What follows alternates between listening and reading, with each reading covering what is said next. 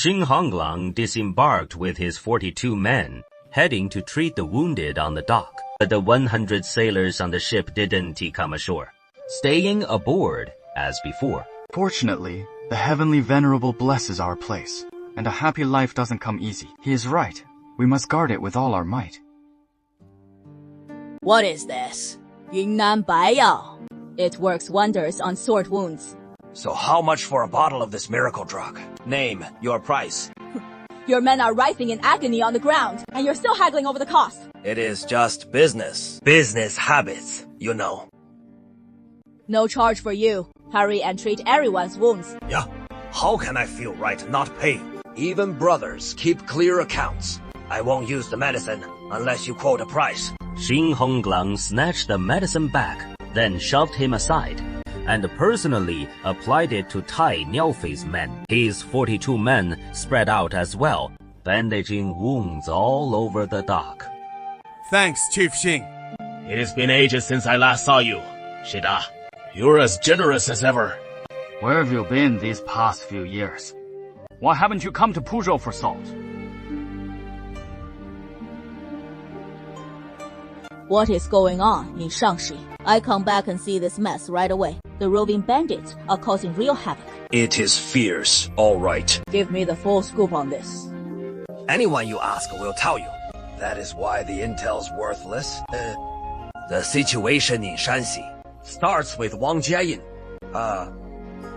This guy's really stirring up trouble. Wang Jiayin captured Heck County, and after setting up in Shanxi, his forces grew strong and well-mounted. His direct forces have already exceeded 30,000 men. Moreover, the rebel forces that followed him from Shanxi into Shanxi have as many as 100 leaders, and if they all heed his commands, he could even mobilize 350,000 troops. Damn, this guy's getting all cocky now that he has got so many men. He proclaimed himself king in Hekou County, taking the title Hang Tian Tian Yi Zi Wang, and even set up official bureaus like he meant business, appointing his son Jin Liang as left chancellor and military advisor, Bai Yuzhu as right chancellor, and Wang Guosheng as commander of the personal guard. After that, the over 100 bands of rebels he dispatched rampaged through the lands of Shanxi, especially hitting the Yellow River banks the hardest with their raids. Proclaimed himself king. This guy's tired of living. If he hadn't proclaimed himself king, the court might have turned a blind eye. But now that he has done it, isn't he just signing his own death warrant? You got that right. My contacts in the official circles say the court's mobilizing heavy troops to take him down. Ridiculous. He is still clueless about the danger. Partying and drinking every day in Hekou County. This guy's done for. No need to dwell on it. What is the situation like in Shanxi right now? It is a total mess. By the way, I've got an intercepted court memorial from the relay station here. Wanna take a look? You didn't intercept this court memorial for kicks. You're planning to sell it, right?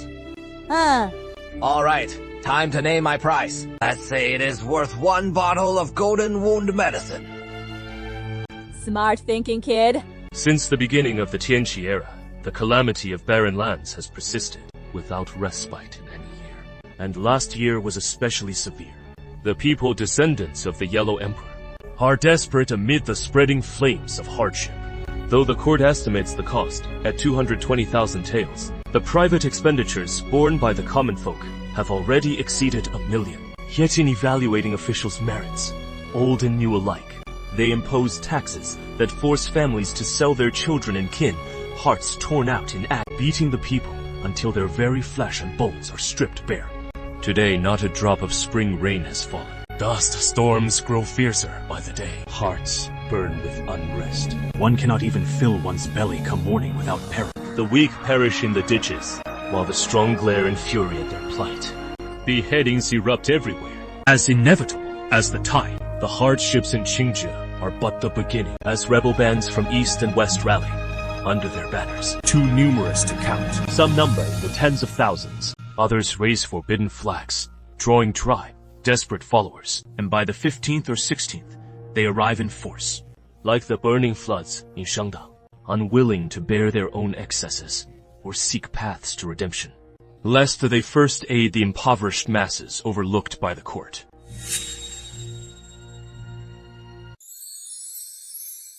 Don't worry, Master Xing. I copied this memorial myself. I didn't dare change a single word of the original and had it sent straight to the imperial court. I'm Haidong Iron Bird, and I'm from Shanxi too. I just don't want to snuff out that last glimmer of hope for the folks back in Shanxi.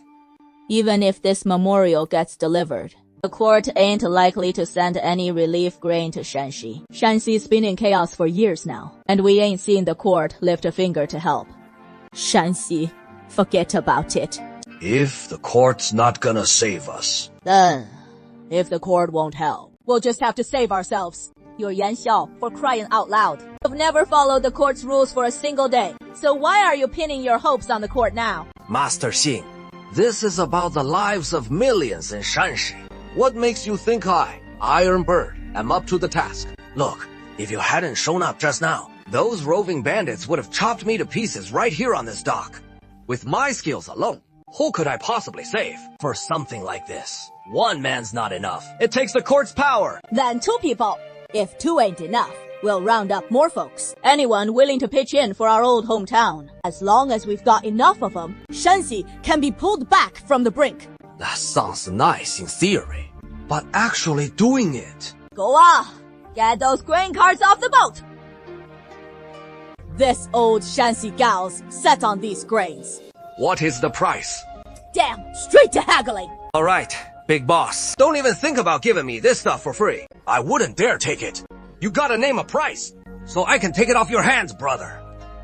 Skybird, doing business at a time like this, and you cut your profits a bit. Sure, of course we can. Master Xing just saved my life, so earning a bit less is no problem at all. All right, then, I'll buy at 600 wen per doll. What I mean by earning less isn't raising the price you buy from me at. It is lowering the price you sell to the common folk. Master Xing's also testing my guts here. And compared to you, I'm way short. I get it now. The goods from Master Xing, I'll sell them all to the folks at 600 wen each. That is more like it. You know why I'm handing the goods over to you.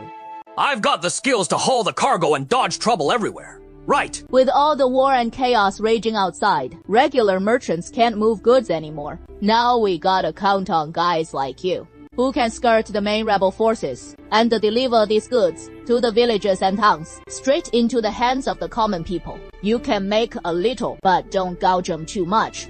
Just think of it as doing your part to save our own homeland. Used to dodge the soldiers to sell salt, now dodging the rebels to sell grain.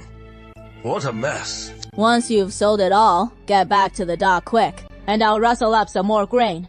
From here on, we'll do handoffs right here at the dock, pushing as much grain as we can into Shanxi.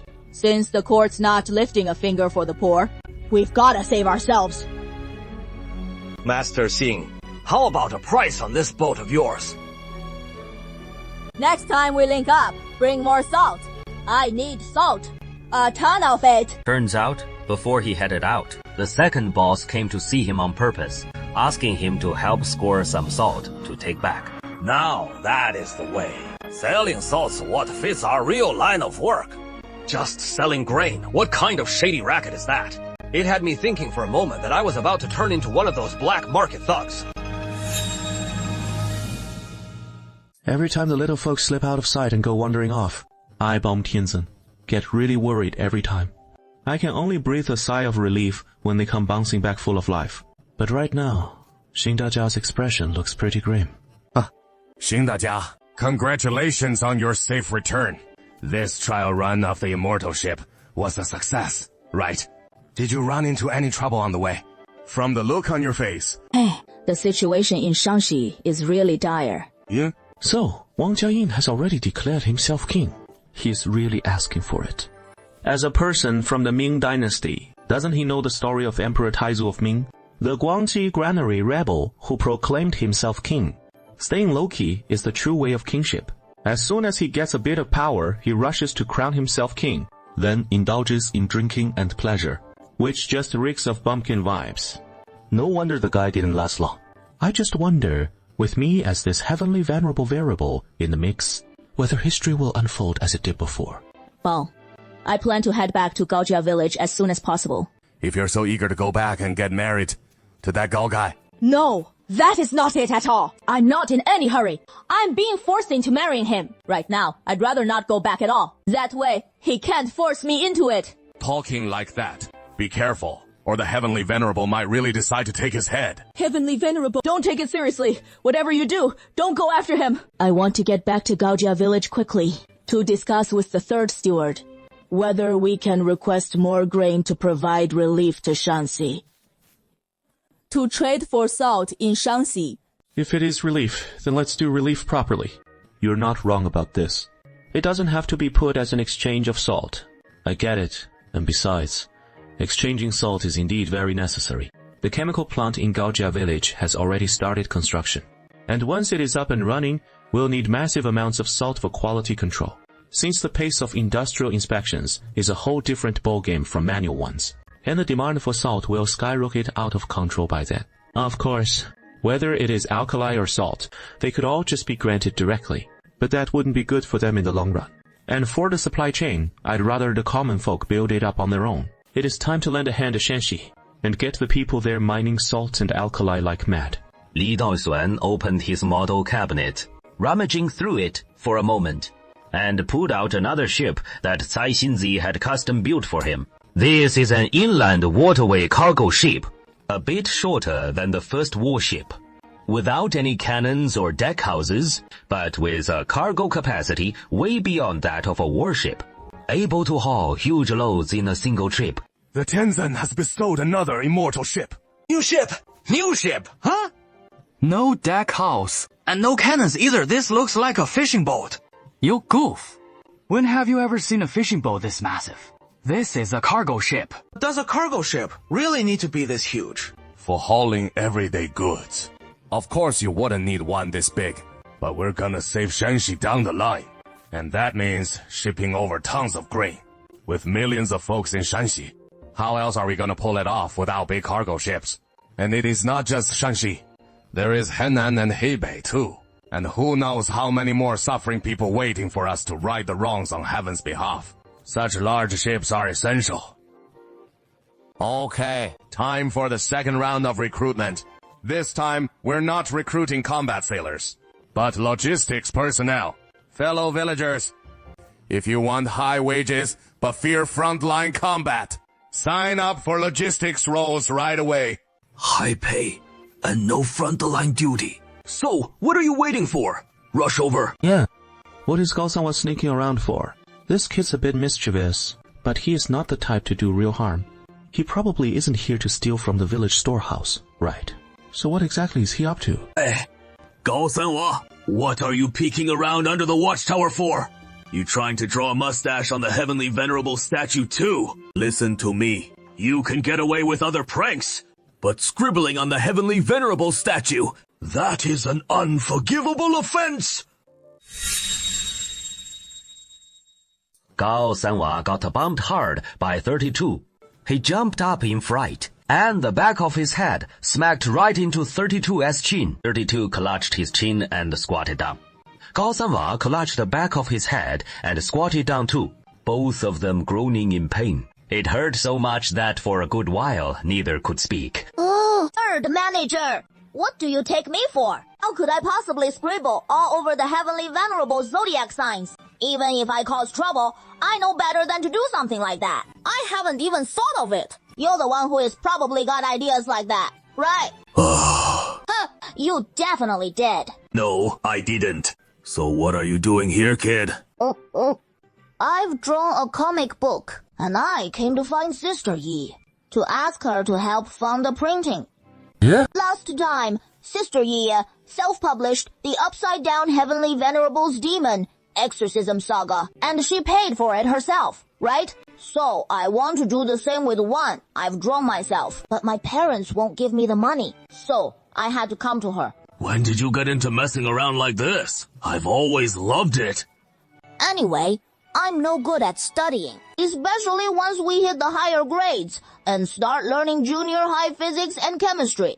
I just couldn't understand it at all. So during class, I went ahead and drew this comic book. This kid's got a bit of my old vibe, though I could still keep up in junior high.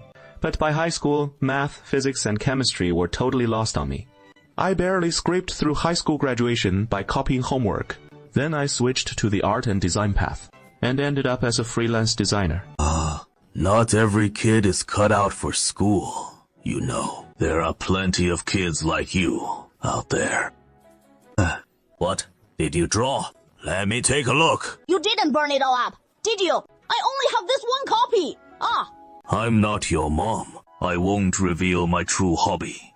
Gao Sanwa thought about it carefully, so he carefully handed over the original manuscript. This is a story full of fights and killings. A child leaves home to become a Taoist priest, apprenticing to learn the arts, but due to his ordinary talents, he is despised by his master. His master refuses to properly teach this child the full sword techniques. Senior brother Bai and the third junior sister lead the other disciples in bullying him.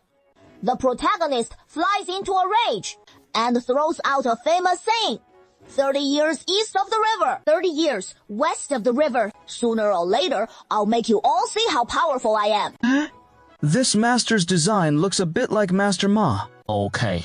Gao Sanwa has only met one Taoist priest in his whole life. Probably just Master Ma. So, the design had to be based on Ma Tianzheng. These fellow disciples' designs look a bit like young Master Bai and the third lady. These two are clearly Gao Sanwa's good friends, who often pull pranks together. And now they've been drawn into the book as villains. He even added some dialogue into this comic book. Is this kid a time traveler? He even knows this trope.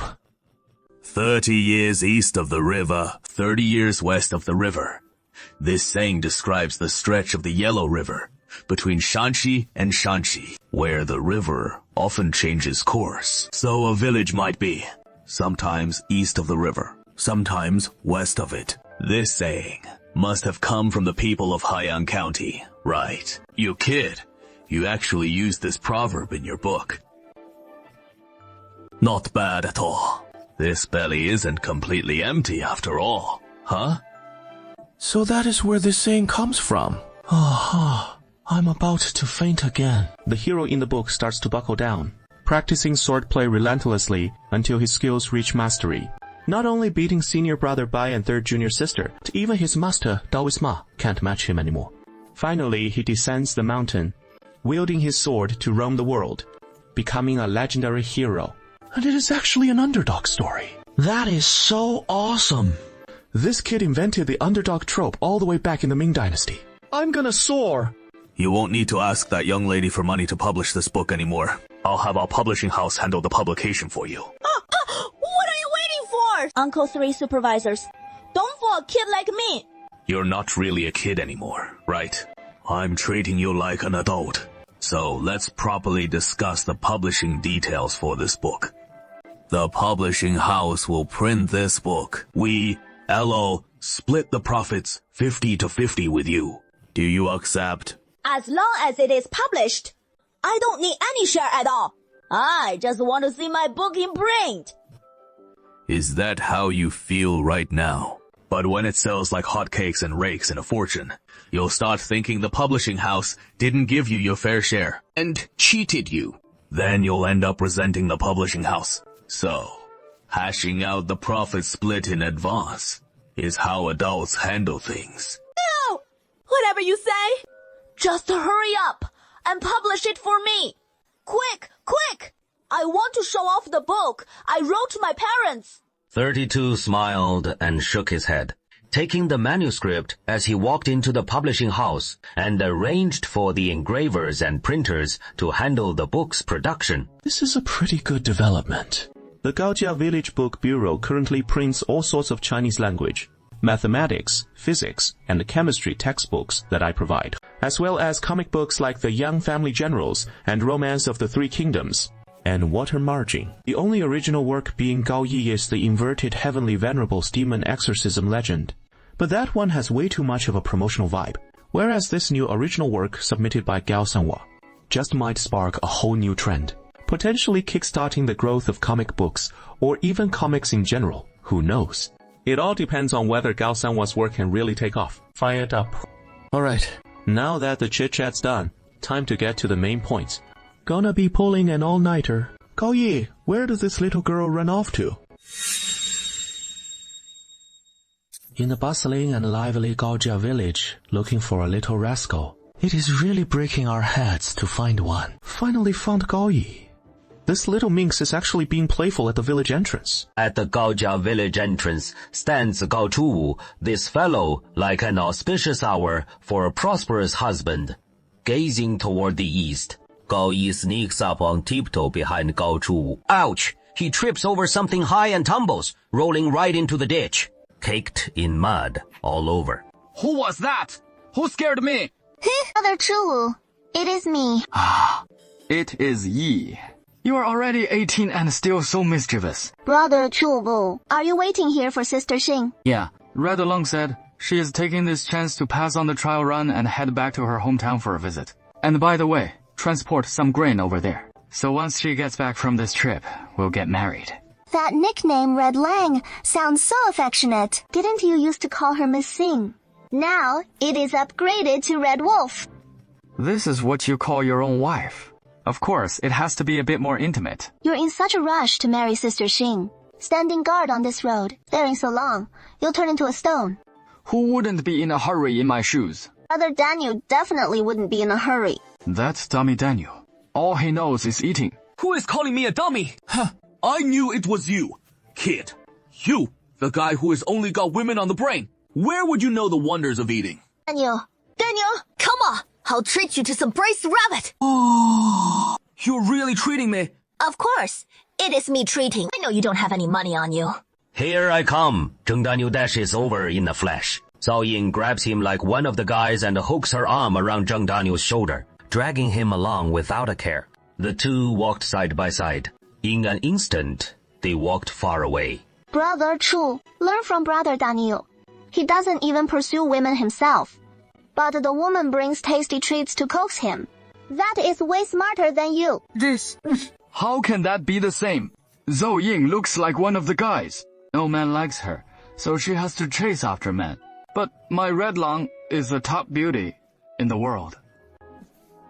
Chu, I'm back. Red Wolf's back. Xing Honglang grinned and walked toward Gao Chu. Gao Chu grinned and went to meet her. When they were about a meter apart, Gao Chuwu suddenly reached out both hands. Red Wolf. Xing Honglan also reached out both hands. The two held this weird pose. About a second later, they both stepped forward at the same time. Then, with a thud, they embraced. When did these two come up with this move? Doesn't that burn your eyes? Tianzi, you're here. When did you arrive? I must have come at the wrong time. I just saw something that'll rot my eyes. I need to go wash my eyes. I didn't expect them to be like this already. Red Wolf, how did things go back home this time? Not good at all. I am going to chat with 32 and the Saintess. What do you want to talk to me about? The Saintess is here. Yes, I'm here. Sorry, I'm here. You guys continue. Don't mind me. No. It is not like that. What just happened wasn't like that. Just now, Gao Chu, he came to hug me, and I tried to dodge desperately. But he was too fast. I couldn't dodge. He grabbed me with brute force. I struggled for a minute to break free from him. He grabbed my hand again and wouldn't let go. I resisted desperately. I finally shook him off. Yes, that is right. I can vouch for it. Everything you said is true. Tianzen's here. Even the heavens have seen it. Tianzi也在 here too.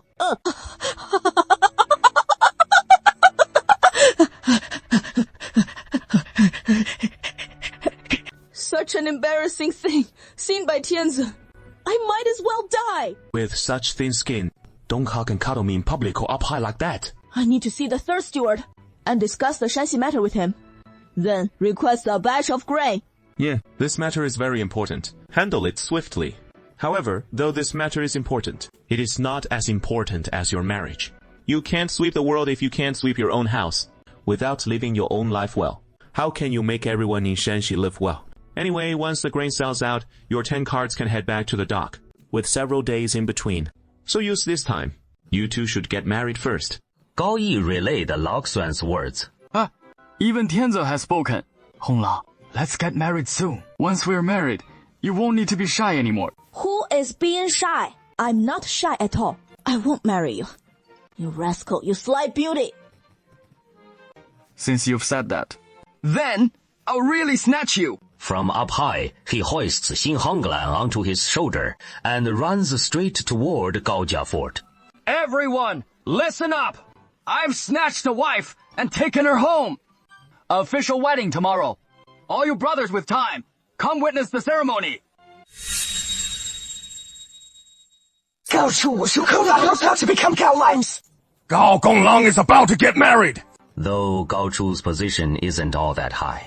He is just a commander in the Grenadier Battalion. But he is one of the Gao family, as 42 original filial sons. Every step in Gaojia village's growth and prosperity bears Gao Chuwu's mark. The merits he is earned are too many to count, and the rewards he is received are beyond numbering two. I'm not like Daniel, though. He just gobbles up every reward he gets. Doesn't save a single bit. I hand all my rewards over to my parents to keep safe. Saving it all for getting a wife. Train troops for 1,000 days. Use them in a single moment. Now, it is time to bring out every last reward. The day before the official wedding, they started prepping the banquet, setting up whopping 500 tables right away, with everyone pitching in to get the next day's feast ready, decorating the bridal chamber and all that. It was a total frenzy, non-stop chaos. The whole Gao family was buzzing through the night, couldn't wind down for a second. The next day rolled around on schedule, and Gao Chuwu led his best man Zheng Daniu out. ADITU, Zheng Gouji, and the other militia brothers headed off to fetch the bride. Back when the Heavenly Venerable bestowed this carriage on us, Gaojia village was just a tiny speck, barely anything at all. We hadn't even finished the cement road to Zhang village yet. Those two dummies, taking the carriage out for the first time, nearly smashed right into the wall of Wukai prison. I was still doing reform through labor in prison back then. And when I saw them up high, me and Zheng Daniu driving straight at it, I was scared out of my mind. Now every day I tell those over 7,000 reformed prisoners about my old days, urging them to behave and make the most of it. Fight for sentence reductions to get out, and live a good life just like me. So, what about those over 7,000 reformed prisoners now? They listened to Yi Zhangqing as she relayed Tianzeng's words, and finally understood why their men had died. Because they'd done bad things and suffered heavenly punishment. So now, there is nothing left for them to hate. You can't go picking fights with the heavens, right? They also figured out why they themselves ended up locked in prison. It was because they shared the loot from those bad guys' robbery. So they were counted as accomplices. And that is how this calamity came upon them. It was a test from the heavens for them. Now they're quietly accepting the heavens' arrangements. That is good. That is good. The wedding procession heads out to fetch the bride. The welcoming party soon arrived right in front of Xin Honglang's door, but the main gate was shut tight. No red packets! No opening the door! Oh no. Zhao Tanlian's guarding the door. I'm afraid this door won't be easy to open today. Zhou Tenglian, what are you doing here blocking the bride's door? This old lady's the bridesmaid today. And if you want to open this door, you'll have to hand out red packets to all my hundreds of brothers in the cavalry battalion. You're just out to rob us. We can't do that. We can't. Looks like we'll have to force our way in. Come on then. Let's break in. See if our cavalry battalion's scared of your brothers pulling knives. Pull knives in your dreams. You really want to tangle with a cavalry battalion, idiot. A place like this calls for outsmarting him. Hey, outsmarting this old lady? You won't trick me that easy. No red packets in sight. And this door absolutely ain't opening. That is what you said. All right, guys. Tie Zheng Daniu up like a dumpling and toss him in the village, duck pond to soak. When this old lady opens the door, that is when we'll haul Zheng Daniu out. Hey, don't believe the teacher, guys. Huh. The door's open. Charge ahead. Party Rabbit charges ahead, straight to the big house. Too excited, he doesn't notice tripping over the threshold. He hits the ground with a thud. And the Grenadier battalion behind swarms in. Lots of big stomping feet trample all over him. Is Rabbit Lord still alive? This rabbit is also known as Party Rabbit. That pro maneuver just now, it is my lifelong ultimate skill. called Padi. When I'm pulling off this ultimate move, how could I possibly get trampled to death? To deal with this rabbit, sure enough, gotta beat him up. Red Wolf. I'm here to marry you. I'm not getting married. The bride's being shy again. Red Wolf's bold and generous in every other way. But on matters between men and women, she's even more coy than a little girl. At a time like this, I gotta take the initiative. So, I'm snatching this bride. Come on. Here come two fighters. One decked out in the bride's big red robe, the other in the groom's collar official robes, and they just start brawling right there, scaring the whole wedding party into hugging the walls. The fight kicks off fast and wraps up just as quick, with just one killer move. Red Wolf subdued by Gao Chuwu and slung over his shoulder. Off we go! Bride snatching's done. Heading back. Hitch! All right, the boss went easy again. He pulled his punches way too much this time.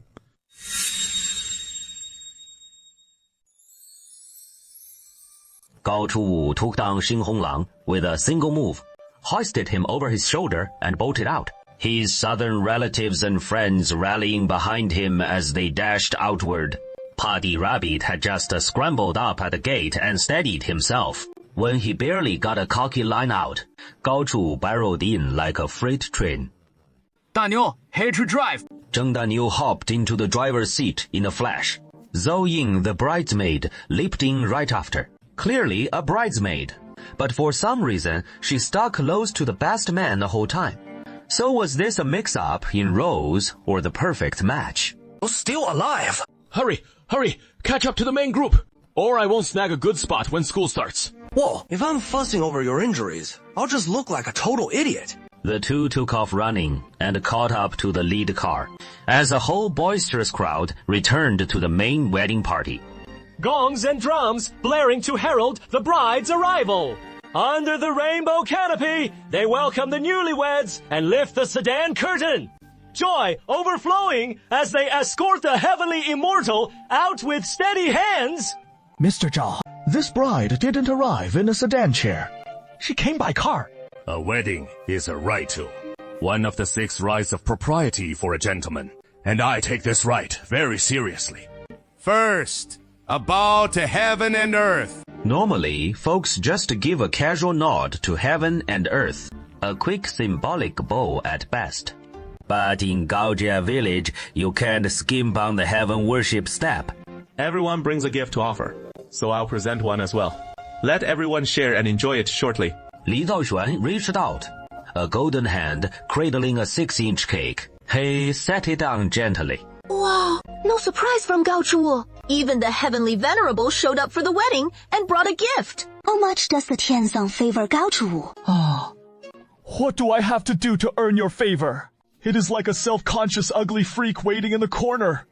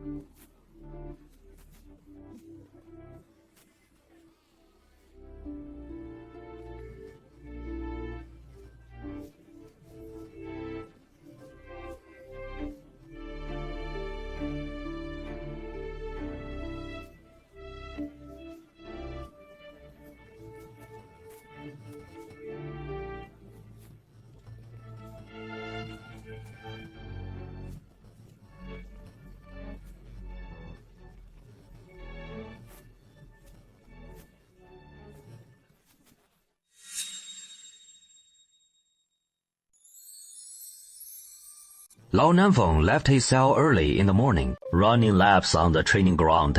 His rebel soldiers, the ones who came to rescue him, are running right behind him. We're all locked up in this prison.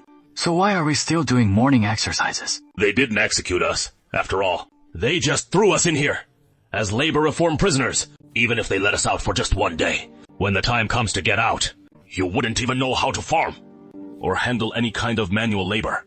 If we've forgotten how to fight by the time we're out, what good are we? Total waste. Useless folks would just end up as bandits, only to get slapped down by Tianzan in an instant. After becoming labor reform prisoners, we can finally eat our fill. And we even get some meat pretty regularly. Our fitness is actually better than it was in the border army. The training here is even more intense than back in the border army days. It is downright absurd. How about Chen Baihu lets me lead the training? What do the old bosses want? You could actually scale this wall, no problem. Come on. Try flipping over it. I can't make it. I can't. I don't have the skills for that. You might fool others, but you can't fool Tianzan. One time, you scaled the wall in the dead of night, but you didn't run away. You climbed right back in. Tianzan saw the whole thing. This made Lao Nanfeng jump in surprise. Little did he know that Li Daoshuan often, while sleeping at night, would shift his gaze to Huanggelangshan prison, using a camera pointed at a box to keep watch over the prison on his behalf, the place most prone to trouble. And sure enough, one night, the camera caught Lao Nanfeng scaling the wall and heading out, sitting on the mountaintop for a bit, then coming back. Come on up. I've got something to say to you. No more pretending. Time to lay our cards on the table. Oof! That is incredible. 10 of me couldn't take you down. Even 100 of me wouldn't make you break a sweat. This time, I called you out for a talk. It is Tianzan's will. What does Tianzan have in mind? Tianzan says, you've done exceptionally well during these 2 years of labor reform, helping the prison catch several escapees, and quelling multiple disputes inside the prison. Most importantly, saving my life. Tianzan says, just the fact that you saved my life is enough to get your sentence commuted and set you free. So, you're free now. Free to choose whether to leave or stay in Gaojia village. Do I even need to choose? I want to stay. These skills can't be sold to the Imperial Court anymore. I want to serve Tianzan. That is great. Tianzan says, if you're willing to stay, then set off for Gaojia village right now. The council hall in Gaojiabao has a glorious yet arduous task that needs your involvement. Then I'll head out. Others, I've been specially pardoned by Tianzan, and now I'm off to work for him. After I leave, don't slack off. Under Chen Baihu's leadership, keep up the solid training. Perform well, and I'll take you all out with me later. How is that? Sounds good. Right. That is just how it friggin' is. Old Nanfeng didn't head back to his cell, since there was no luggage to pack anyway. He strolled right out of the prison. At the gate, surprisingly, someone handed him a horse. He nodded, mounted up, and galloped off toward Gaojia village.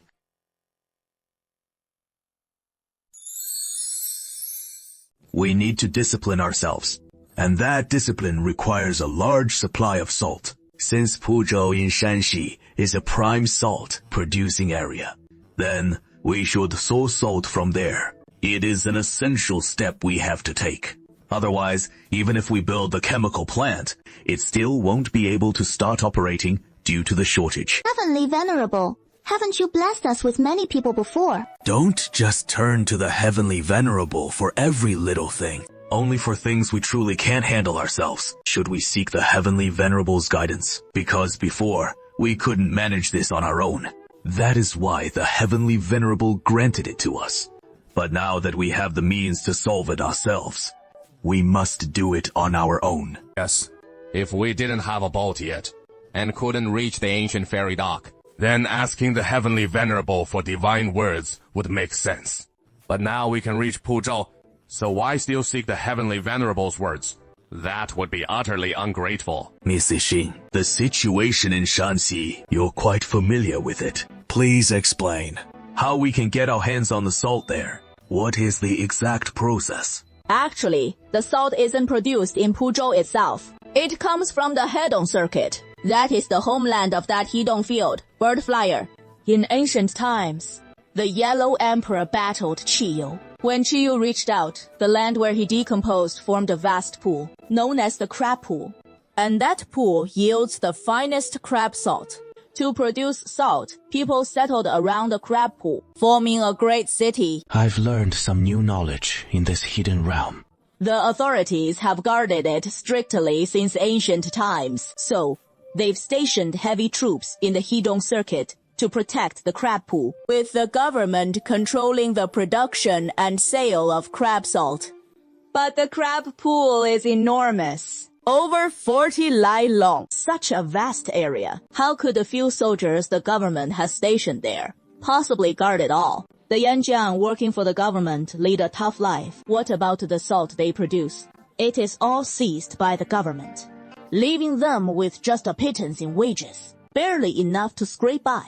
So the Yanjiang always sneakily sell some of the salt on the side. Got it. That is why the private salt smugglers in Puzhou all head to Shiqi, buying salt straight from the Yanjiang, which gave rise to the infamous Puzhou private salt trade. Exactly. Puzhou lies just to the west of Hedongdao, not far off, extremely close to Shiqi, so it became the transit hub for the Yanjiang, where private salt smugglers flock in droves, scouting for opportunities, sneaking to the edge of Shiqi to make contact and buy brine, then rushing back to Gudu Wharf with their haul, shipping the salt far and wide to every corner of the land. In our little corner of Yangji, 9 out of 10 villagers have dabbled in private salt trading. Don't let Fang Wushang anywhere near your village, or he'll haul everyone back for hard labor reform. What we all discussed today, we really couldn't let Fang Wushang know about it. Hey, Cixing. Lady Gao has made everything crystal clear. If we want to secure a large supply of salt, we'll need at least one team to set up base in Puzhou. Establish a solid foothold there, so we can keep the salt flowing back steadily. Of course, the ideal would be to station ourselves right at Shiqi. But, as Lady Gao mentioned, Shiqi is heavily guarded by government troops. Rushing there now might not be the wisest move. If we send troops to seize the crab pool now, that would cut off the court's salt supply. No difference from outright declaring rebellion. As foolish as Wang Jiayin claiming the throne. Accumulate grain widely and delay claiming kingship. That is the true way of kings. So, we shouldn't openly seize the crab pool right now, but dispatching a small team to hijack the caravans and connect with the salt overseers. Have them supply us with smuggled salt from now on. That is entirely feasible. This is right up my alley. This operation needs Lady Gao to take the lead. Sneak up to the crab teeth area and link up with the salt workers. But relying on just your team alone, small-scale salt transport is manageable. But for large-scale operations, it won't work. Shanxi's unstable these days, with roving bandits everywhere. When you're hauling a small load of salt, you can dodge the bandits and officials nimbly. But once the salt haul gets big, dozens of salt wagons strung out in a long convoy, you can't guarantee slipping past the bandits and troops every time. That is a real issue. That is when we call on Instructor He and Instructor Zhao. Once we step in, won't the Gao family village malicious reputation be exposed? The court would see Gao family village sending out cavalry and matchlock teams to guard smuggled salt. That'd be as good as openly signaling a rebellion. You're thinking wrong about that. How could this possibly look like Gao family village is doing? Our village wouldn't know a thing about it. Of course, it'd be the work of roving bandits. Shanxi's crawling with bandits right now. So one more band with cavalry and matchlocks popping up, dealing in loads of smuggled salt. That shouldn't raise any eyebrows, right? This method's too crude. How about we just go with my way? After all, I used to be Xing the Red Wolf, a notorious big shot during the Lantern Festival in Shanxi. I don't have any reserves to spare anyway, so let's just say I'm rebelling. I'll lead a bunch of cavalry and matchlock troops, and openly smuggle salt. The court won't suspect Gao family village at all. At worst, they'll think it is just over 100 bandit chiefs under Wang Jiayin, with one extra fierce rogue in the mix. Who knows, maybe Wang Jiayin will even see me as one of his own. He won't come raiding our salt caravans anymore. That approach isn't bad either. Disguising as bandits could work. But Lady Gao, you have to be careful. We're only pretending to be bandits, not the real deal. Don't actually start burning, killing, and looting. Rest assured, I wouldn't stoop to that. Then, I'll tag along with my good sisters to Shenxi for some fun. Hey, Drill Master Zhao, your cavalry unit has never been fully staffed, right? How many spare mounts do you have left? 300 idle horses. Then I'll send over 300 of my men to join you. They'll ride those horses and travel with your group. When battle calls, they dismount and form ranks. Oh man, she just got married to Xing Honglan. His wife is about to head off to distant Shenxi. As a husband, it is only natural for him to want to get involved. Yeah. Go ahead. Take another 50 grenadiers with you. I'll also assign 150 musketeers, and 100 Mauser riflemen will go along with you. Who will command these 300 infantrymen? Gao Chuwu definitely one to be considered. He is leading 50 grenadiers. He is fine just mindlessly tossing grenades. But if we let him command the infantry battalion, he'll drag everyone right into a ditch. Cheng Shu definitely can't go in person. He has to lead more militia garrisons and guard the main base of Gaojia village. How could he just run off to Shenxi like that? Bai Yuan definitely can't go either. He is a refined gentleman, played the role of a roving bandit. That just doesn't suit him at all. Which bandit flutters around in white robes all day long, chattering on about the 6 arts of the gentleman. And there is Wang Er. But Wang Er's been cramming for ideological classes lately. Now, he and his 100-old villagers haven't even finished learning the 3 main rules of discipline and 8 points for attention. Forget about Shenxi. You can't let their bandit ways relapse. Who else has the chops to command independently? I know what you're thinking. This pick for the Shenxi mission. Actually, Tianzeng already chose him long ago. Lao Nanfang, say a few words. Don't call him the king of UA anymore. Right. This guy's a proper imperial military officer. And a fierce border army general at that, though we don't know who he was before, or what his background was. But clearly, he is a company commander, just a step below a Chiliarch. That is no small rank. This is putting talent to good use. Tianzeng has specially pardoned you from prison right at this moment. It is probably figured that this big mission is the most suitable for you, right? But don't get any delusions of becoming the boss the moment you arrive. I'll just say it straight out. I still don't fully trust you yet. So for this expedition to Shenxi, I've appointed Gao Chuwu as the captain. And you're the vice captain. Got it. Give it a thumbs up. It is obvious. Appointing Gao Chuwu as captain is mostly symbolic. And when the action starts, that fool Gao Chuwu probably won't know what to do. He'll have to consult the vice captain, Old Southern. But if Old Southern issues some insane order that goes against Gaojia village's core values, including but not limited to burning, killing, and plundering, then Gao Chu can use his captain's authority to veto it outright. Such an arrangement is really fitting. Your humble servant accepts the command. Let's head to the barracks. Pick up a set of our Gaojia village gear and get suited up. Bring back that fierce momentum you had back in the border army when you were taking down the Mongolians. And let us see the true might of the Gaiyuan border troops. Let's first swing by the Gaojia Market District for a couple of good meals. I also want to hear about the mood along the Shenbei Road this evening. Everyone is stunned once again, as Cheng Shu pulls out a few pieces of broken silver and slips them into his hand. Right. The official expedition starts tomorrow. Today you can have your fun however you like. Just no drinking. Anything else goes. Garrisoned in Gaiyuan for many years, and then locked up in prison for another 2 years, while I've been holed up in the shadowy world's bright lights and flowing wine every day. Gaojia Market District, here I come! Yeah, The Gaian garrison troops before they turned rebel. In fact, they're all fine young men from the Wei State's garrison troops. If it weren't for them, the Mongols could slaughter their way into the Central Plains at will, turning the world upside down. The peaceful daily lives of the Central Plains folk are all thanks to the border troops. Yet they enjoy no comforts at all on the harsh border frontier. Day after day in bitter cold, never having enough to eat or warm clothes to wear. They guard this realm, but no one knows their suffering. If they hadn't gone 3 years without receiving their pay, how could they have rebelled?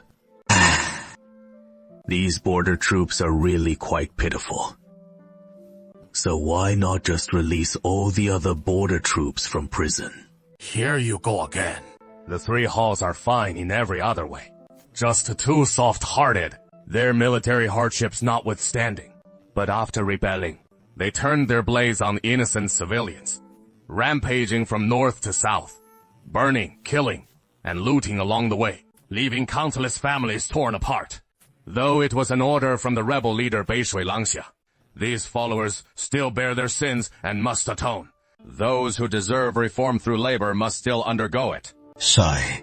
True enough. This world of ours, this world, always pushes good people to become villains. Thank goodness for Tianzan, who is always finding ways to turn those villains back into good people. Alright, everyone, get to your positions, and put every ounce of strength into it. Like nursing infants, strive to set this world right, and restore order as soon as possible. Taliwei, arrange the grain transport team to deliver grain from our village stores to the Chiachuan dock. As Tianzong said, no need to touch the village stores this time.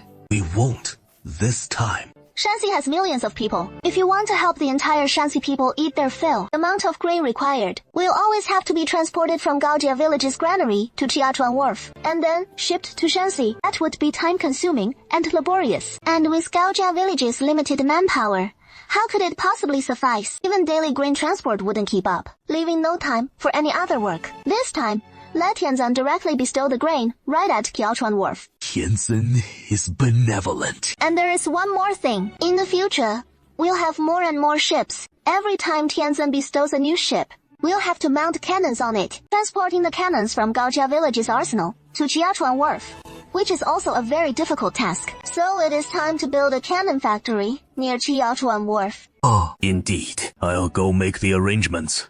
If our territory keeps expanding in the future, transporting everything from Gaojia village definitely won't work, as the distances will only grow longer. So we need to start developing operations in various places. Exactly. The main base is secure now, so it is time to start developing the second outpost, and then the third.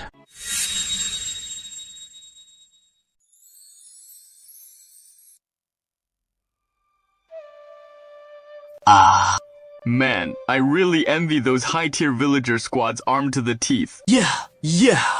So envious and jealous. Everyone, don't rush. Bai Jiaoqi has already promised me. As long as we all study the ideology lessons diligently, we'll all get equipped, just like the Gaojia villager group in the future. Right at that moment, the clouds in the sky parted. Tianzan, that golden giant hand, reached down from the sky and placed a small mountain of flour on the dock. Everyone, hurry and load the flour onto the cargo ships. Those flat-bottomed cargo ships are super spacious. They can hold an entire flour mountain, and even after loading the whole hill, it doesn't feel cramped at all. Just the gunwales sink a tiny bit under the weight. Xing Hongang and his men boarded the cargo ship and took up guard positions all over the ship. At the same time, another warship started loading troops. The warships can carry all 300 cavalry and 300 infantry in one go. So even with both ships, the capacity is a bit short. Looks like we'll need to add another cargo ship for transporting the troops. Tianzan has granted us another immortal ship! Tianzan, your speed in sending down the immortal ships is too fast. We don't even have time to train the crew. It is a bit fast. But anyway, cargo ships are simple to operate, and they don't need cannons mounted. No need to train specialized sailors. We can handle it, as expected. Whiteape quickly found a helmsman to steer this steel-reinforced immortal ship. The 3 ships shared the load, and finally got the entire team aboard. Look! A massive team even larger than the Gaojia villager group is coming from the northwest. Wow, I just say that is about 2,000 people. Okay, so many cattle, horses, and supplies. Wow. What a big river. I didn't expect the scientists to come here in person to build a workshop. Is it necessary for you to make this trip? Actually, they don't really need me, but I wanted to come see the Yellow River, so I shamelessly tagged along with the team. Gaojia village is always like this. As soon as they get to work, it is thousands of laborers, on such a massive scale. After all, they have the Heavenly Venerable backing them up. They don't even worry about the palace fund's expenditure. So what exactly are they building here? I heard from Brother Bai that Gaojia village is building a blacksmith workshop here, mainly for manufacturing cannons, so they can easily install them on the ships. For making cannons! Whoa, that is impressive. So, the cannons they make will get installed on our Qishuan treasure racks too, right? Then we can fire cannons too. Is that thing meant for playing around? You'd only need it if bandits come attacking from the monk side. Best if we never get the chance to use it in our whole lives, young lady. What on earth are you guys up to? As Lord Feng can see, they're building another blacksmith shop. Oh, I heard that this isn't just an ordinary blacksmith shop. It is a workshop for making cannons. Yes, the Heavenly Venerable said transporting cannons from Gaojia village is too much hassle for convenience. So we're building a cannon workshop right here to make that happen. Our blacksmiths back in Gaojia village even had a huge argument. Nobody wanted to come over, so they drew lots.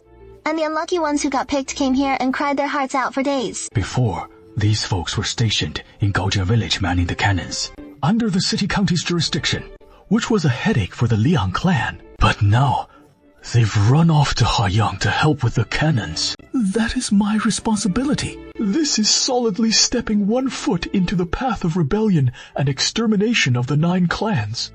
But the laborers of Haiyang County are still relying on this money to make ends meet. If I speak up to prohibit the construction, not only will I offend Gaojia village, but also the common folk of Haiyang. Oh, what am I to do? I can't manage it. Don't worry, Lord Feng. The Heavenly Venerable is watching from above. Reporting to the Heavenly Venerable. You, to protect the common people. Bestow upon them sturdy ships and powerful cannons. This lowly official understands. But doing it this way, if the court comes down with blame, it'll all be this official's fault, right? At that time, this official will be implicated. I beseech the Heavenly Venerable for mercy, and grant this official a path to survival. This Fengjun actually came straight to beg me. But begging me directly is indeed the best way to resolve it.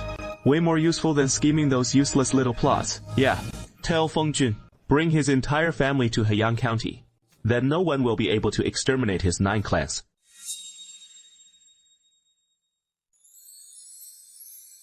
Feng Jing, after hearing Gao Yi's retelling, was completely dumbfounded.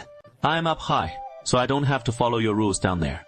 That is why I couldn't care less if the court is happy or not. I know this will cause you all some real trouble, so just bring your families here, and I'll make sure they're all safe and sound. Bring your families over, and Tianzin will keep them protected.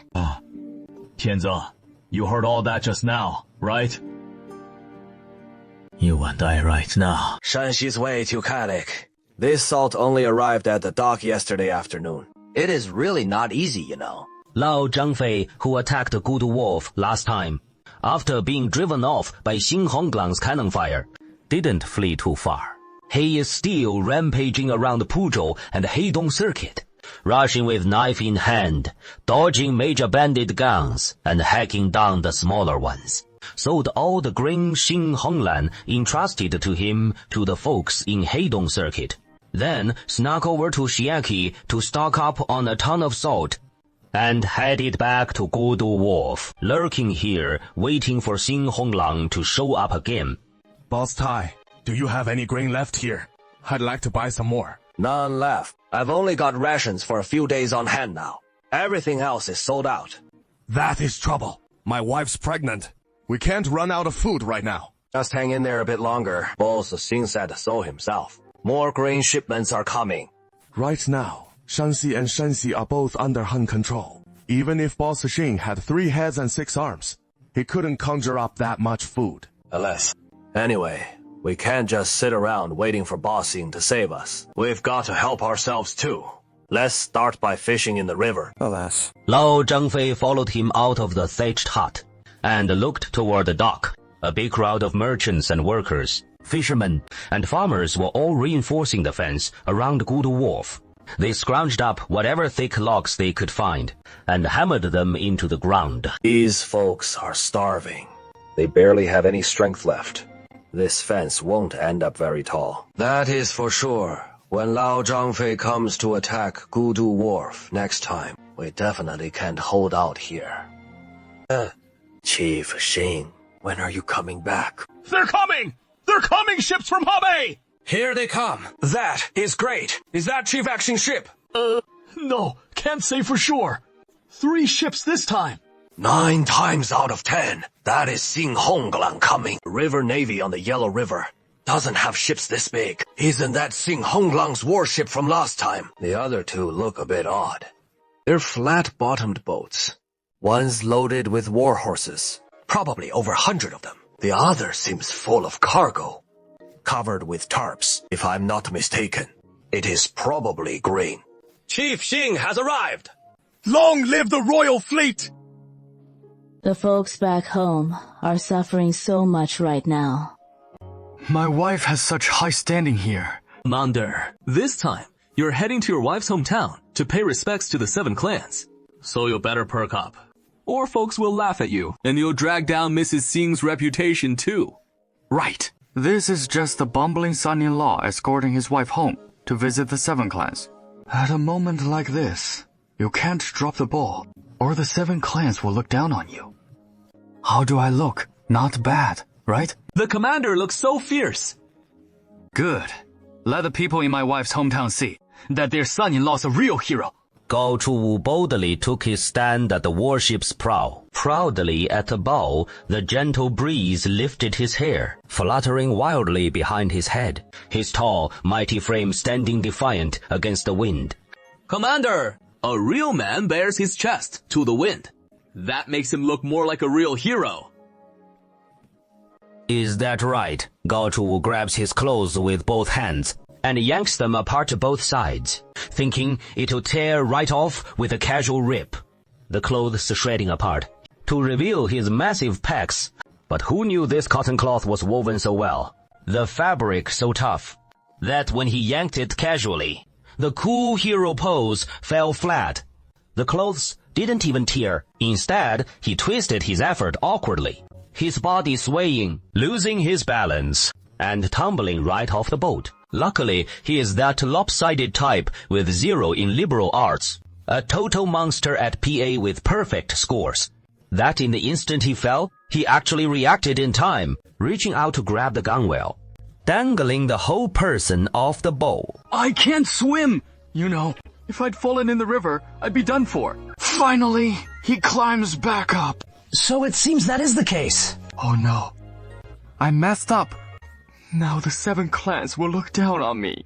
Xing Honglang actually married, and now sports a woman's married bun. She is already wed. But clearly, when she came the year before last, she hadn't tied this bun yet. And in just these few short days. Is this for real? Boss Xing, we've been waiting for you to show up. Looks like you've brought quite a haul this time. All 3 ships looking downright intimidating. The warships packed with soldiers, armor, long spears, trebuchets, hand crossbows, and plenty of men with matchlocks. This gear outclasses the government troops by miles. The flatboats are unloading horses, and as soon as they're off, soldiers vault right on and right. Clearly a drilled cavalry unit at first glance. What a deluxe setup this is. Is this what a salt smuggler should have? This is my husband, known in the Jianghu as Da Hanzi, a famed hero from Shanxi. I've never heard his name. Only Wang Jiayin, Zi Jinliang, Liang, Bai Yuzhu, 闯王、庇佑詹妮、王所挂等人。And the rest, where did Da Hanzi come from? What? You looking down on my husband? No way. No.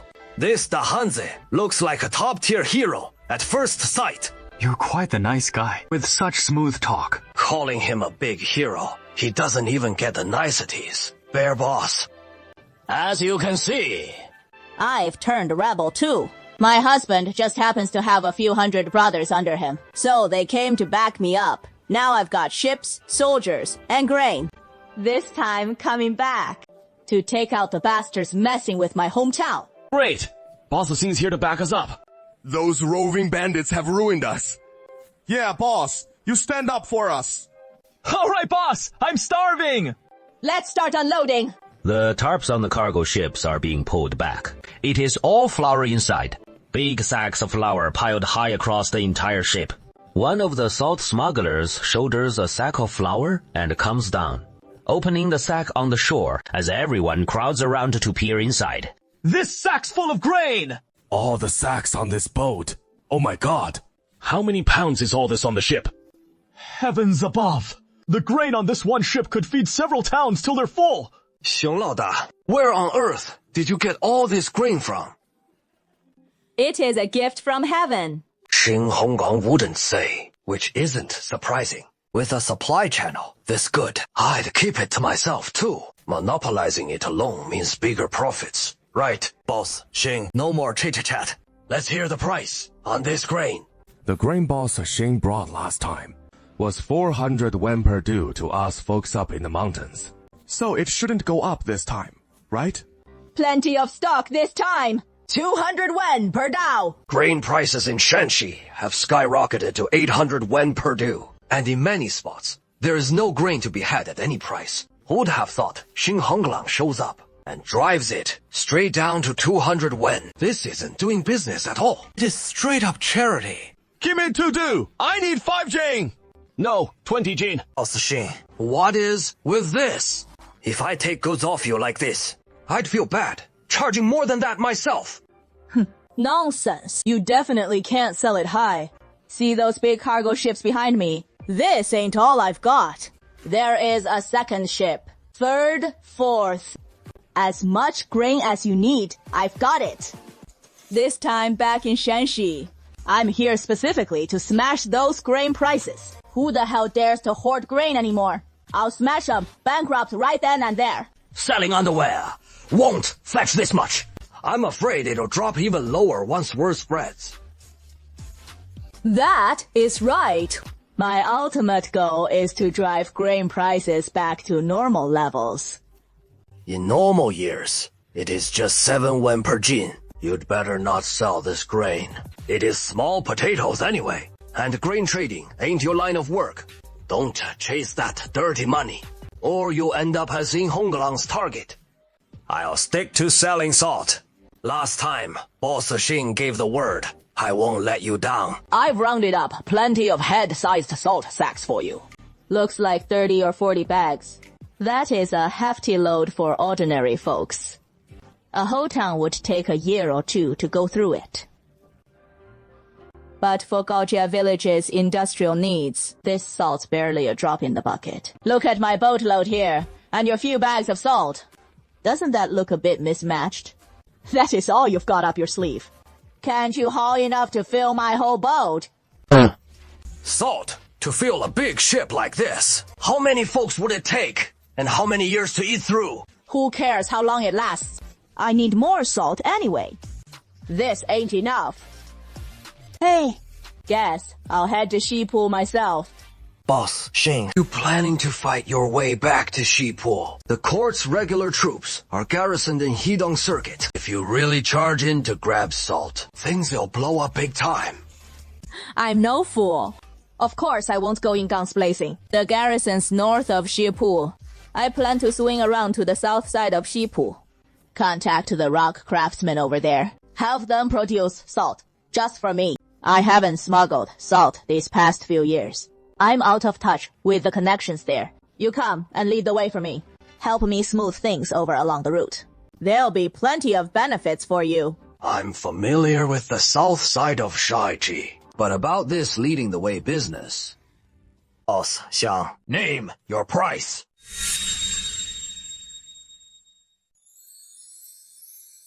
Brothers, come on over and help with the unloading. Get all this grain off the ship and stack it in a dry spot. We'll pay each of you 3 pounds of flour for your labor. We've got all this strength anyway. Might as well use it and earn 3 pounds of flour to take home. Why not? Right. This dock's practically in ruins, and our people have been holding it down long term. As migrants who've come all the way from Shanxi, it is the bridgehead fortress for heading back upstream from here. A crucial strategic outpost that we absolutely have to develop properly. A few bamboo fences just won't do. We need to feed the local workers well. Once they've got their strength back, they can help us throw up some basic defenses. Plus, we need wooden barracks for our several hundred men, and those have to go up too.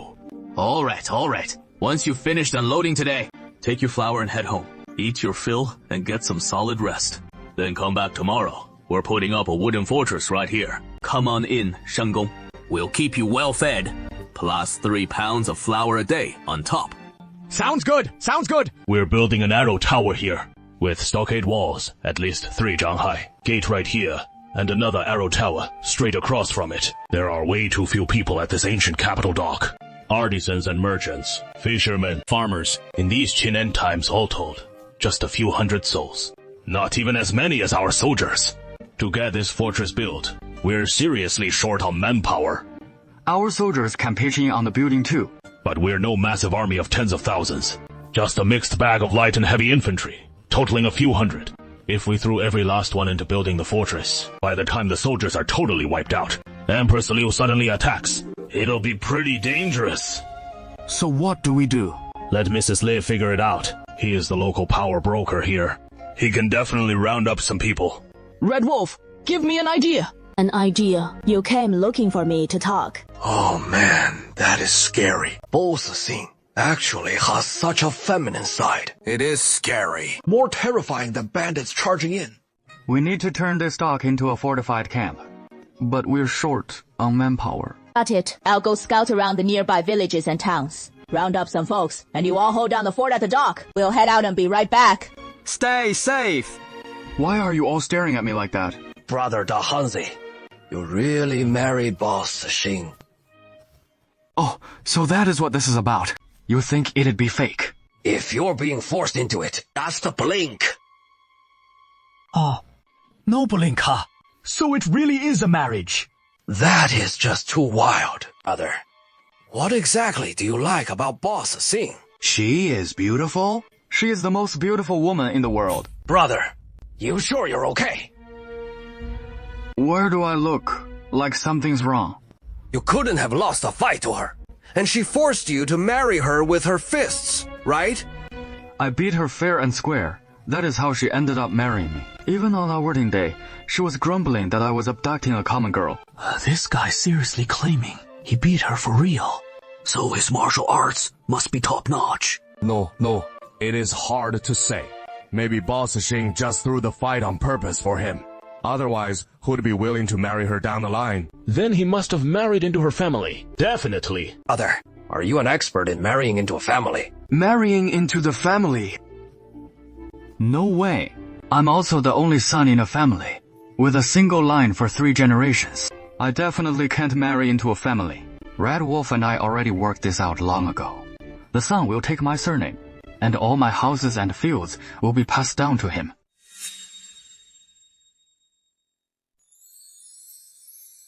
To find workers to start loading at the dock. Of course, heading back to my hometown first will draw the biggest crowd. I have a strong base of support there. 1 call and 100 will respond. Get some workers to help secure the dock, and the village will be out of its rut. Up ahead is the Shushui River, and beyond it, Sanjuashuang. My name is Xin, but I grew up in Sanjuashuang. I don't have any family left in the village, just some old neighbors. Why's that?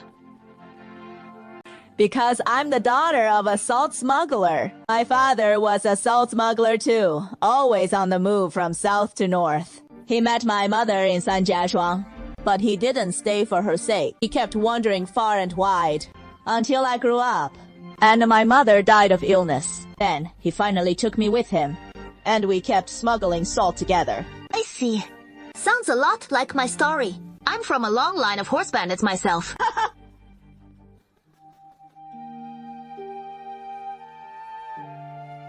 At this moment, Sun Jiazhuang came into view up ahead. But one look, and Xing Honglang's face darkened.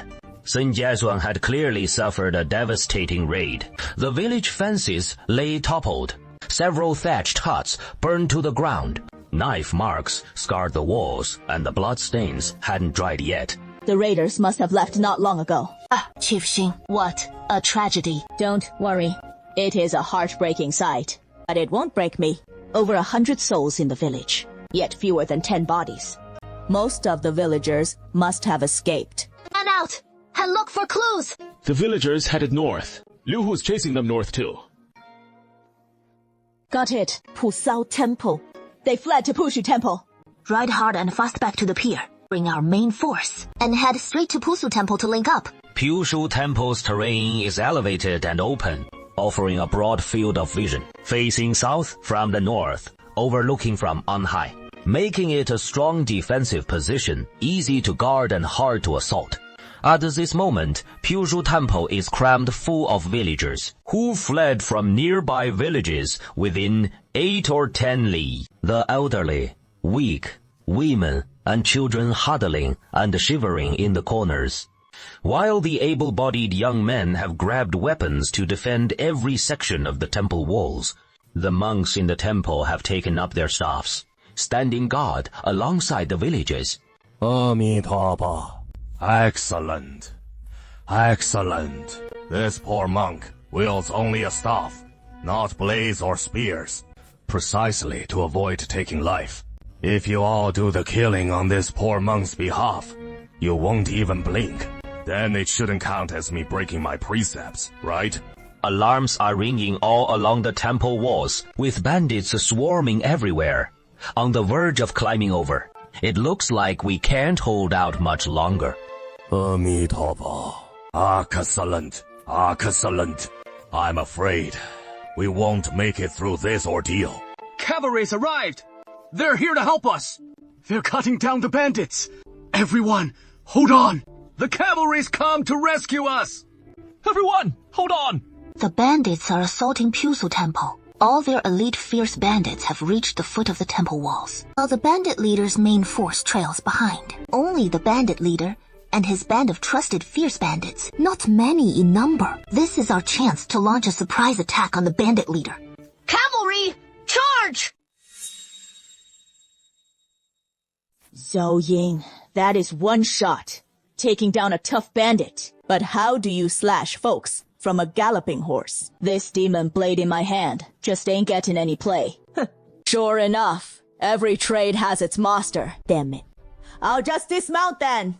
Xiao Zhangbao and Xing Honglang squared off against this damn woman just like that.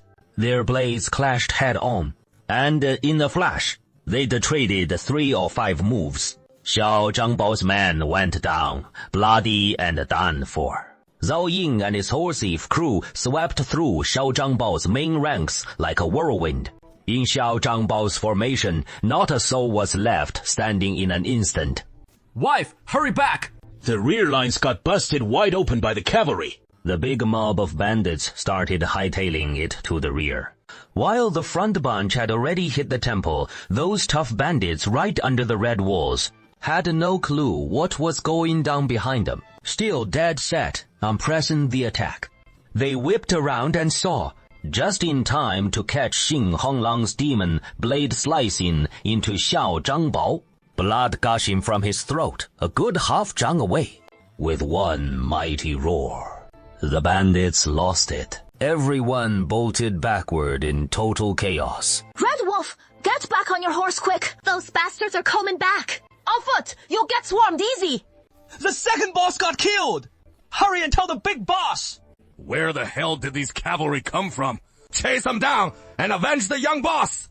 Hey, you bastard! Where the hell you come from? You got the guts to give your name! I won't change my given name, nor alter my family name. Yongji Xing, Red Wolf. Burn this old lady's name into your skull. 永济行红狼. I've heard that name before. She is the big Yan Xiao from around these parts. Damn it! Why the hell is Yan Xiao coming after us? We're all fighting against the Imperial Court. So we ought to be rebelling and taking it down together. This is my turf. Whoever's burning, killing, and looting around here, I'll hack up their whole damn family. 18 generations of ancestors. You stinky woman! Quit strutting around here. Just some 2-bit Yan Xiao thinks he can act tough with a handful of horses under him. You damn well better not hightail it on horseback. I'll tear you limb from limb, you little Yan Xiao. With all these cavalry, they look so damn impressive. Hey, I want to rustle up a cavalry unit myself. Where the heck did you guys get all these horses from? Can you sell me a few? Name, your price. Try it on and run off. Ain't gonna be that easy. All right. Big Chief, you head to Pusel Temple and catch up with your old village folks. I'll go have some fun with these idiot bandits. Cavalry, fall in behind me. Let's really give it to these ham-flinging tourists. Let's move to Pusel Temple. I'm guiding the cavalry, and I ain't getting a single perk for it. Big Chief, you gotta at least pay me for the guiding gig name a price. You Hidong Iron Bird Fei, that it all. In your name ain't just for show. Help out the elders and folks back in Hidong a bit. But if you're charging, cough up at least a copper coin. I've got my payment all squared away. Off to Pusel Temple! That scene just now, the folks in Pusel Temple watched from up high. They all saw it clear as day. Knowing these two are allies, they swung open the temple gates right away. It is the new Red Wolf. It is the new Red Wolf who emerged from the cliffs. Red Wolf, it has been years since I last saw you. Where have you been all these years? You came back just in the nick of time. Without you, we'd all be goners. Who is this girl? She's from some village. Looks like she knows her real well. She is a big deal. You haven't heard of her. Everyone who runs with the crowd around here knows about her. I never ran with the outsiders. I just know how to farm. The folks in this temple hail from villages scattered across the surrounding 10 miles and 8 townships. It seems many nearby villages have been plundered by roving bandits, leaving the common folk to huddle together for warmth in Puji Temple. Bringing this whole group to Gudu Wharf to work would be a fine solution indeed. But dealing with so many people would be such a hassle. Surely some among them won't trust me. I still need to find someone who can turn things around. Who holds sway in Puji Temple these days?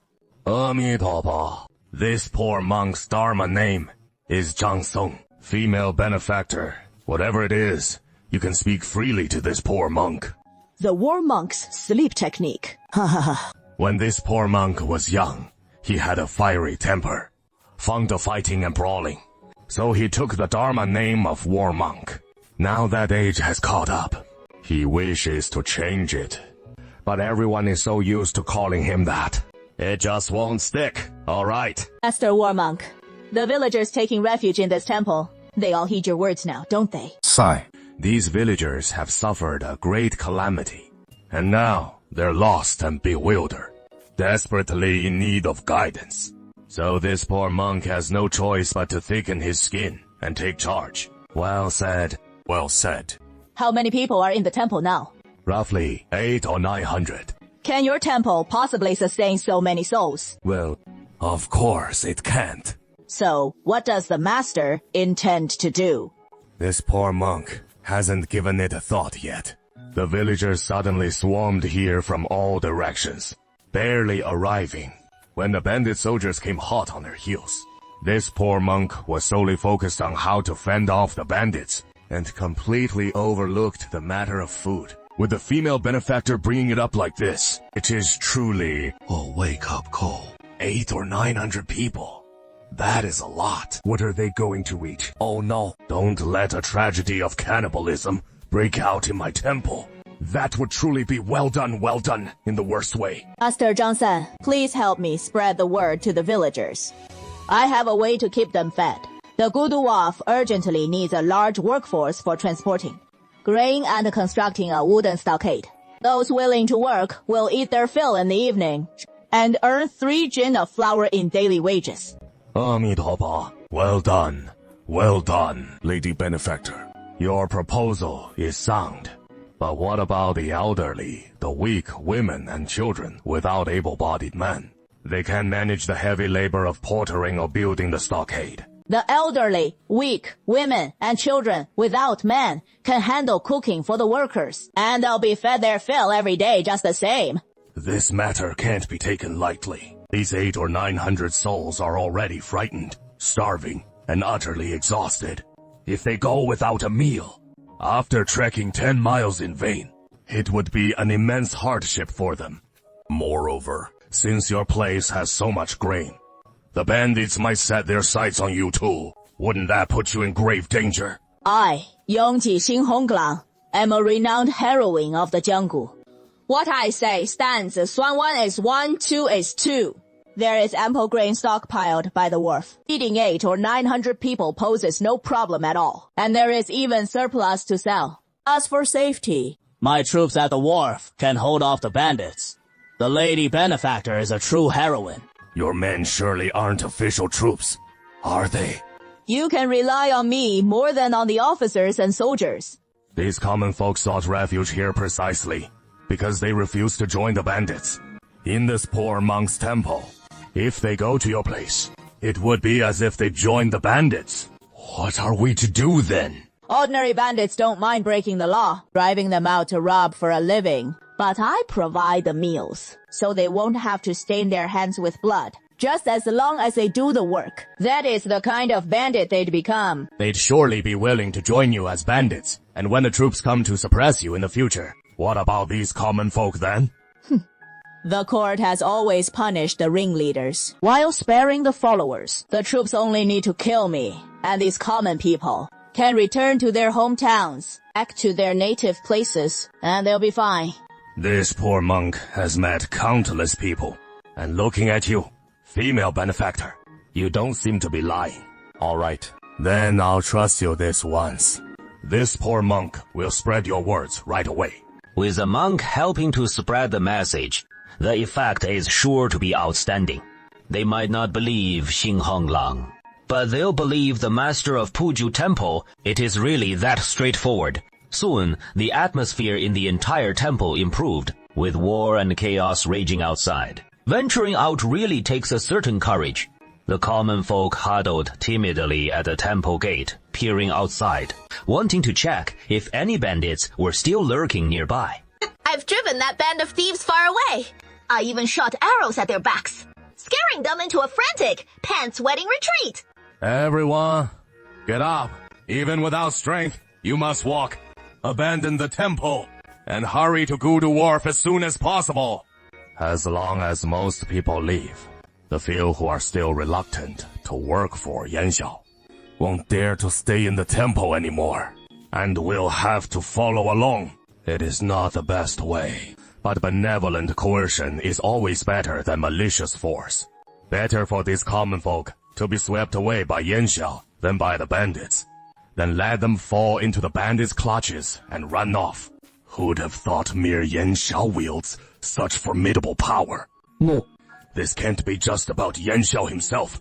There must be some greater force pulling the strings behind him. He is just a front, parading Yanxiao as the face of it all. Heaps of grain sacks overflow the cargo ships. A crew of dock workers labors to unload the cargo ship. It is clear they've been at it for hours, yet half the grain remains aboard, still to be shifted.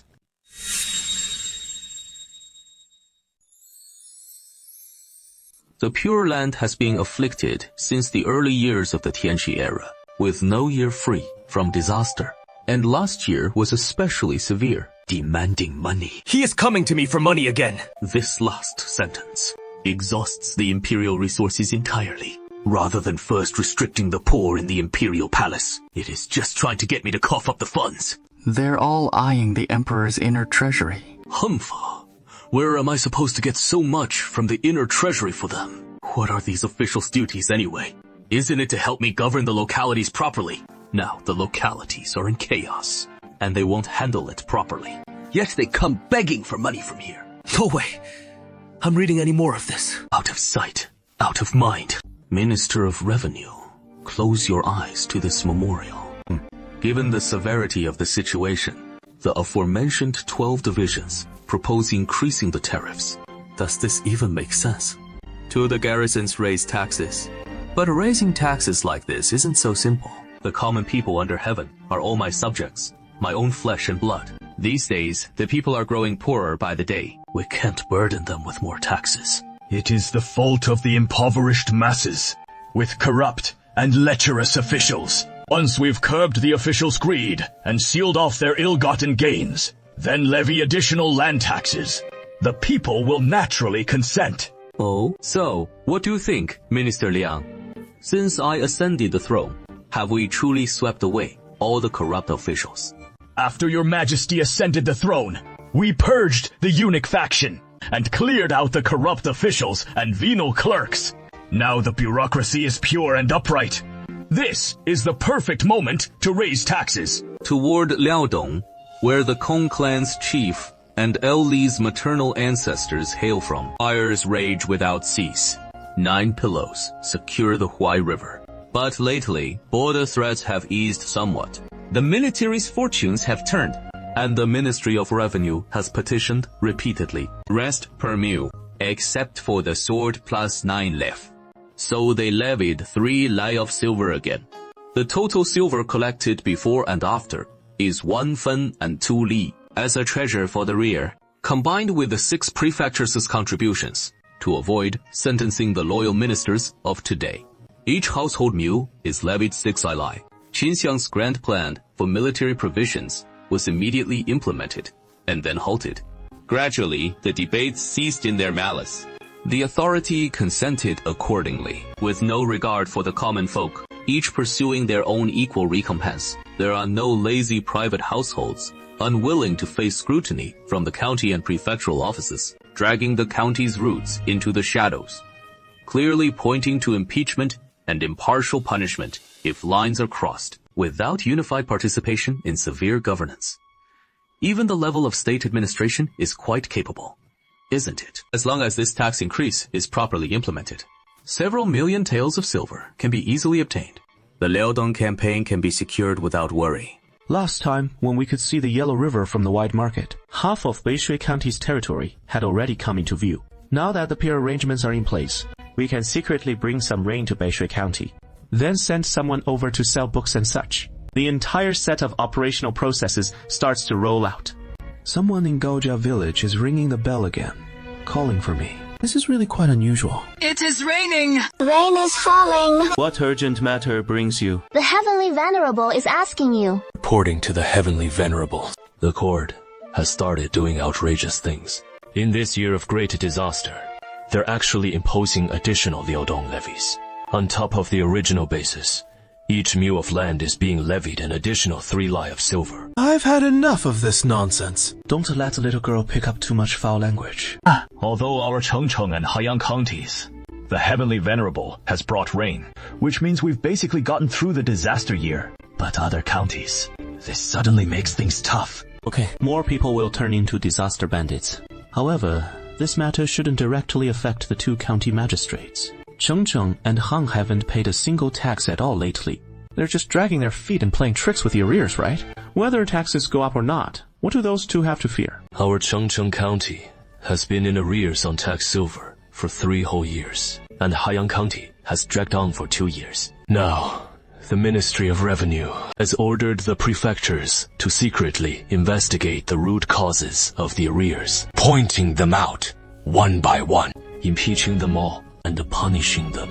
If a county fails to comply, replace them all at once. The provincial governor has sent someone to question us. Why Chengcheng and Haiyang counties keep delaying their taxes over and over? If we can't come up with a decent reason, they'll punish us.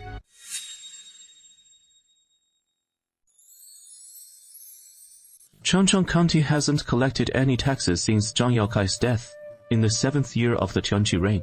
After Liang Shixian took office right away, he's been relying on the Dongling Party's support to employ the classic procrastination tactic. And Feng Zhen's been dragging his feet right alongside him. Both of them have been pulling the wool over the court's eyes. But now the court's starting to press hard, even throwing around severe accusations like crossing the line without compliance and holding everyone accountable collectively. This means they're gearing up for a harsh crackdown on the tax arrears. Can they keep dodging like this much longer? Those two county magistrates are starting to panic. And yeah, that is a real issue. If the court decides to get serious, they'll definitely come down hard on those two magistrates. And I absolutely have to protect them. Once it escalates, the court might even send troops to strike at my territory. Oh, I'm not scared of a fight with the court. A few slaps from me and the Ming army would be history. But wasting a huge chunk of Ming forces here would just make the chaos across the empire spiral even worse, with more ordinary folks falling victim to the roving bandits, and giving those Gen slaves in the northeast a chance to push into the central plains. That would lead to even more horrific suffering for the people. It is not the right moment for an all-out confrontation with the Ming court. So how do we make sure those two magistrates don't get punished? No way am I shelling out cash to help pay those taxes. Once the tax silver lands in the court's hands, it won't do a thing for the people. Most of it just gets gobbled up by corrupt officials, wasting my hard-earned money. I won't give those crooks a single copper coin. This is really tough to sort out. Who is the current governor of Shanxi anyway? Liu Guangsheng. Li Daoyuan typed Liu Guangsheng into the computer and hit search. Looks like Liu Guangsheng is about to step down soon. The reason for his resignation is quite straightforward. It is all because of this latest tax collection push. The court demanded he hand over all the back taxes from Shanxi. Liu Guangsheng couldn't cough up a dime. Shanxi's in what a sorry state. No one knows it better than he does. Asking him to pay up would be as good as killing him. So, Liu Guangsheng just up and quit, ditching his duties and hightailing it out of there. Ming Jasmine, it is truly about paying those taxes. You don't need to worry. Don't worry. This matter's already at a boiling point. Eyebrows are singeing. Oh yeah. It is that urgent eyebrows on fire. Rest assured, if eyebrows have to burn, it won't be yours getting scorched. Just drag your feet boldly and without a care. When the governor asks why you're behind on taxes, you just keep slacking off and stonewalling. Tell him flat out, if there's none, there's none. No taxes to give, but one life on the line. Will this really work? Is it feasible? If I say it works, then it works. This is a heavenly secret. Heavenly secrets cannot be revealed. You just follow the plan as is. Then, this humble official will go ahead and do just that. The two of them weren't rushing back to the Yamen. Right there in Gaojiabao, they borrowed some paper and ink to dash off a bunch of empty words. Starting off with some objective excuses, like the 3-year drought, the rampaging, roving bandits. Anyway, a whole string of dodges and weasels words. The entire piece sidesteps any direct answer, but through it all, 8 big characters shine through. No taxes if you demand them. One life to pay. A few days later, word came back. Shanxi's governor Liu Guangsheng submitted a memorial to the court. Not a single word in the whole memorial directly addresses the emperor, but the entire thing conveys 8 big characters. No taxes to hand over. One life on the line. Zhu Youjian flew into a rage. I haven't even had a chance to get mad yet when I saw Liu Guangsheng's final statement was, I'm done as a dignified provincial governor. He straight up resigned on grounds of illness. The new governor, Wang Shang, hurried to take office on horseback. But as a newcomer, he was just as powerless to turn things around, and could only keep submitting memorials, requesting exemption for the unfinished taxes from the first and second years of Chongzhen, along with the entire 3rd year, with the methods for replenishing and transporting provisions to be compensated separately. Every governor pulls this trick. Never mind. Never mind. We can't keep replacing governors, can we? This person's so-called heavenly secret. Turns out that is how it unfolded. Tianzhen is truly a mighty immortal, foreknowing 500 years ahead and 500 years behind, with 500 years right in the middle. What Tianzhen said is indeed heavenly wisdom.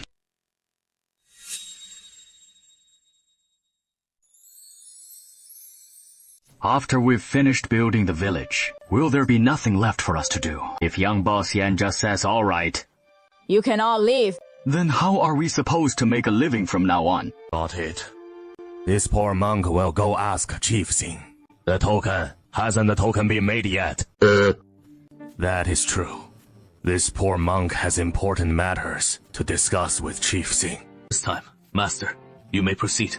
These folks call themselves Yan Xiao. In reality, everything is highly organized, better disciplined than the regular army. If these guys were really just a bunch of bandits, I'd gouge out these eyes of mine and feed them to the dogs. The warrior monk arrived at the door of the council hall, and saw Xing Honglang whittling a piece of wood into a plaque, with the characters Zhu Wu carved on it. He looked it over from every angle, loving it to bits, even rubbing it against his face. All right, Chief. What you just saw? I was just fond of this wood, so I couldn't help but nuzzle it a bit. I wasn't rubbing those two characters. Amitabha. Well said. Well said. This poor monk saw nothing. That is more like it. Huh? So, what brings you here? What is the important matter? Everyone's really worried right now, with no jobs to be had, and no one providing meals. As you know, out there, the land is gripped by a great drought. War and chaos abound. Bandits roaming everywhere. Natural disasters piling on top of man-made walls, making life incredibly hard for the common folk. Folks were just scraping by before. Nothing special. But after working here for a few days, with meals provided, and getting 3 jing of flour each day, we've only just started enjoying these good days, and they're about to end in a couple of days.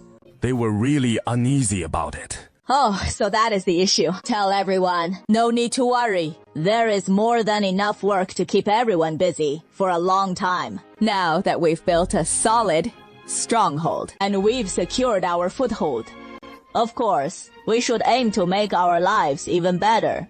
The next step is to develop the area where the common folk live by setting up blacksmith shops, carpentry workshops, and mills. Anyway, just like a regular dockside town, we'll build all the facilities we need and get all the necessary operations up and running.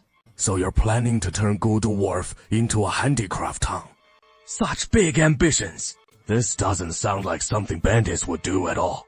If you said you were a local government official, it'd make a bit more sense.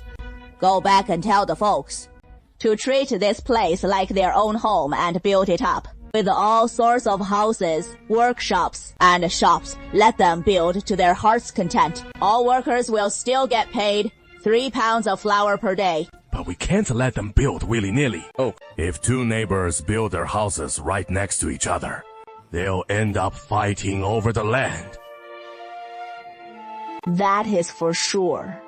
Town building requires planning. We can't just leave it to the villagers to figure out on their own. Otherwise, in the end, the houses will be so jammed together, there is not even space to squeeze through between them. Oh dear, that is a problem.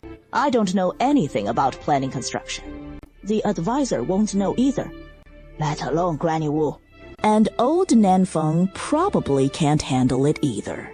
All the folks who came to Shanxi this time are warriors. Not a single scholar or clerk among them. Master Zhan, once we start on these things, I might not be able to keep up with managing it all. Looks like we'll need to bring in a scholar to help out. Do you know any scholars skilled in planning and managing town construction? Ones who've served as a steward before. That would be perfect. What scholar would be willing to work for the Yan Xiao? That is true. Oh, never mind. I'll find someone to handle this matter. You don't need to worry about it for now.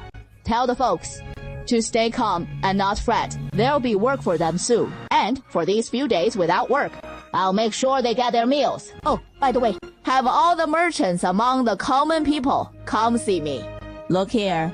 On the token I carved, I've deliberately chipped a small notch here on the back. Look inside this little notch, and you can see 2 crooked knife marks inside. Any token that I personally carve will have this notch and those knife marks. Boss, why are you doing it like this?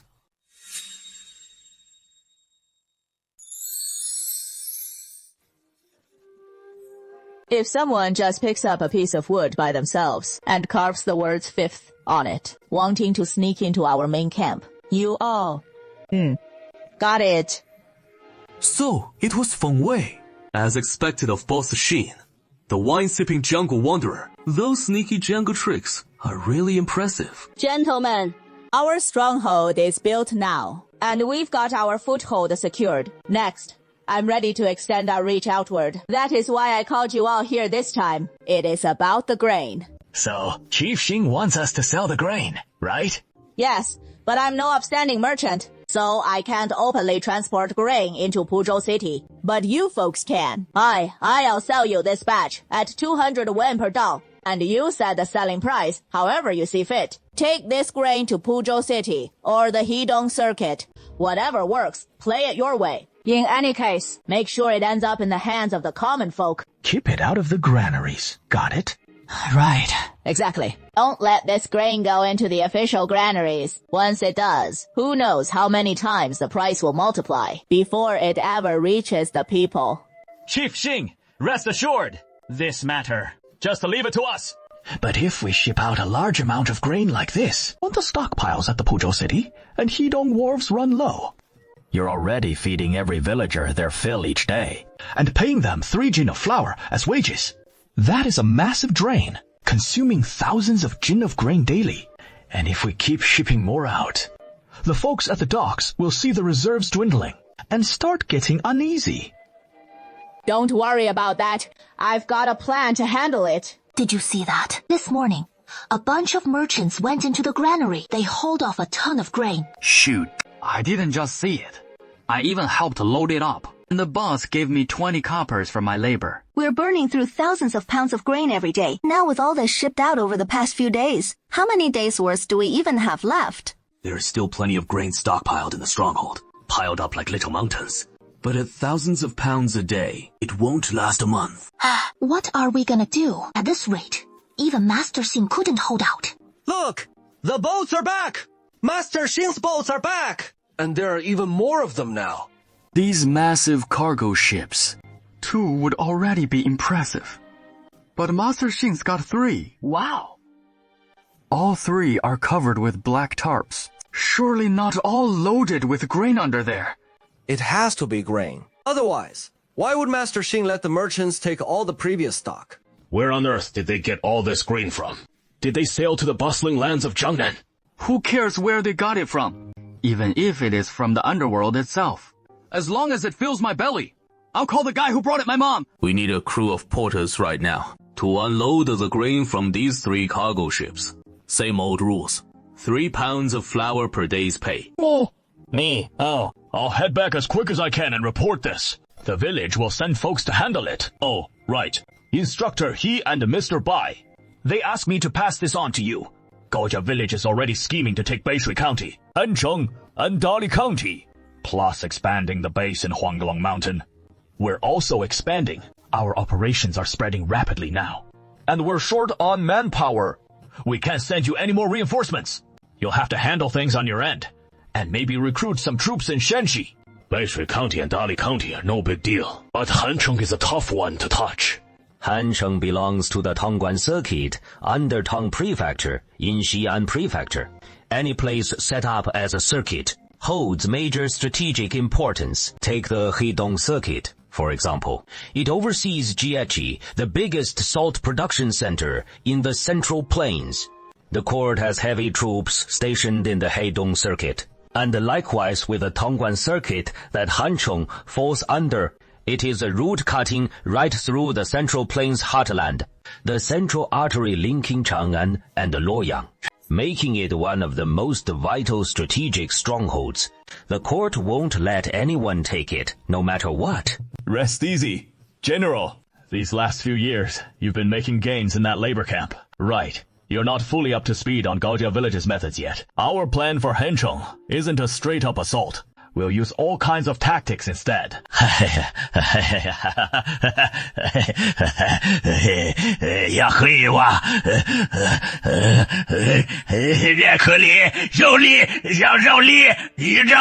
Even if we did go for a direct attack, Tianzin handling it wouldn't be an issue. Compared to Hancheng, that is. Moving on Hedong and Xiachi would be even harder for you. Shanxi's just too far off. Iron drill. The old man's tied up and can't come to Shanxi in person to help out right now. You all must be careful, extra careful. In fact, these are the exact words from Tianzi Tou and his partner. The folks from Gaojia village are already preparing to settle into Hancheng along Tongguan Road, but we can't afford to fall behind on our end, or the family back home will have a good laugh at us. Our outpost here is now solidly established, and the merchants we sent ahead to Puzhou have returned. Next, it is time to make our move towards Shiqi. The real priority is getting the old man back as soon as possible. This humble officer, The king of Yue, isn't heading out to fight this time, but to make contact with the Yan generals along Shiqi's border. Old General Nanfeng, you don't need to come along. You stay behind and hold the outpost. Keep our Gudu Wharf secure, above all else. Heidong City on the north bank of Bloodpool is garrisoned with a large contingent of imperial troops. That is why we have to slip quietly to the south bank of Xiachi. This mission won't require many hands. I'll take Tai, Niao Fei with me to Xiachi, with a small group of cavalry riding along. That should suffice. That is how I see it. Better to bring 50 riders with us to Xiachi and hand the rest of the cavalry over to Old Nanfeng for temporary command. All right. The general should know how to handle the cavalry. Right. Hey, of course. US Mohists know our way around it. We're border troops who'd be clueless about cavalry. That is true. If it were the garrison troops down in Jiangnan, the general might not be versed in cavalry. But no border soldier is ignorant of how to use them. Having someone like Old Nanfeng in our ranks, it is really quite reassuring. So, that is settled. Early the next morning, Xing Honggang and Zhao Ying, along with Tai Niaofei and over 100 men, all mounted their war horses and rode out from Gudu Wharf, galloping wildly toward Xieki. See that? Xing Honglang has set off. It depends on the direction. They're heading to Xieci. Shiqi is just over 100 li from here. Setting out at this early hour, riding hot on horseback, plus time to rest and eat along the way. They won't reach Xieci until the dead of night. This trip's definitely some top secret business. Hey, once they're off, it'll take at least 2 or 3 days to get back. With Xing Honglang away, that little riverside outpost is ripe for the taking, right? They killed our young boss. We can't let that slide. Let's head back quick and tell the big boss. While Xing Honglang is out, we'll smash that rundown outpost of his. Don't forget those boats on the river. If they fire their cannons, it'll be a nightmare. No worries. We've been watching for days now, and once they unload, those boats will shove off. We'll notify the big boss, and by the time he brings his men rushing over, the boats should have finished unloading and left. No boats then. And no Xing Honglang will take that little dump without breaking a sweat. Hey, you folks from Red Wolf's hometown, mind telling me some stories from when he was a kid? What? He used to wet the bed as a kid. Wow, even my Red Wolf had such embarrassing moments. You're talking nonsense! Red Wolf's clearly a beauty. Here, I can only count on myself. I can't afford to drop the ball. Finally, got Hienzhen as my big backer. And he is not stuck on border duty anymore. Transferred back to the bustling Zhouyuan realm. And these good days have barely started. I sure as hell don't want to die here. If they're really Guyuan's troops, and they're still wandering around, then they've definitely joined the roving bandits. And the roving bandits that reinforcement troops like those could join would naturally be the Shanxi rebels. If Luoshan isn't occupied, your chances are the greatest. Keep an eye on this direction. Use the spyglass more. If my guess is right, the enemy bandits will attack from this direction within 2 days. Hey, what do we have to fear? We've got the stockade and cavalry, firearms, and arrow cannons.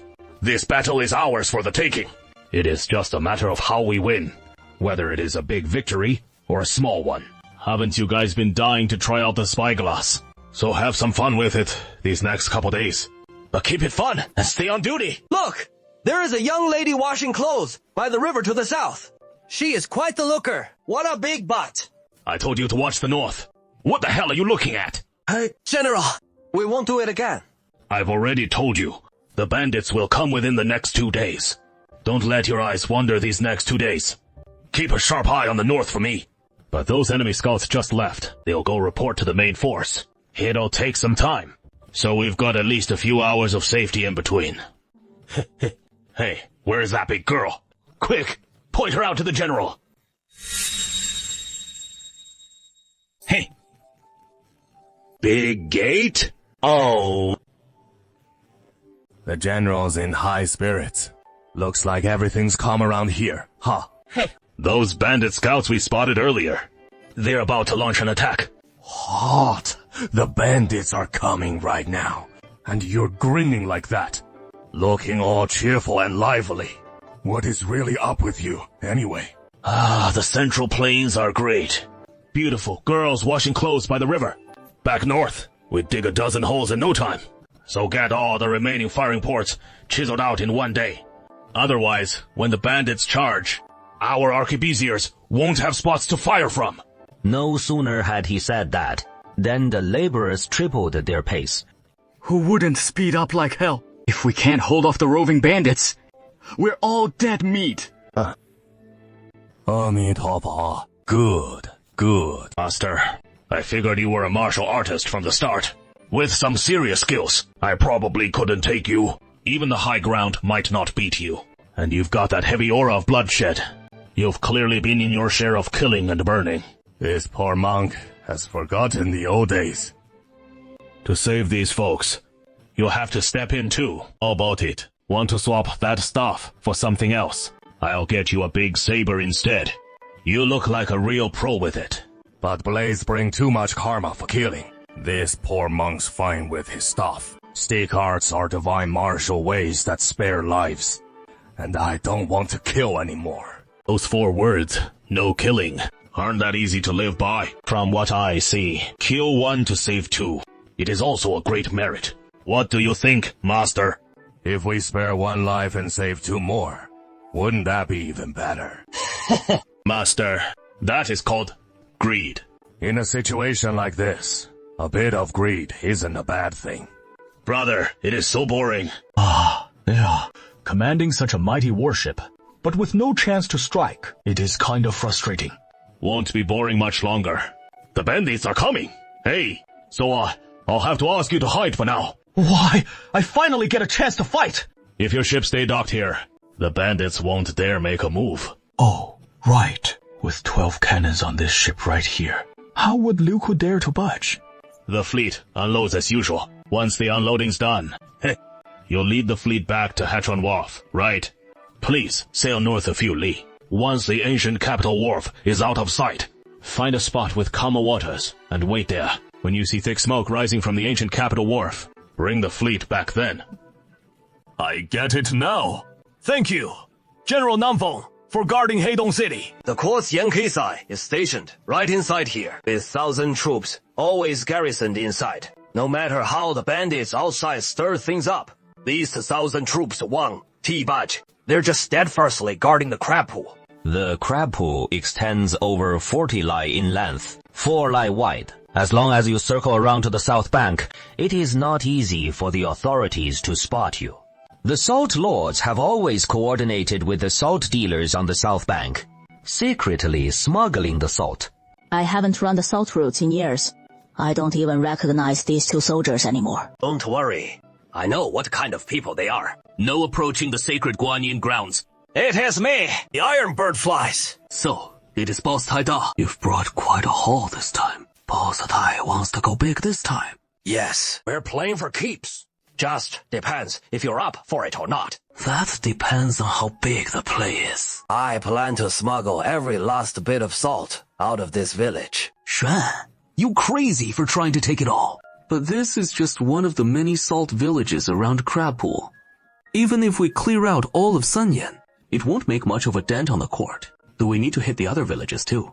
It is not that we're afraid to play, but just with our 2 guards, we're definitely short-handed. We need to run this by the higher-ups. At least get Yan Cassie's nod first. Then we'll pitch in. To get Yan Cassie's approval, how much are we talking? Name your price. At least 100 taels. No, 200 taels. Okay. 200 tiles, it is. You go report it. I'll wait here. My lord, the captain of the Yan village troops requests an audience. Someone waking me up in the dead of night. That means we're gonna strike it rich. It is hard not to be thrilled. It is about 200 taels of silver. The big lantern festival's here. How much salt does he want? He wants all the salt from the entire Fengjia village. What a bold move. This salt lord got some serious pull. He is our old partner in crime. You've met him before. Goes by Iron Bird Fei. Iron Bird Fei? I can't quite recall. Let's hear the price. Now I remember. So it is that guy. I recall his operation wasn't all that massive. But now he can handle a whole village's haul. Whether he can pull it off or not, who knows? But he sure did fork over those 200 taels. All right. For the sake of those 200 taels, I don't care how he handles it. We'll sell him all the salt from Fengjia village. I'll report to the higher-ups that Fengjia village suffered a fire. It is under reconstruction. No salt turned in. End of story. Good. Divide the silver among the brothers in Fengjia village. And keep this quiet, no leaks. The other bosses. The deal sealed. Ink is nodded. All the salt in Fengjia village is yours. But you know, the drill. Those 200 tiles just got you the right to buy. To actually take the salt away, you'll need to pay extra. Let's haggle a bit. 20 yuan per catty. Okay. You get the salt workers in the village to haul out all the salt. I'll cover the transport fee on top. Have them deliver it to Puzhou for me. Soon, the captain rounded up the salt workers. The salt workers carted the private salt out of Fengjia village, one cart at a time. The two sides negotiated the price for transporting all this salt straight to the ancient ferry wharf in Puzhou. The salt makers happily set off, pushing their carts. Once the salt transport team was out of sight of the soldiers, hoofbeats suddenly rang out from the woods. Zhou Ying, leading 50 cavalrymen, along with dozens of riderless horses, came charging out in a great rush. Hey, something's off with the boss of the Iron Bird today. Hearing no such grand show of force. Why is it like this now? Salt worker brothers, the salt I'm buying from you today, how much of that money actually ends up in your pockets in the end? 2 yuan per catty. Me, I'm paying 20 yuan per catty. The government's screwing you over way too hard. You're interested in cutting out the government altogether. I'll pay you directly for it. I can offer 10 yuan per catty. Isn't that obvious? 5 times the income, who wouldn't want that? Of course we want it. Yeah. If you want it, it is simple. You got the guts to slip out of Fengjia village to a spot the soldiers can't see and dig yourselves a new salt pond. Then sell all the private salt you make straight to me. This? How could we risk the government finding out? That'd be a one-way ticket to death. Hey, don't be scared. Crab pond's huge, over 40 li long and 4 li wide. Find some out-of-the-way nook, an edge of the pond that the government can't spot. Secretly dig a salt pond there. As long as tall reeds shield the edges. You won't see it unless you're right up close.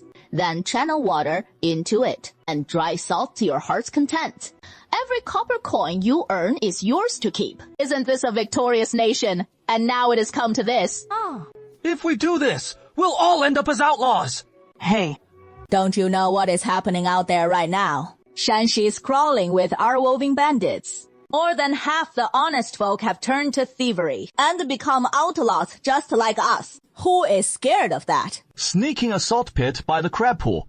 That is bound to get spotted by the officials. But west of the crab pool, there is this place called Shell Pool. The salt it produces has a bitter, acrid taste. Not as tasty as the fine stuff. So the government's never bothered with it. If we set up by Shell Pool, digging a private salt pit wouldn't worry us about the court's patrols. If Iron Boss and this Lady Boss are willing to watch our backs, I'll dare to bolt from Fengjia village, leave as a vagrant, head to the edge of Shell Pool, and throw up a grass shack, dig a salt pit, and make salt for you all. Just worried it'll come out bitter. You folks won't settle for Gaojia village salt. The main thing is quality control. What is a little bitterness? It is not like it is meant for fine dining anyway. Then let's do it by Shell Pool. I'm in too.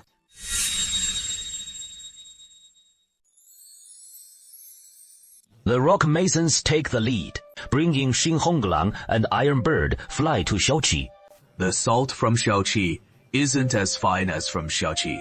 It is a bit bitter tasting, and since the pool water is so salty, the chill is overwhelming. There aren't even any fish in the water. Along the pool's edge, not even a fishing village in sight. The whole area around Xiaoqi is a wasteland. This spot's off the main official road. No signs of human life, which means it is less likely to get raided by officials or bandits. So we can hide out and develop quietly, even if it is a bit nerve-wracking. But that is no big deal. The desolate emperor isn't so scary. Just bring in some laborers, pay them well, and it won't take long before this wasteland turns into a bustling village. This kind of building from nothing is just what the Heavenly Venerable loves to see. Heavenly Venerable loves watching folks come up with fresh ideas. Every time something new pops up, the Heavenly Venerable gets all happy about it. The delay project counts as something new, right? I just love this unloading work. Not just cause the boss covers the meals, or the 3 pounds of flour as pay, but mostly hauling the grain off the boat and stacking it safe in the dock warehouse. That brings such a sense of relief.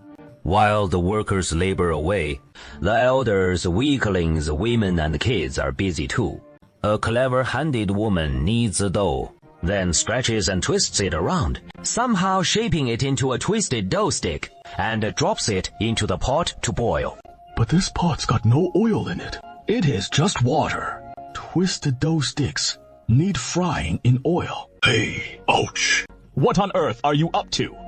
Why go making a twisted dough stick like that? It has been years since I last had some twists. I'm kinda craving it now. But without oil, we can't really eat it. We'll just shape it like one. Hey, let's just have some fun with it. That is a fair point. We'll pretend this pot of water is oil, and boil some noodles to eat like twists. It'll taste just as good. I really hope this drought ends soon, so we can plant some rapeseed and press some rapeseed oil to fry up a few twists. Hey, what is going on over there? Everyone, check out these supplies.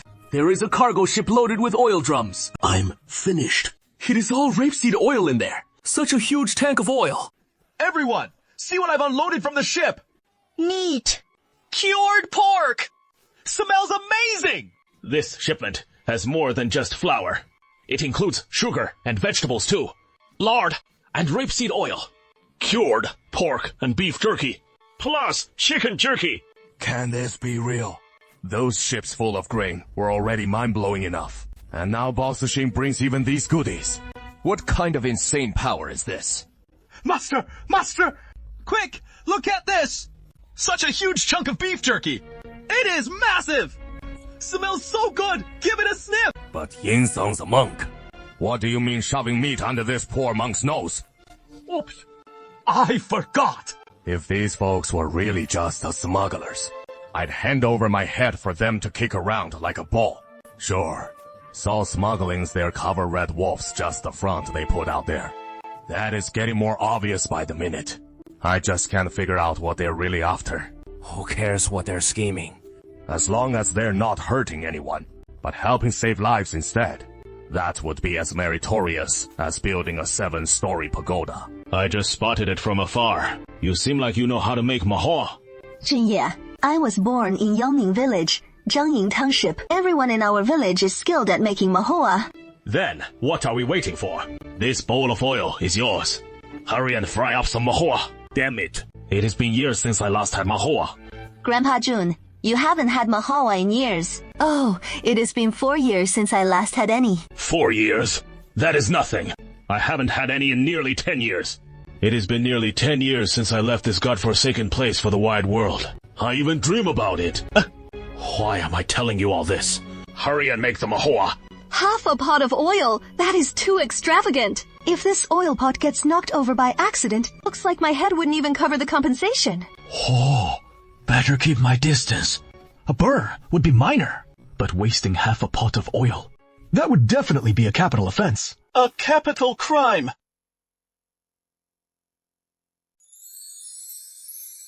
Oh, my pretty flowers. The Central Plains is full of wonderful things. The ships have set sail for home.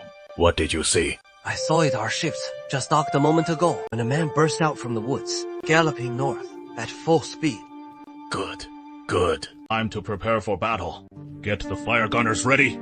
Each one manning a firing port. The main body of soldiers take their positions, and soon they're all set for combat. Lao Nanfeng leads over 200 cavalry left behind by Zhao Ying to the side gate of the stronghold. Wait here for General. Wei Huo's orders. And don't move a muscle. Orders received! See that? They're gearing up for war, so a fight's about to break out. Oh, it must be the roaming bandits coming. Right. Oh, then what are we gonna do?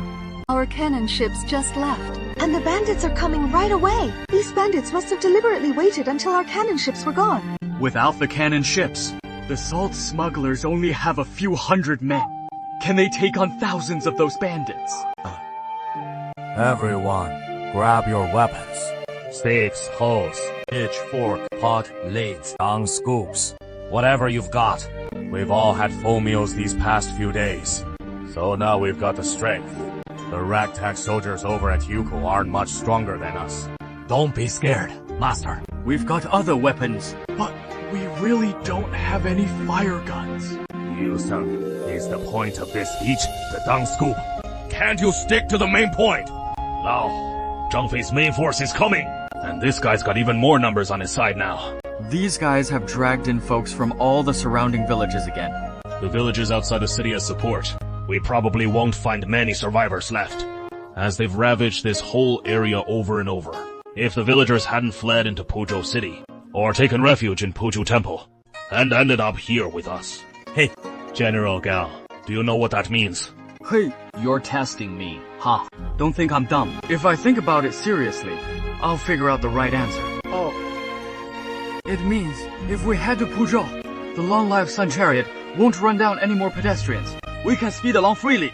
And it means Lao Zhangfei's gone. If they skip attacking Puzhou City, won't have anything left to plunder.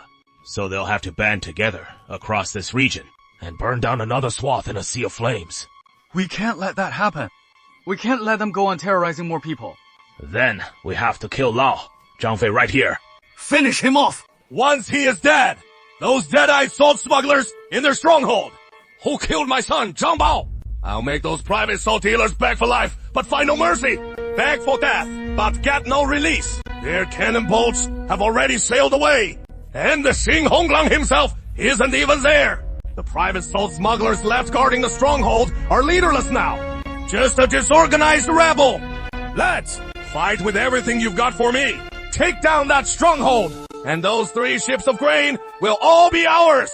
Grain! Grain! Grain! What does a full 3 cargo ships of grain mean? Wealth. Food freedom. Perfect. With that kind of spirit, this battle's as good as won. Even without their cannon bolts, they've still got some matchlocks. And when those things fire off with their bangs, they can really shatter morale.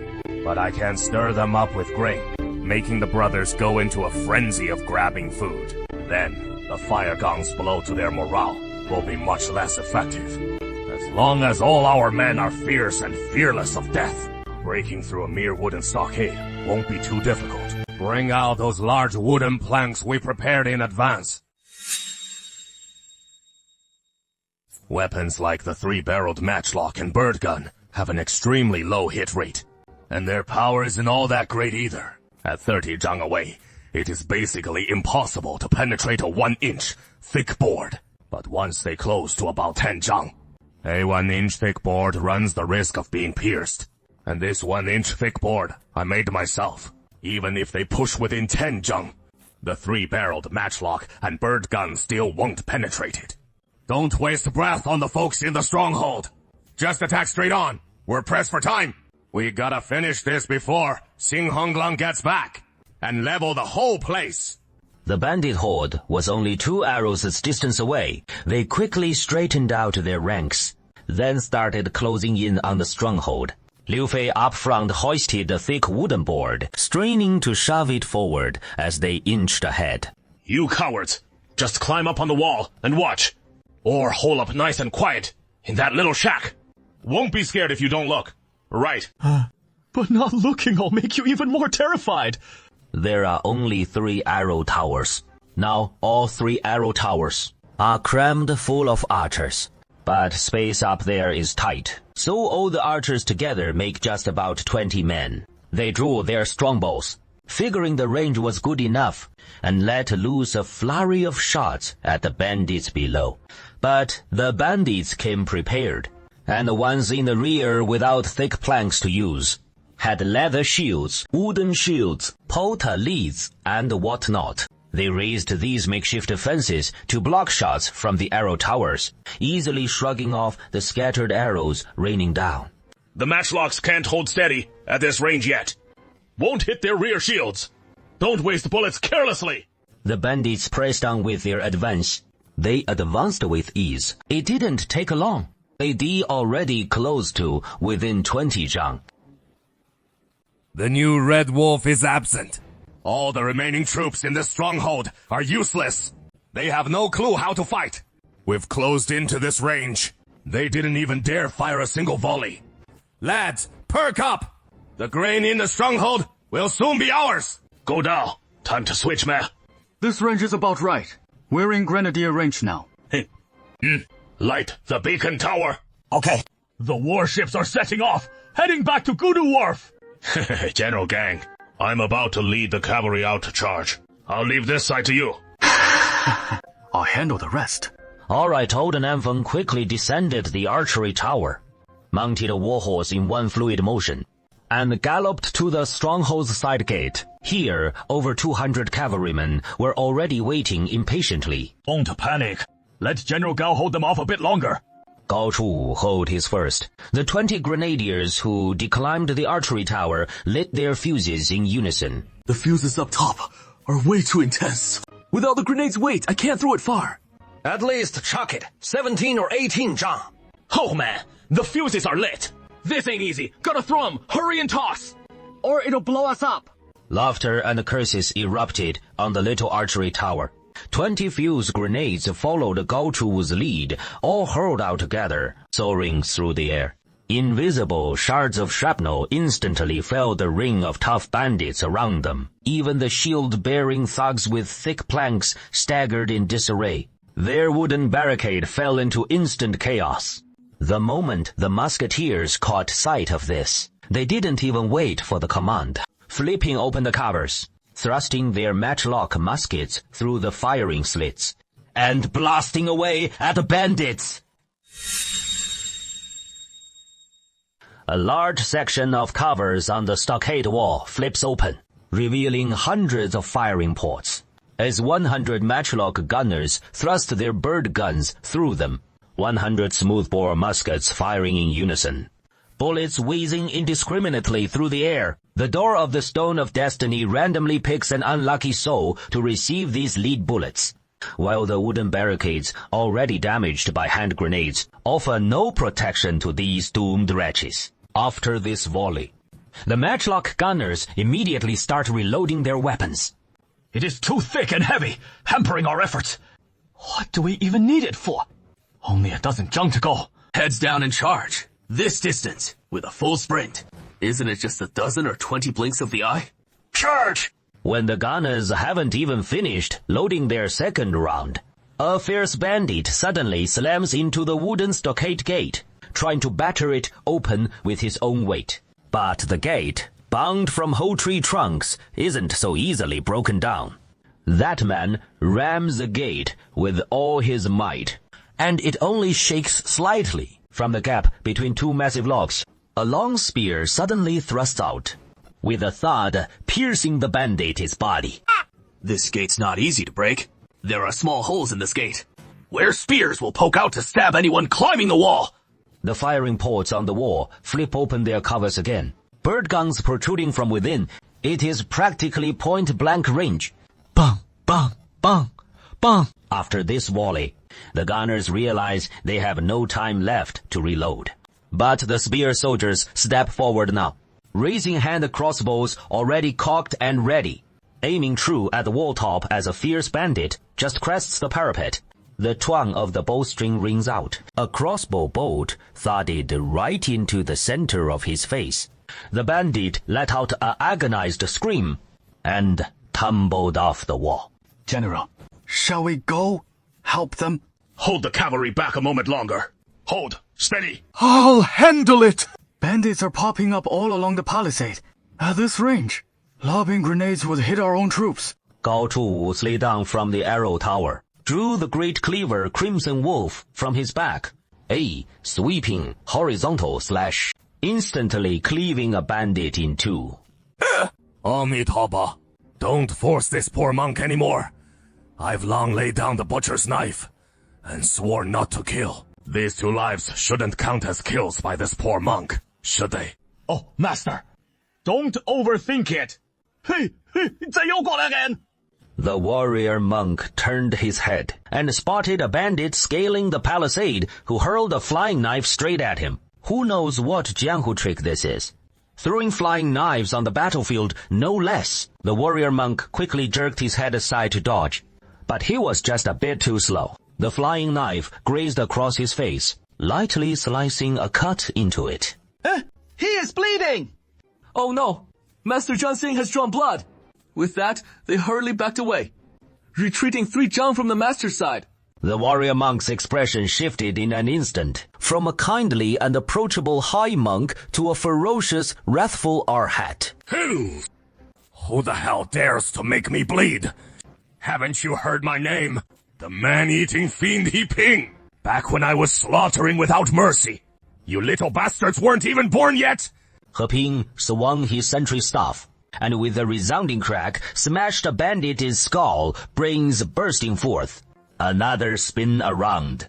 The whistle stick wielded like a spear, with the pop thrusting between them into a bandit's throat. The sound of the throat bone shattering rings out.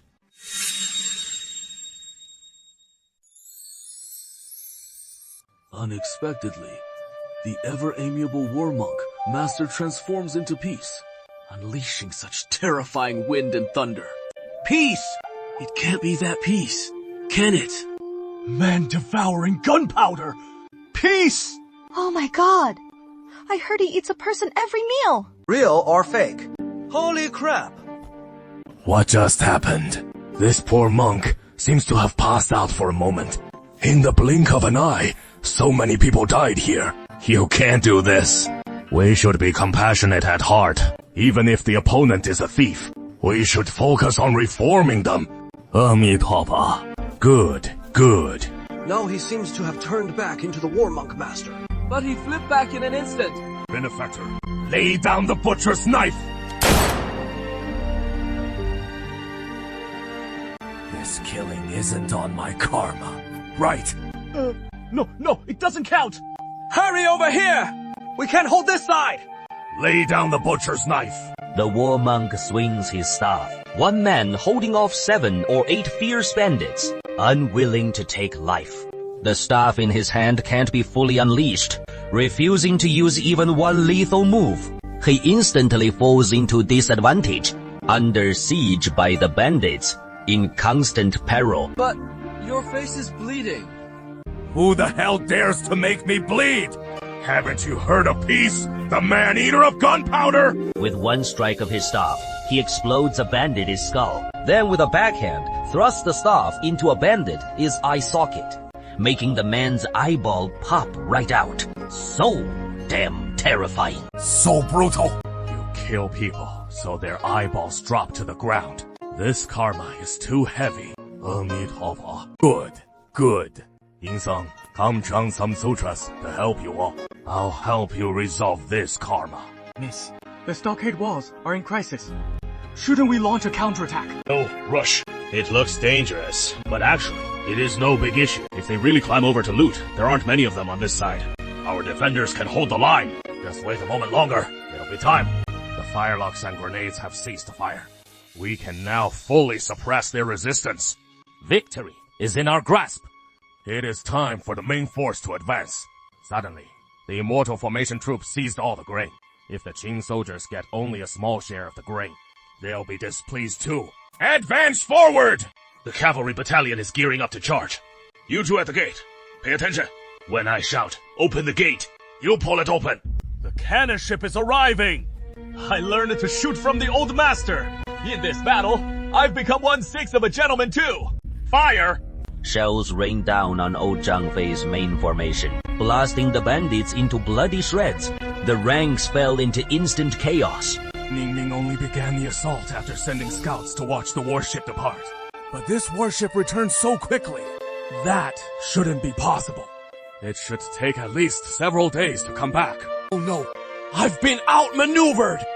They tricked us. The black smoke we raised before the battle must have been the signal summoning the warship back. Once the ship returns, the cannons will fire without cease. And there are sharpshooters with peculiar firelocks aboard, capable of precise kills from hundreds of paces away. They're incredibly formidable. These two weapons deliver a devastating blow to our stronghold, though the shells don't kill many directly. But the morale takes a severe hit, far exceeding the number of casualties.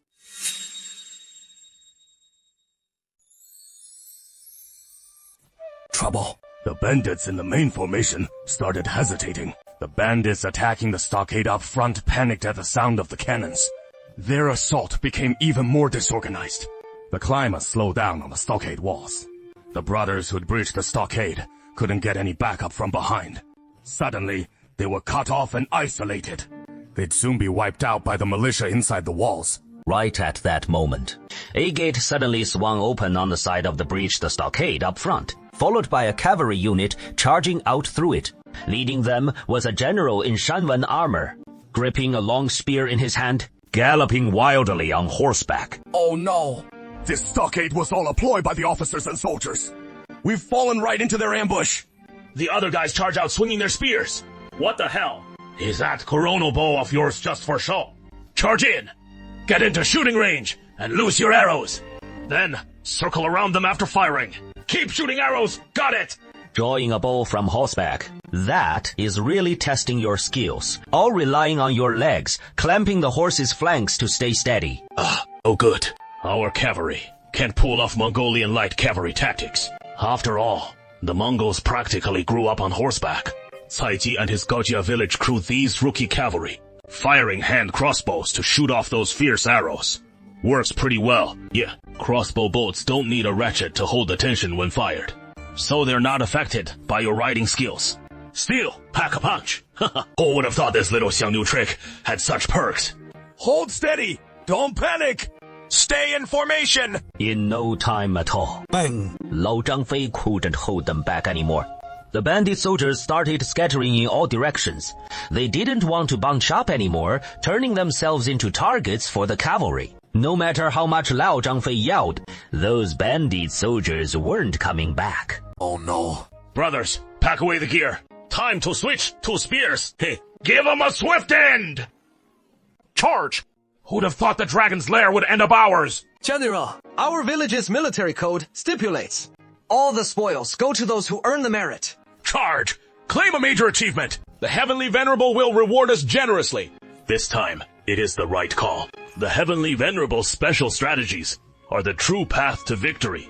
The Heavenly Venerable often bestows some truly unique rewards, including but not limited to silky milk, chocolate, fat, otaku happy water, makes you eye cities sweetie, 妙可饺, crisps, spicy strips, cumin guava crisps, bathhouse, xizhilang jelly pudding popsicles, Wang Wang snow biscuits. What'll he reward? It all depends on whatever he is snacking on at the time. Kunja! It is me who is cornering you! Choo choo, run! This general's come specially to wed your dog's head. This guy's tough to handle. Damn it. He is definitely a general from the official army. No doubt about it. Just look at that neatly fitted armor. Those standard equestrian moves that only come from years of training. And those flashy moves when he swings that spear. Damn it. The official troops disguise as bandits to screw me over. Old Zhang Fei turned his fury into raw power. With a swift motion, he unleashed his martial skill.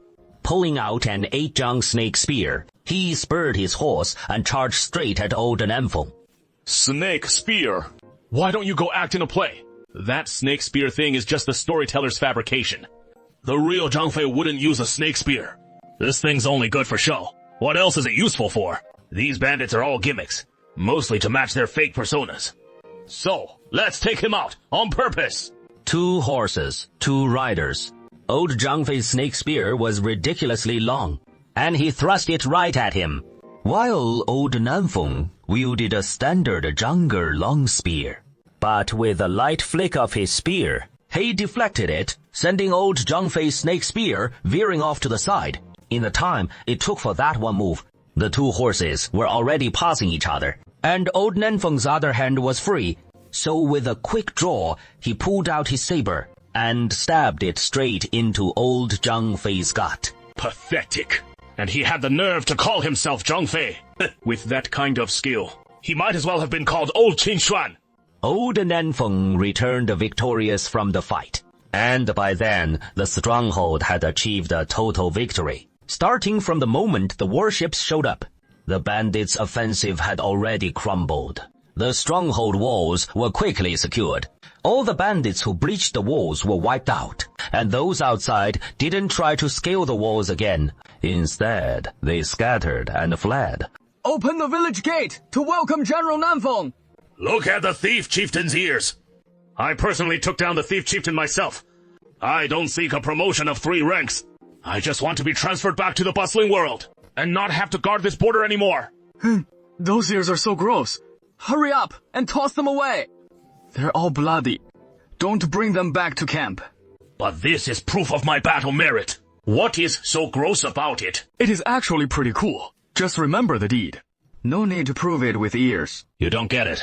The official world is corrupt. A little guy earns some merit, and the big general up top snatches it right away. Back in the day, the court historian wrote it down, claiming Emperor Zheng De personally hacked that enemy soldier to death. Who knows which unlucky foot soldier's credit got stolen by the emperor? General Gao, when we report this upward, let's say you and I teamed up to take down Zhang Fei. How about that? Isn't that just making stuff up? You clearly took him down all by yourself. How can we lie like that? We have to say, it was a joint kill. No way, no way. This guy's so weak. I could punch 3 of him dead. If we say it was us teaming up to kill him, doesn't that make both of us sound weak? If you killed him, it is your kill. I'm not scheming for credit. You really won't steal your subordinate's merit. This guy is truly naive. Or maybe Gao Family Village just can't handle this routine. Why can't Gao Family Village pull this off? There is a god watching 3 feet above your head. In Gao Family Village, the immortals are watching from the heavens. Dare to lie or steal a subordinate's battle merit. Everyone knows this principle well. In Gaojia Village, if you say 1, it has to be 1. If you say 2, it has to be 2. Those dirty tricks from the old place absolutely cannot happen here. Otherwise Tianzun gets angry, and that is way scarier than the emperor throwing a fit. If you've earned your merits fair and square, who do we have to fear? No need to prove a thing with this anymore. No one would dare, against their conscience, claim that old Zhang Fei wasn't taken down by me. Hey, General Nanfeng. I barely got off 1 volley, and the bandits were already crumbling. I didn't get any fun out of it at all. Don't worry. You'll have plenty of fights ahead. The court's navy, and those Westerners sailing massive ships, coming from thousands of miles away just for you to take on. You'll have your hands full then. Right across the pier, the blacksmith workshop's construction is already more than halfway done. A big crew in blue hats and yellow hats pitching in together. The cement forge giving off this hazy, geometric vibe. This workshop's a bit ugly. Kinda ugly. Yeah, word from Shangxi has come back.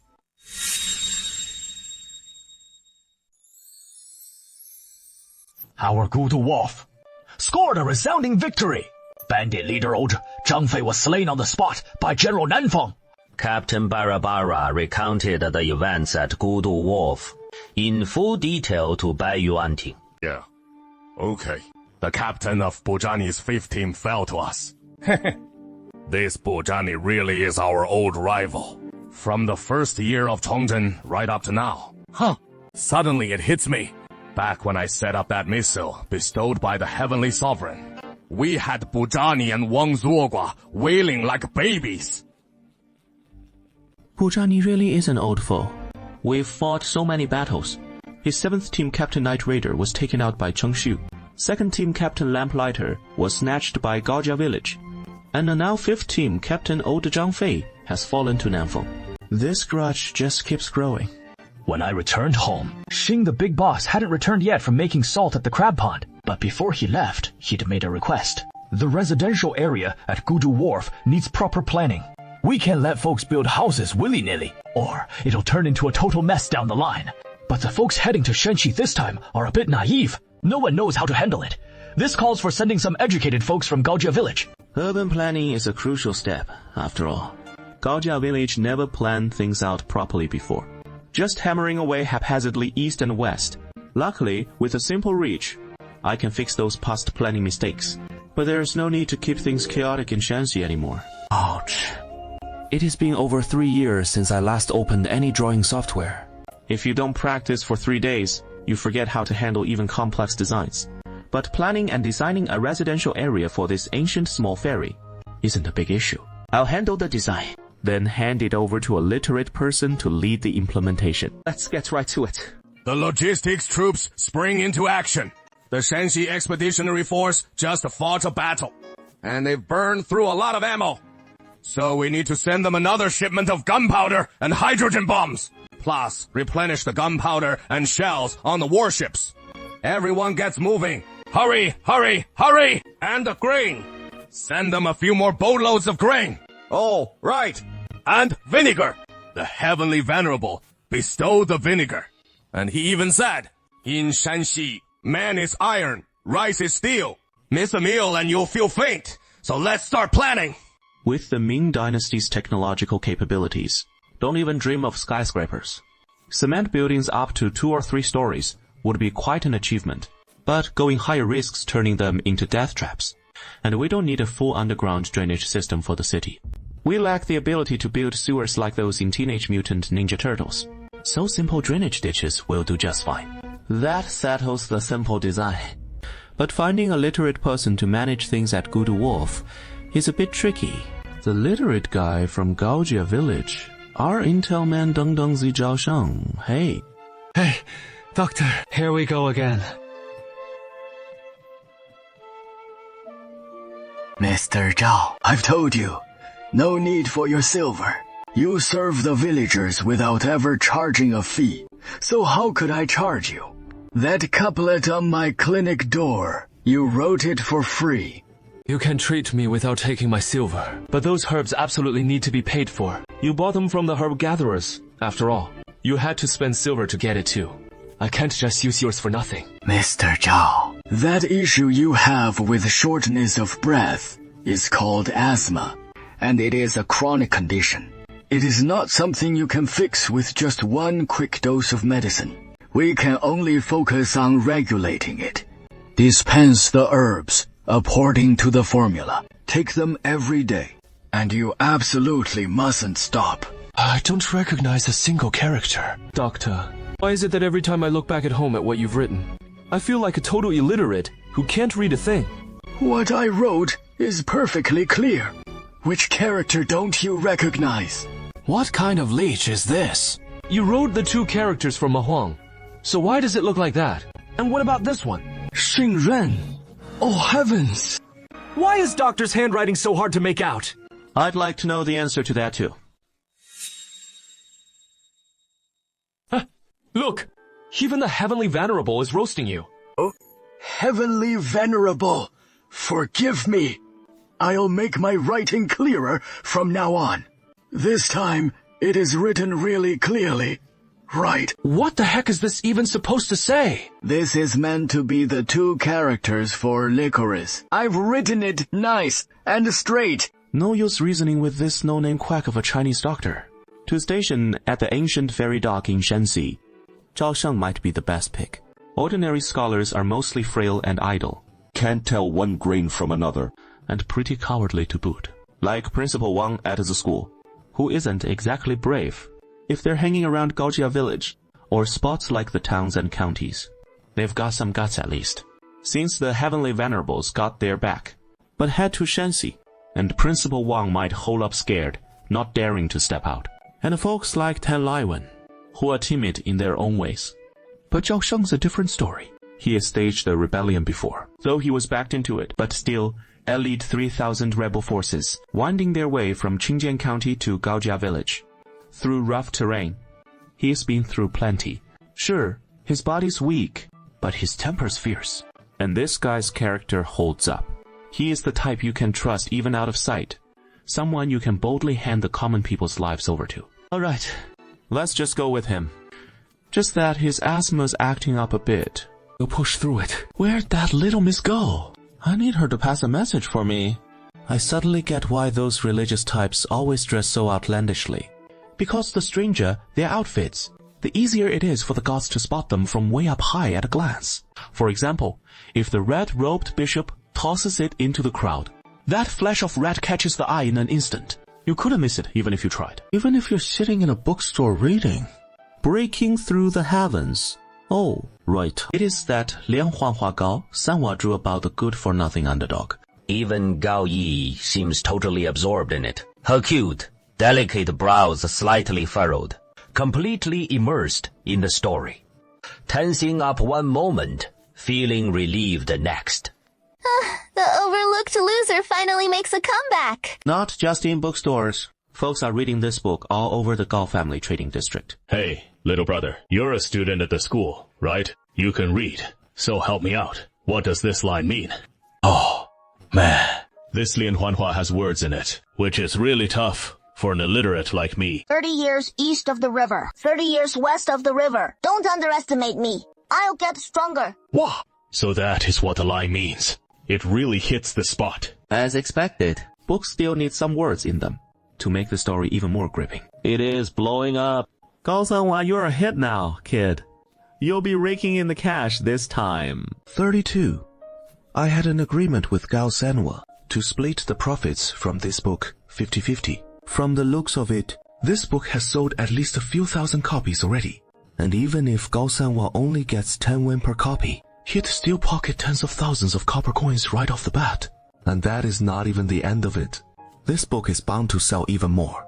Folks in Chengcheng and Haiyang counties will definitely snap it up too. Gao Sanhua's probably gonna make a killing. He is really taking off. Set up a role model for some author who is struck it rich, so more folks can see it. And then everyone will follow Gao Sanhua's lead and jump into creating. Next up, literature and the arts. Comic books and all that can really blossom. This she-woman, she seems bold and generous, but those promises she's offering are way too sweet. I just can't quite believe it. Xing, the boss. Qi, the boss. We've come over 100 li already. How much farther till we arrive? This haul's such a long trek. As for the pay, don't worry. How about half a jin of flour per li for your wages? Half a jin per li. That is 50 jin for 100 liv. That is a whole lot of flour for me. This is too good. But the sweeter the deal, the less I can believe it. We're here. Hey, up ahead's the Yellow River Bank. I'm real familiar with this spot. The Gudu Pier, right? I've helped Yan Xiao's crew haul goods before. Turns out this is the Gudu Pier now. It has changed so much. There is a massive wooden fortress right by the river, with several arrow towers inside the fortress. And troops stationed there too.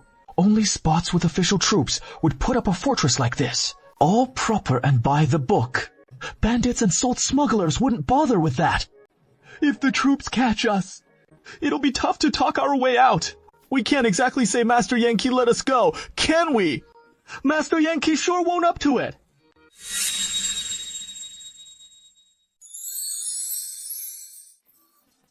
Don't be afraid. Don't be afraid. Keep moving forward. That stronghold is ours. What is yours? This is just peddling some private salt. Do they really need to make such a big fuss? Did something happen while I was away? Alright, Boss Xing, you're back. Not long ago, Old Phase 5 teams came to attack our stronghold. These dead bodies are all Old Phase men. So, the bandits have been here before. You gotta be kidding. When the bandits show up, they usually number in the thousands or even tens of thousands. And they got beaten by private salt peddlers. Boss Xing is way too scary. Tiger Wolf charge! You must be the rock foreman, right? Quick, haul all the salt carts into the stronghold. Don't. Look over there. If they see too much, it'll make them uneasy. They're hugging like nobody's business, right at the stronghold gate. Where is any sign of feeling awkward in a crowd? But I'll let that slide, without complaining. Just get back to work nicely. A whole bunch of salt carts rode into the stronghold, guided by the militia to the warehouse district. Salt workers grab those salt bags off the carts and haul them to the designated spots in the warehouse. Wow. Piled up like 3 mountains of grain. Quit clinging to your wife and getting all cozy. Do something productive. Your wife promised these salt workers 50 jin of flour and hauling pay. So get someone to hand it out to them. They're staring longingly, waiting for it.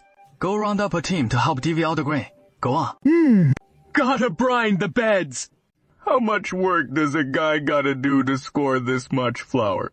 I've made up my mind. No heading back to the village. I'll work for Boss Sing. And I'll head to the salt pools to boil salt too. Back home, take your wife, kids, and elders and sneak out of the salt village. And never go back. In the future, hide out by the salt pond and boil salt for the private salt dealers. That is a better way out. Amitabha. Well said. Well said. Why are you holding me back, benefactor? Who are you?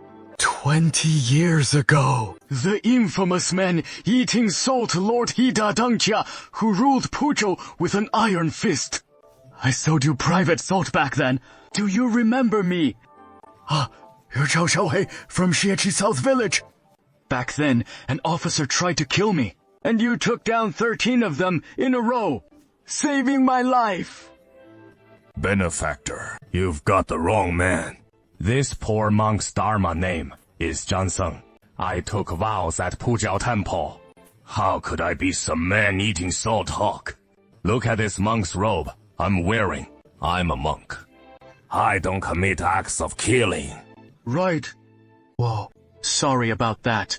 I got the wrong guy. Master, you're so kind and approachable. You definitely can't be Hida Dangjia. I must have mistaken you for someone else. No. You didn't get it wrong. It is just that this guy's not owning up yet. Xing the Red Wolf quietly gave an order to the militia folks. So the militia deliberately let those salt workers run loose, allowing them to wander all over the camp. Wow! There must be hundreds of war horses grazing here, right? And at least 100 fire gunners, plus hundreds of old folks, women and kids cooking meals. These hundreds of workers are building a wooden pier by the water. This place is downright bizarre. This sure doesn't look like a private salt dealer's hideout. It is exactly like a camp set up by the officers and soldiers, but managed way better than by those officers and soldiers. The officers and soldiers just bully and exploit the laborers with that arrogant, overbearing attitude, bossing the laborers around left and right. But the private salt traders and soldiers in the stronghold are all reasonable types with kind faces. They often lend a hand to the common folk, doing little chores, and even speak politely. No need for formalities. Our parents were ordinary folks too. We're all just the kids of common people turned soldiers. Plus, listen to how nice that sounds.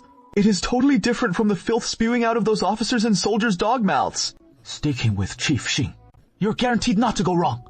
Only here can you live a good life. All right, Chief. We just talked it over, and we've decided from now on, we'll all stick with you. You're more than welcome. While we were thinking about the 50 jin of grain you gave us, if we take it back to the salt village, it might not go well. We might not even be able to bring it out. The government could deduct 90% of it. So, we'd like to leave the 50 jin of grain here for safekeeping first. We'll head back to the village, round up the rest of the crew, and trouble Chief Xing to front some cash, to bribe the guards so we can slip out. From then on, we'll dig ponds right by the salt pools. With a word from a good man like you. Swift as a horse's whip, the deal is sealed. I'll send a squad of cavalry to escort you back to the village. Then have Tai Niaofei spend some money to bribe them, to get past the guards. You can make your getaway freely. From now on, you'll boil salt for me. I won't treat you badly, that is for sure.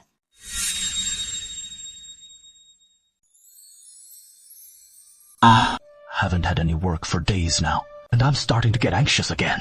That big cargo ship has been away for days, and it is about time it came back.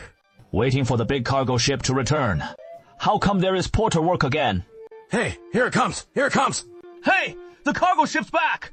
The folks on the dock immediately burst into loud cheers as many rushed to the riverbank, crowding shoulder to shoulder, frantically waving their hands up and down toward the river.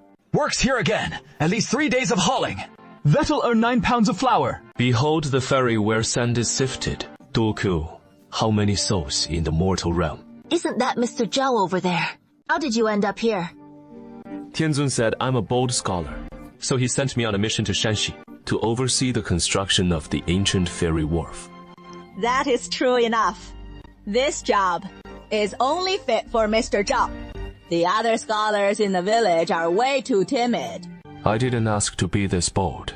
It was forced on me. I brought the planning map hand, drawn by Tianzun himself. The ancient ferry wharf blueprint. Sir, your health isn't great.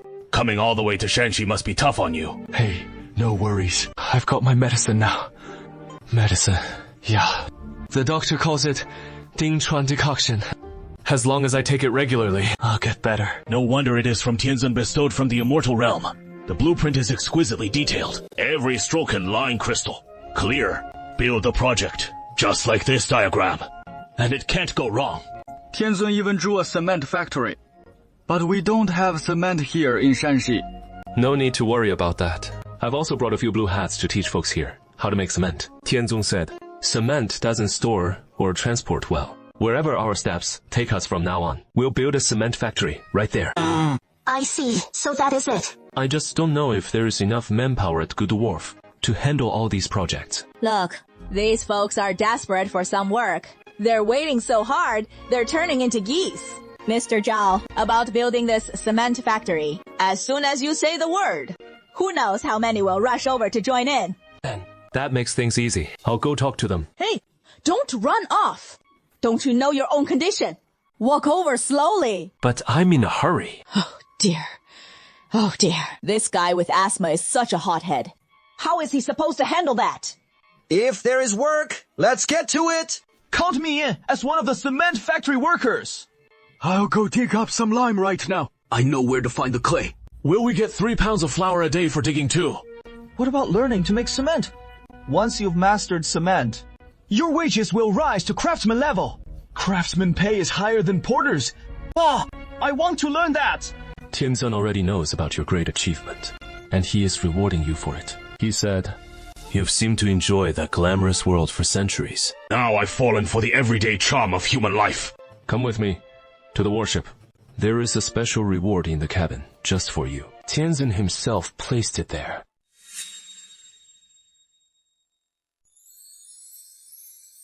Smartwatch, produced in Huaqiangbei, and it only costs just over $100, yet it boasts an incredibly high-definition screen. The screen is so finely detailed that even at 200 times zoom, everything stays crystal clear. What in the world is this? Let's get a good look. I'll show you how to use it just once. Wow! Wonderland, Zhao Sheng keeps swiping away with his hand. Left, right, and quickly spots the video play button. Fairy's dancing away. This fairy's dressed so scantily, with her arms and legs all out in the open. I won't watch this anymore. No peeking where I shouldn't. I'll take my leave first. Enjoy it on your own. Tianzun played the Immortal Realm's fairy songs and dances for me via the Wonderland. And it is way more spectacular than any mortal world's flashy performances. Watch it sparingly. These can only run for 1 or 2 hours before needing to be sent back for a recharge. Tianzun tops it up with fresh immortal energy for him. 1 or 2 hours should do. That is plenty. That is plenty. 2 hours right here. And I'll binge all those dozens of fairy dances in the Wonderland. There is a touch of flirtation. A sudden spark of private joy. Gaojia Village our next key target to tackle, and it is in pretty rough shape. This mission is absolutely critical. But Xu Liang can't help but worry. The later Jin forces are practically wiped out. The soldiers don't just lack food. They're short on gunpowder for the artillery too. Lead shot, and all the rest. Who knows how those starving, broken-spirited troops will hold up against the roving bandits, or what kind of fighting power they'll muster. How many days of rations do we even have left? Ration it out carefully. If we keep the soldiers at half rations, we might stretch it to 5 days. And even half rations only buy us 5 days. How are we supposed to fight like this once the roving bandits arrive? Unlike other generals who would drop everything and flee at the sight of them, he never let his soldiers plunder the civilians. Our grain supplies. Let's borrow some from the magistrates of the neighboring counties. North of Hancheng is Yishuan County, which falls under Yansui jurisdiction and doesn't belong to Shanxi, so they definitely won't help us. While to the south is Haiyang County, as you know. Haiyang County has suffered from banditry before. Before we were transferred to the capital, we fought fiercely against the young bandits across the hills. County Magistrate Feng Zhen was at his wit's end back then, writing several letters begging the governor for help, and not long ago, even submitting a memorial saying he couldn't collect taxes. No taxes to hand over. But one life on the line. If we go to him, where on earth could we borrow grain from? Indeed. I heard about this a while back. The magistrates of Chengcheng and Haiyang counties both submitted memorials to the governor, saying they couldn't collect taxes, shirking their duties with utter brazenness. And in the end, Governor Liu Guangshang joined in the shirking too. Even Governor Wang Shengxing, once he came to his senses, kept up the shirking so much that even the emperor was powerless, and had no choice but to issue a decree exempting the taxes. This whole affair became known far and wide across Shaanxi. What right do I have to go borrow grain from those two sly magistrates? Oh, wait a minute. Wasn't there something off about that? Do you remember? The night before we visited Chengcheng, Cheng Chengxin received such a warm welcome, and through Magistrate Cheng Chengxin, Liang Shixian even sent us potato and preserved meat rice. All the soldiers devoured it with delight. Oh, great! I ate my fill too. So, it looks like they're not short on grain at all.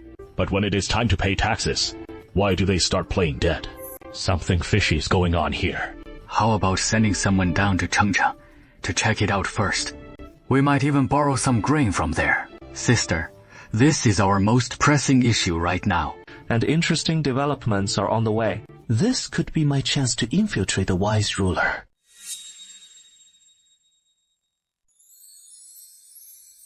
The world is vast, vast indeed. With just Gaojia Village's limited manpower for such a slow expansion, who knows when we'd ever cover the entire world at this pace. So absorbing and merging with other forces is absolutely essential. I've wanted to pull in forces from all sides from the very beginning, but the people we absorb have to be reliable and capable. Like that guerrilla Sao Gua Bushan Ni, mountain crossing guerrilla Li Yinjian, or a guy like Commander Wu Zimian. We absolutely can't have them. But folks like Zhao Sheng, Wang Er, Xin Honglang, and Shanxi's Commander Wang Chengen, those are the kinds we can definitely consider bringing in. Last time when I tried to find Gao Yi, after searching half the day without success, he passed on the order to have Gao Yi wear a very eye-catching white outfit. The Tianzhen Egg Pancake Shop is actually using my name for advertising right out front. Why? I get it. This shop's specialty is based on that old cake. From the time in Haiyang County when I accidentally crushed a cake, which ended up causing that cake rain over the county. And the locals in Haiyang County started calling it egg pancakes. Once it reached the gourmet city, it was naturally researched and perfected in no time by the folks there. And clearly someone's nailed the recipe now. That person's clever too. Opening the shop right in the Gaojia commercial hub, I've unwittingly boosted Gaojia Village's commerce once again. Yeah. The Venerable One is here. I've been watching for a while. Watching you line up for those egg pancakes. Why didn't you call me sooner, Venerable One? If I called you before you got your egg pancake, wouldn't that just be too cruel? Shanxi's Commander Wang Chengen is sending men to Chengcheng County to inspect the grain any moment now. He should go straight to Liang Shixian to borrow grain. But all the grain from Liang Shixian comes from us, so he'll definitely come looking for you. I get it. Give him grain. No. If we're not giving it away, why lend it for free to some unrelated outsider? Unless we make him sign the End Your Humiliation agreement. Tianzhen means to seize Wang Chengyan's lifeline and force him to compromise with us. Isn't this the kind of thing only bad guys do? Not necessarily. Good people use tactics like this to control the bad ones too. Yes, merchants do this all the time, just to make sure no one harms them. So, what exactly do we want Wang Chengyan to compromise on with us? We don't need him to do much. He is penniless and powerless, with no grain in hand and no real authority. Plus, he is under the court's tight control. In truth, there is not a lot he can do for us. We just need to bind him to Gaojia village's worship, turn him into one of the family, the kind where you can't tell who is who. How do we pull that off? Have him clear out a few spots in his army, plant our Gaojia village folks in his ranks, the key to infiltrating his forces. Hey, Tianzin, sometimes it is good. Sometimes it is bad. It is kinda shady.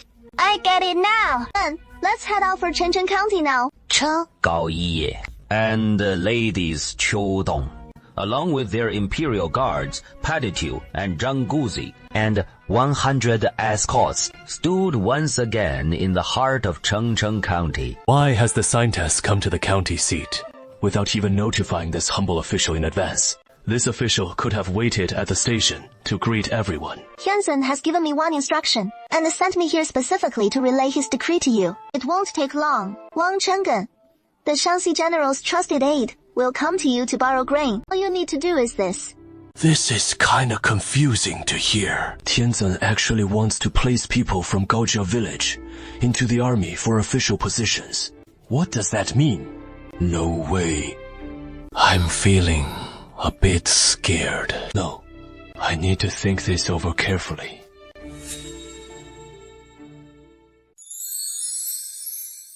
The erudite Liang Shixian immediately switched to reasoning mode in his mind. Tianzin's intentions, the scientist's intentions, the situation in Gaojia village, the ways of the world, all sorts of possibilities. As if a world tree was branching out endlessly in his mind, its leaves stretching forward. Tianzun's an immortal. He couldn't possibly meddle in mortal affairs. So it must be the scientist forging the decree, right? She is borrowing Tianzun's decree to place her childhood playmates, those young folks from Gaojia village, into the imperial army. Let them rack up some battle merits first, and then smoothly snag official positions later on. Right. It must be exactly like that. I used to think Gaojia village was above this sort of thing, but now it seems. Human nature. Oh, human nature. Even the scientists can't escape the darker side of human nature. Alright then. This official will carry it out. If it is just placing a few relatives and friends in official spots, it is hardly a grave wrongdoing. No need to stir up trouble with the scientist over something so trivial. The scientist is standing in Tianzin's heart. It is probably like Wei Zhongxian's with Emperor Zhu Yuxiao. No one can topple a person like that. No sense being stubborn. And when offering incense to Tianzong later, just quietly tip him off about it. For something this small, even if I tell Tianzin, he might not do a thing about the scientist. Things in the human world are mostly like this. And the immortal realm can't be all that different. If immortals didn't play favorites, where would Journey to the West get all those quirky demons from? General Wang wants to borrow some grain from Magistrate Liang. Don't know. General Wang is a good general. Chengcheng County is willing to lend a hand. But there are a few promising young folks in our county who want to join General Wang and see some action in battle, to pick up some real fighting skills. I wonder if that is all right. One has to understand the ways of the world. They've helped us solve a major issue, so slipping in a few people to earn some military merit on the side is just normal business, isn't it? If they won't even agree to that, why bother accepting our grain? I'll organize the laborers right away to transport the grain to Hanchong, and ask General Wang to wait just a moment. Ouch. Thank you, Magistrate Liang. Thank you so much, Magistrate Liang. I'll take my leave. Tianzong said, we need to plant a few of our own in Wang Chengzhen's army, gradually turning the Shanxi commander-in-chief into one of us from the inside. I can't go myself, and you're not quite right for it either, right? I can't go. I've only got one candidate on my side. Do you have any good picks over there? Someone who could never be corrupted by the officials. And sharp enough, good with words, who can win over the officers and soldiers to become followers of our Tianzin. A rainbow of colors isn't pretty at all. That Bai Mao under my command could go. He'd never be bought off by the government. He rebelled before, right? And it wasn't recorded by the authorities. Don't worry. He has always kept a low profile. Never did anything big in the rebel forces. And no one knows his real name. So now heading out from Gaojia village, no one will know he ever rebelled. They'll just see him as an upstanding villager from Gaojia. Then we'll send Wang Shaohuan and Bai Mao. Speaking of which, so what is White Cat's real name anyway? Something as cute as Wang Shaohuan. This isn't like sticking a girl's name on a boy, is it? He is pretty annoyed about it himself. But the name was given by his parents, so he can't just defy them, right? Wang Shaohua? Oh my god. At least this name's decent. My parents had a normal way of naming things. My beloved consort, I've become a king, and you're now my queen. In just a few more years, once I take down that little punk Zhu Yujian, I'll proclaim myself emperor. Yeah. By then, you'll be the empress. This humble servant is thrilled. I now command 350,000 troops. Great king. Buzheni requests an audience. Let him in, great king. I've come to you this time, hoping you'll stand up for me. What is the matter? That Shenxi Salt, Lord Xing Honglang, he killed our 5th Squad Captain Zhang Fei. No, Xing Honglang still holed up at Gudu Wharf. This grudge can't go unavenged. But my men report, he has got ships, cannons, and muskets, plus a massive fortress. It is really hard to take down. So I asked the great king to send a few more squads to help me out.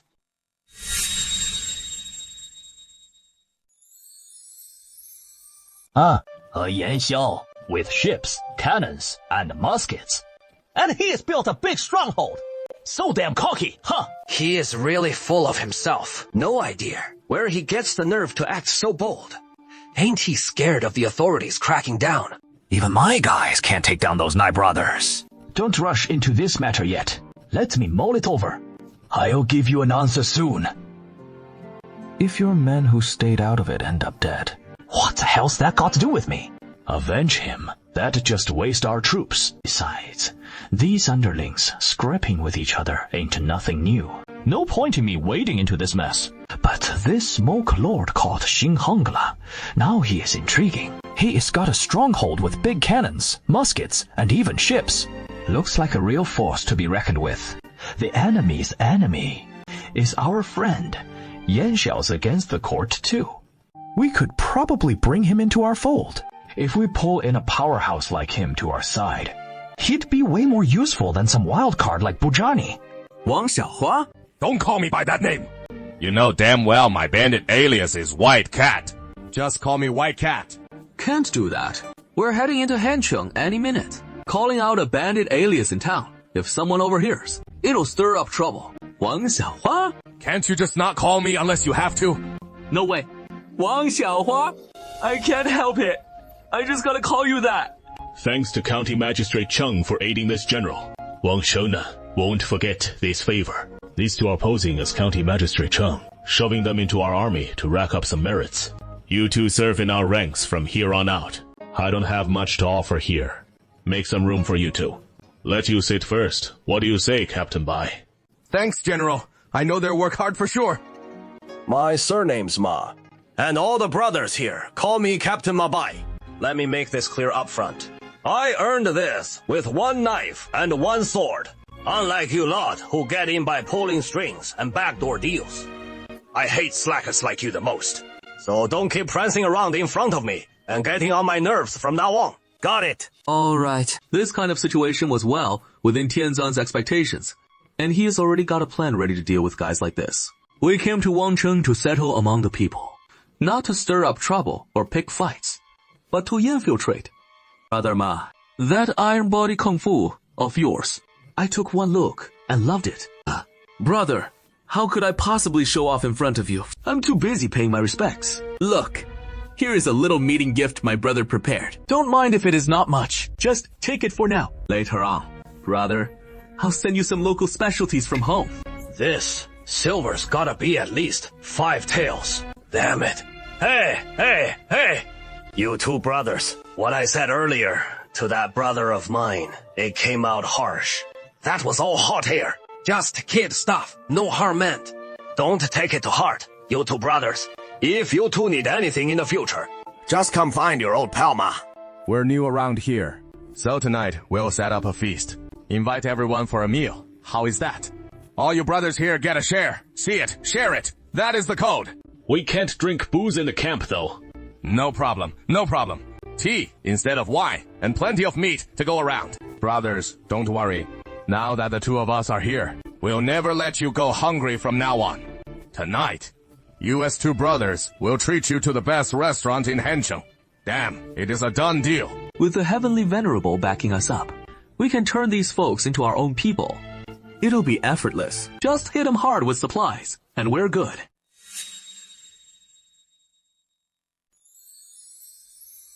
We're building a government office here. In the future, the town mayor will be working right here. Shops will go up here, where merchants can trade their goods. And this side will be for residences. Sir, your asthma remedy is ready. So bitter. While I'm resting, others can't get around, which really hampers productivity. By the way, I heard yesterday about the cement plant heading out for limestone.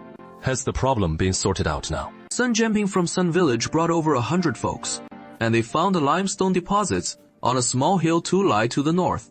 They're putting together a convoy today to haul the stones back. That is great. What happened?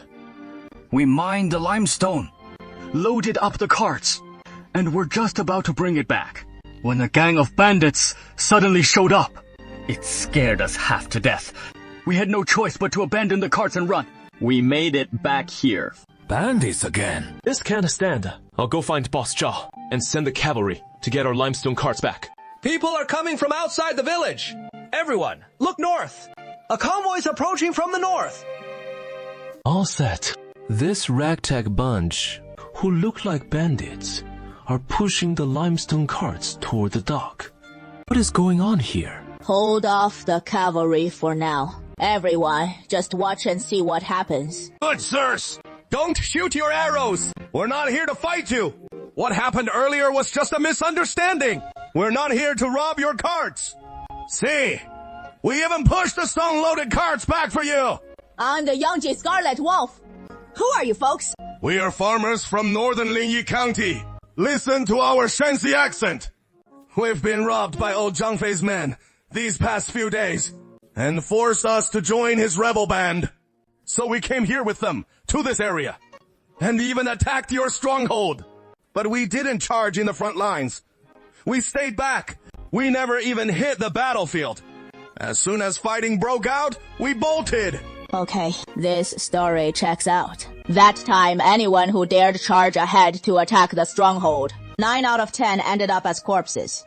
Either died under grenade fire, or from musket shots. Or else they were sent off with the monk's good ka. We don't want to be bandits. We were forced at knife point. That is why we followed them. When we saw you kill old Zhang Fei, we didn't dare come surrender to you. But these days, we've been hiding nearby, watching you. Unlike other bandits, you're building a stronghold and paying your workers fairly. Understand. They're here to join us. Evil deeds make people fear and stay away, while good deeds draw people near. These folks were drawn here by Head Xing's good deeds. This poor monk believes we can trust them. They can be trusted, but not completely. I say, let's do this. For now, don't let them into the stronghold, in case they sneak in at night and set fires. Colluding from inside and out. Have them dig a limestone for us outside the walls, bring it back, and pay them full wages. Got it. So, you don't want to be bandits anymore, right? We were never bandits to begin with. Okay, that is good then. We'll keep you here to work. Your job will be to dig stones, then transport them to our village, and we'll give each of you 3 pounds of flour every day.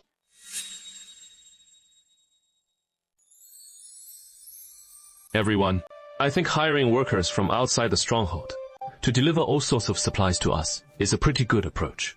All kinds of stone needed for building the stronghold, as well as timber, can be brought in by those outside workers. It reduces the risk for our people venturing out, and we can gradually bring in outsiders to join us. Indeed, especially with those we haven't dealt with yet. People we can't quite trust. This method is the safest way to make contact, once we've interacted long enough, and are sure of their character beyond any doubt. Then, we can welcome them into the stronghold. Oh, luckily we weren't swept up by those bandits yet. Before Chief Xing rescued us and brought us to Gudu Wharf, where we've been living in this stronghold, without a worry in the world. If we'd been just a step slower back then, Pusao Temple got overrun. We would have ended up following the bandits too. And our fate now would be just like those folks out there. A swift horse came galloping from the north, and on its back rode a sturdy, capable man. Is this the water stronghold of Yangji Sing Honglan? Chief Sing. I am Yangji Sing Honglan. Who are you? And what brings you here? I am from the Wang family of the Heng Tianyizi King, the historian under the Black Knight banner. To hell with that. Isn't this the boss of old Zhang boss? The very culprit who screwed us over. You bastards still dare to show up? You stubborn pest that is hard to shake off. Now trying to play king. No decent person calls himself king. Who the hell calls themselves Heng Tianyizi King? Proclaiming yourself king of Qin or king of Yan or king of Lu. That at least sounds somewhat legit. But Heng Tianyizi King, that screams bandit alias from a mile away. And this guy's calling himself some kind of historian bandit. Where'd this historian come from? This guy's way of talking is so bizarre and out of place. He doesn't sound like a proper historian at all. Everyone, stop laughing. Since they've gone through the motions of sending over a historian, it means it is time to talk. We should follow some Jianghu customs too.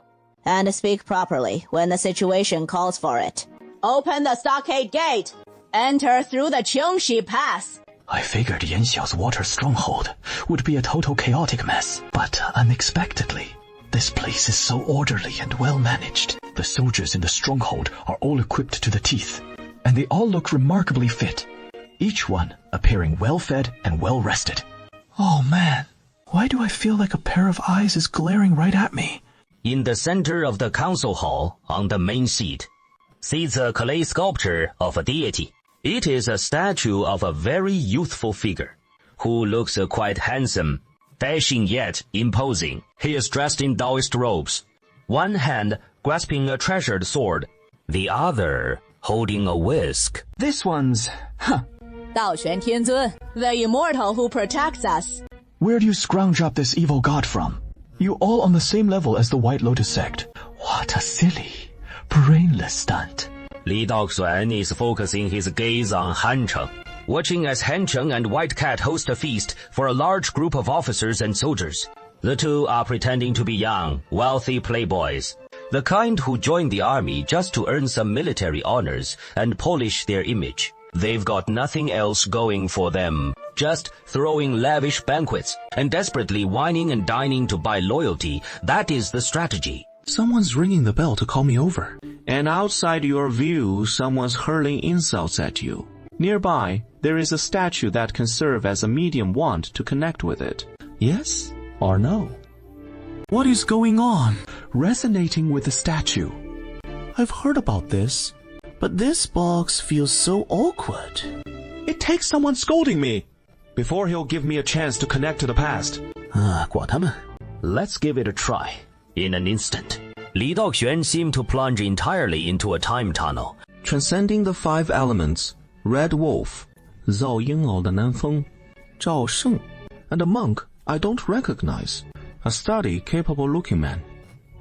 This has to be Shanxi.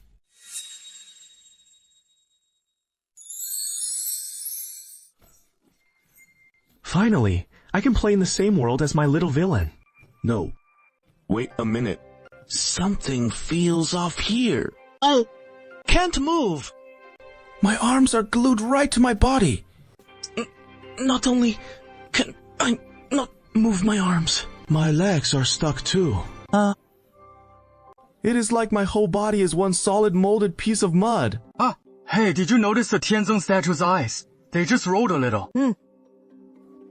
Nah, the Tianzong didn't move at all. This is just the Tianzong statue, not the actual Tianzong himself. So how could it possibly move? If the real Tianzong decided to move, one slap down, and the whole Matu would get flattened. That is true. Don't go making stuff up. Oh, come on. But it really did move just now. Looks like even though the body can't move, the eyeballs can still roll around. Who knows? If the lips could move, maybe it could even talk. I really want to give that a shot. But trying it right now would ruin all the fun. Especially in a tense spot like this. I gotta stay still, just to watch Chuwu get totally dissed. Boss Wang Jiayin, we've long admired your reputation. We wonder why he sent you here. What wisdom do you bring? Turns out this sharp-looking guy is the emissary from Wang Jiayin. Those cursing me earlier were probably from this Yongji cruising Honglang's bunch. The Lord has heard of you for ages too. This time, the Lord sent me here, mainly about the Buzani situation. The Tianzhen's eyebrows just arched up slightly. Chu, don't bring that up now, or Wang Jiayin's guys will spot it and think you're a total idiot, and start looking down on you. My lord, I heard that old Zhang Fei, captain of the 5th team under Buzani, has some bad blood with Chief Xing, and Chief Xing accidentally killed old Zhang Fei. You make it sound so easy. Calling it an accidental killing. Looks like you're here to play the peacemaker. We're all children of the jungle, all brave righteous outlaws who stand up against the government. And sometimes two groups clash over minor frictions, which is pretty common in the jungle, but we shouldn't lose sight of the big picture. Who is the real enemy? Our enemies are that old emperor oppressing the common folk, and those corrupt officials. We shouldn't be infighting among ourselves. That is why Prince Wang sent me to meet with Chief Xing, to mediate between you and Buzani. No need for Prince Wang to worry about that. We of Yongji Hanglao aren't the type to stir up trouble for no reason. As long as Buzani doesn't come provoking us again, we won't go picking a fight with him. In the end, what good would beating him do? It is not like gold coins are gonna drop from his body, right? Beating him won't even drop any loot, you know. Tianzhen's mouth just curled up a bit. All right, everyone. As long as you don't go after Buzani first, that is naturally great. But Buzani's men won't let it go so easily. They might very well come looking for trouble with Chief Xing again. If they come, let him come. You think I'm scared?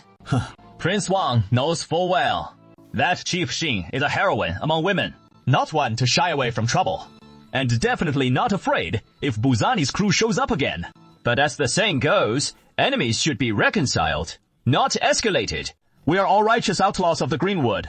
If we fight, we'll just give the government a good laugh. So, Lord Wang still hopes to resolve this grudge. What exactly are you trying to say? Spit it out straight. Say it all at once. What Lord Wang means is, Head Xing should join us too, as long as you join in and become part of the alliance. Then we'll naturally be one big family. Then, Lord Wang will have grounds to persuade Buzani to call off the fight. Everyone gets along peacefully, and we take on the troops together. Wouldn't that make everyone happy?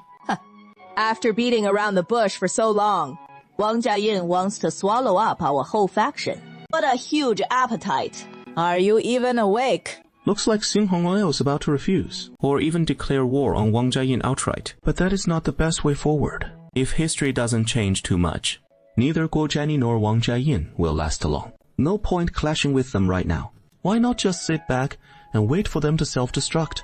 Why risk our own people's lives fighting them head-on? Look! I told you, Tianzhen, I just touched Tianzhen. And now, it is talking again. Paying respects to the Heavenly Lord every day.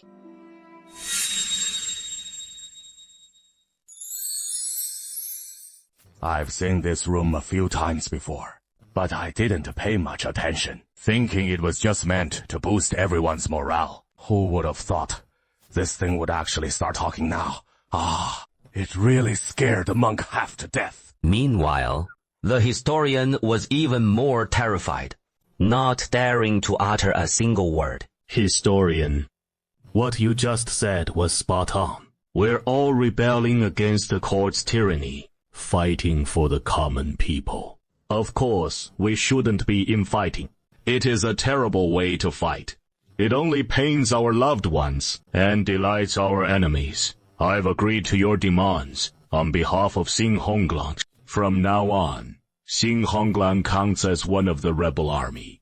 Tianzhen despises those rowdy bandits the most. He even had a fierce battle with Bai Yuzhu under Wang Jiayin's command at Chiachuan Wharf before, and now he is actually willing to join us. That is too strange. But strange or not, we should just listen obediently. The immortals always have profound reasons for their actions. As mortals, we should think it over more, and not rush to question the gods. What is going on here? This clay figure holds the highest authority here, even above the new tiger wolf. Whatever he says must be reliable. This incident's goal has been achieved. I can claim my reward when I get back. But this clay figure feels so scary. Better make a quick escape. Then, I'll take my leave first. You cursed me in your mind just now. Right? How did this clay figure know? Oh my god, he is a demon, right? The kind that can read minds. Don't worry. I'm not mad. If you faceplant right now like a dog eating shit. Would that be acceptable? Enough. Go on. Leave. Alright. No need for formalities. Everyone, sit down and talk it over properly. This is the first time I've been able to converse directly with Tianzun. In the past, it was always through the Saintess, or Tianzun revealing a large scroll, or Tianzun extending a massive golden hand from the heavens. But this time, Tianzun is right here before me. And I can speak to him directly. My whole body is buzzing with inexplicable excitement. You must all be wondering why I want you to join Wang Jiayin's bandit forces. Yeah, why indeed? Heaven's secrets cannot be revealed. You don't need to worry about Wang Jiayin and Bu Zhanni for now. In the short term, as long as we keep them stable and prevent them from launching an attack, then they'll never attack at all. It is fated, so everyone must keep this in mind. Our goal has always been just one thing: to let the common people of the world live good lives. Anyone who opposes this principle, no matter who they are, is our enemy. Li Daoxuan felt the scenery around him blur instantly, transforming into a dark starry void. Countless streaks of light and fleeting shadows rapidly shifting around him, retreating, dissipating, until finally, with a whoosh, everything snapped back to normal. He was back in his own body, sitting beside a box on the second floor of the Grand Villa. That brief moment inside the box just now, it felt just like a dream, with a touch of reality, yet somewhat illusory. This function of the box is kind of fun. Shared perception just needs a medium. No line of sight required. It is already connected there. And that medium is my own statue. So theoretically, anywhere there is a statue, I should be able to shared perceive. I haven't even specified which statue to shared perceive yet. The colossal body of the Great Wall Line! Li Daoxuan felt himself plunging back into the dark cosmic void. Countless stars and beams of light streaked backwards around him. Then, the scenery around him sharpened from blurry to clear. With a whoosh, his vision cleared up even more. A bird's eye view. It feels just like Ultraman towering over Tokyo. I kinda want to stretch my limbs a bit. But earlier, I just said a few words over in Shanxi, and that mud figure crumbled because it couldn't handle it. Hey, don't go damaging this massive entity too. This is a wonder built by thousands of little folk with endless dedication, you know? Who is babbling on like this? Then comes the salt.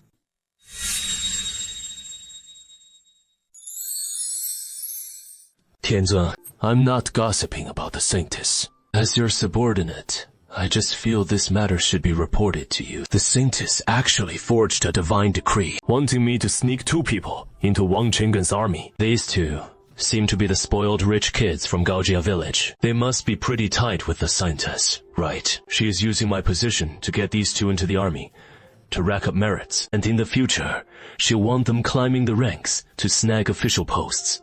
Patience, Chief. Patience, Chief. A statue this big, if it cracks a smile, it might just come crashing down. Though this isn't exactly a huge deal. The court is full of stuff like this, but I still think I have to let you know. If you didn't catch that just now, you can't blame me for not telling you. Liang Shixian's a decent guy, and in the new nation we'll build down the line. Even the dead can be put to good use. Just for his political smarts alone, he is worth reusing. Immortal Venerable, the workers have discovered a huge iron deposit in Yaotu town. What should we do about it? Wabe, what else can we do? Let me tell you, Tianzun loves digging up cheap iron ore dig. Dig that cheap stuff. Sure, Gaojia village has plenty of it, but that is all courtesy of Tianzun, sent straight from heaven. The iron we dig up ourselves, We barely have any yet. Since we found the iron ore, then dig it up. Send all the idle workers to the iron mine and have them dig like mad. That is the way. But we don't have that many people to spare anymore. Ever since Tianzhen brought the rain, a ton of farmers have headed home to tend their fields, leaving more than half the refugees in the county just hanging around. Head to Baishui County in the west and Dali County in the south. These two places, Tianzong's divine grace hasn't reached there yet. They're still suffering from the drought over there. Just go and shout a couple of times, and we can lure their peasants over to our county. I'll just handle their household registration for them. But stealing people like this might not be such a good idea. The two magistrates next door will be so furious they'll come over and beat us. People they can't even feed will surely rebel in the end. So if I coax these potential rebels over here and support them, it is like using our resources to avert disaster for them. What is the problem with that? Even if it escalates to the governor, I'll still be in the right. Your Excellency makes a good point. Thanks to Tianzun. With your backing, I dare to take in refugees on such a grand scale, saving countless common folk, and I won't have studied the sages' books all these years in vain. Resolving public concerns. Li Daoyuan grabbed a handful of flour and flung it right in front of Liang Shixian. Tianzun's divine inspiration is encouraging me on this matter, urging me to freely lure over and support the people from the surrounding counties. I shall not fail in my duty. Which sculptor made this statue? Give him 50 strokes of the board. Tianzong's face has actually fallen off halfway. I'll do the beating.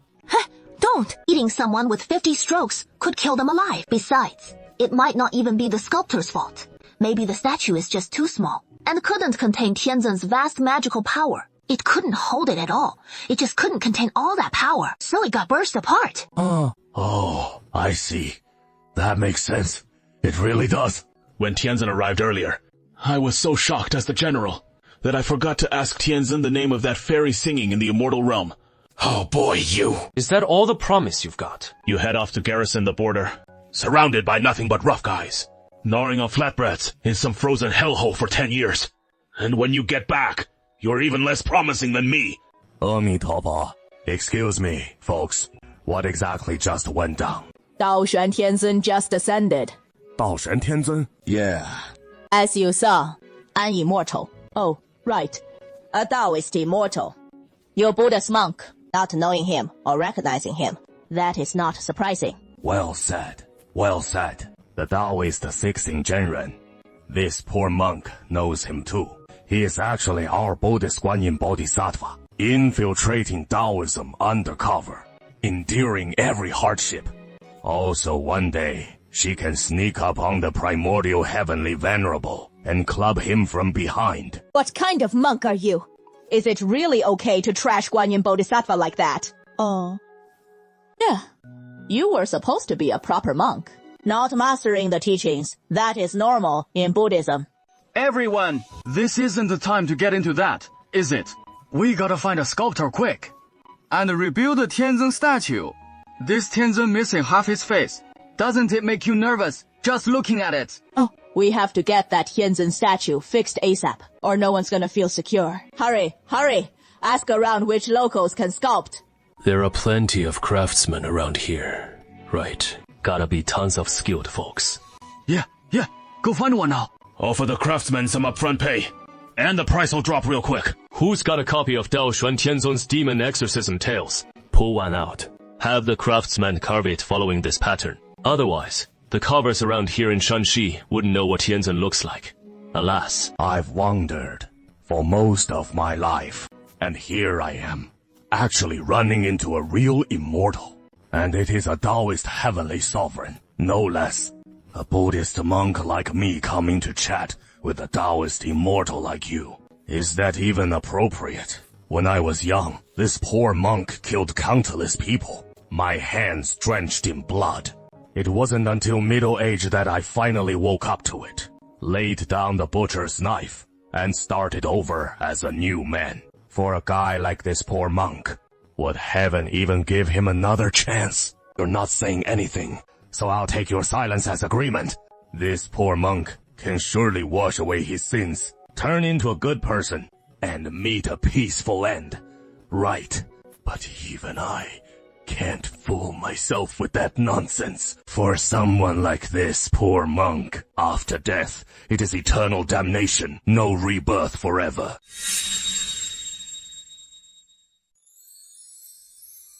Hey, hello, 老蔡. I've got something else I want you to custom make for me. Got bored with the last gimmick. What kind of fun are you after this time? I want to get one of those things custom made. You know, a lifelike figurine that can move around freely, with a mouth that opens and closes, eyes that can roll around, and arms and legs that move on their own. The material, best if it is as close to real skin as possible. Alright, what is that stuff called again? Oh yeah, silicone material. The line went dead silent. Sai Xinzi just sat there without saying a word for ages. Signal, acting up or something. Hey, buddy, you really oughta find yourself a girlfriend. Playing with dolls too much is bad for your health, you know. What the hell are you thinking? I'm just looking out for your physical and mental well-being. But all you see is how pretty and handy it is. Helping you kill time with loneliness, anytime, anywhere. But you ever stop to think about the side effects? Bro, think it over carefully. What I'm after is a legit toy, not the kind you're imagining. I know. This counts as a legit toy too. We can't discriminate, right? Folks have needs for this kind of thing. It is way better than going out carousing every night. Spill it. Whose celebabe's head do you want for it? I'll make it as realistic as I can. Hey, don't tell me it is. The face of our high school beauty, from class 32. That ain't right. The school flower's married with kids now. Mom to 2 little ones. And you go making a fake version of her. That is pretty unethical. Bro, I ain't helping with that. Stop it! I meant my own face. What?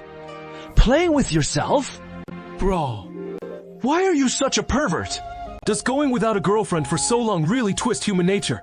With this unreasonable guy, there's really no reasoning with him. The realistic figure I want only needs to be 3 or 4 centimeters tall. It is not for that perverted use you have in mind. So what if it is that short? Bro, why'd you go quiet? You stay put at home. I'll be there in 15 minutes. I'll beat you half to death. You'd better call an ambulance ahead of time. A day later, Li Daoshen got a doll, 4 centimeters tall, made of silicone. Well, the face Kai Shinzi made. It is a bit too abstract. But that is no big deal. Just get a sculptor to recarve the statue's face. The Spring Festival of Chongzhen's 4th year has arrived. Bai Xiaoyou, aren't you heading back to the Bai family for New Year's? Not going back! My little steam train is about to have its test run. At this critical juncture, I don't want to waste time on all that social politeness. I see. Hey, I'm pretty interested in that train of yours too. Speaking of which, their gazes couldn't help but drift out through the window. Outside the village, right beside the colorful little train Tianzong set up, now there is a new black, clunky locomotive added. This is the real deal. One that follows physics, not divine power. A steam-powered little train. How soon can you get this train of yours test running? At most 5 days. We're already in the final inspection phase now. The cockpit door. Can you finish it in these 5 days? I guarantee it'll get done. But the door isn't even started yet. We'll get the core functions done first. The door can wait. Oh, right. The chimney doesn't seem quite right either. Now the black smoke from burning coal is billowing everywhere. It is pretty choking. Gotta get a proper chimney. And here I was looking forward to it. Looks like 5 days just isn't enough at all. Huh! We finally finished it! This statue stands about 1.8 meters tall, with a build that is neither fat nor thin. Perfectly proportioned. It is dressed in a Taoist robe. Right hand wielding a sword, left hand holding a dust whisk. That face is carved with incredible detail, so anyone from Gaojia village will recognize at once. It is the Heavenly Venerable, crafted by the 2 masters. You've carved another Heavenly Venerable statue. Where is this one supposed to go? Has a new Heavenly Venerable grotto been built somewhere? This is immortal realm material bestowed by the Heavenly Venerable himself, with a decree for us to carve it. We don't even know where this one's meant to be placed.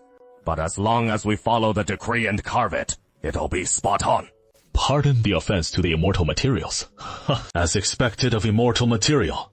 This is so bizarre. It feels just like real skin to the touch. Isn't it? The two of us were startled too when we first touched the stuff. We'd never encountered anything like it before. At first, we didn't even know how to carve it, and it took ages of study to figure it out. You have to whittle it away bit by bit with a small knife. We finally managed to shape it into the Heavenly Venerable's likeness.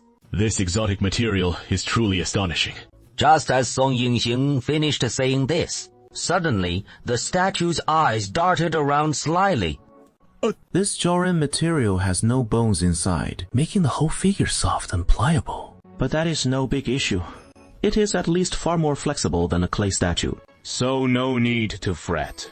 The voice emerging from the statue's mouth isn't Li Dao Yuan's own, but it still carries a majestic and profound timbre, as if it is an echo resonating from heaven and earth. Nice carving. The Tianzin has descended upon the statue. To the mortal realm for some fun. Yeah. Just coming down to play around a bit. You don't need to mind me. Just carry on with what you're doing. I'll play around a bit and then head back up. First time seeing the Tianzin in a smaller form, standing right beside us. This pressure is huge. Li Daoxuan shook his right hand and discovered a sword stuck to his palm. He couldn't shake it off. Removing this sword would be totally inconvenient. If we take it off, the fingers would need to be resculpted. Let's recarve it then. Does this mean we're doing it right here? Oh my gosh, Tianzeng, this humble one, wielding a knife like this. Will your finger hurt? It won't hurt, don't worry. Go ahead and carve. Getting rid of this whisk is inconvenient too.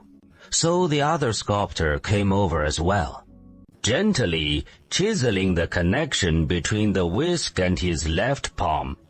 Yeah. This feeling I have right now. Is this what it feels like for girls getting their nails done at a salon? It is quick. Everyone from the entire village came running out to pay respects to him, and someone ran off to notify Gao Yi. So after a moment, Gao Yi came hurrying over upon hearing the news. Don't come one by one. All bow first. Such a hassle. Just talk to me normally like always. This is the first time seeing a life-size Tianzin. Much more approachable and real than seeing that giant face in the sky. This feeling that the Tianzin before him is truly not a real person after all. Just the divine will attach to a statue. I'm sitting here getting my nails done.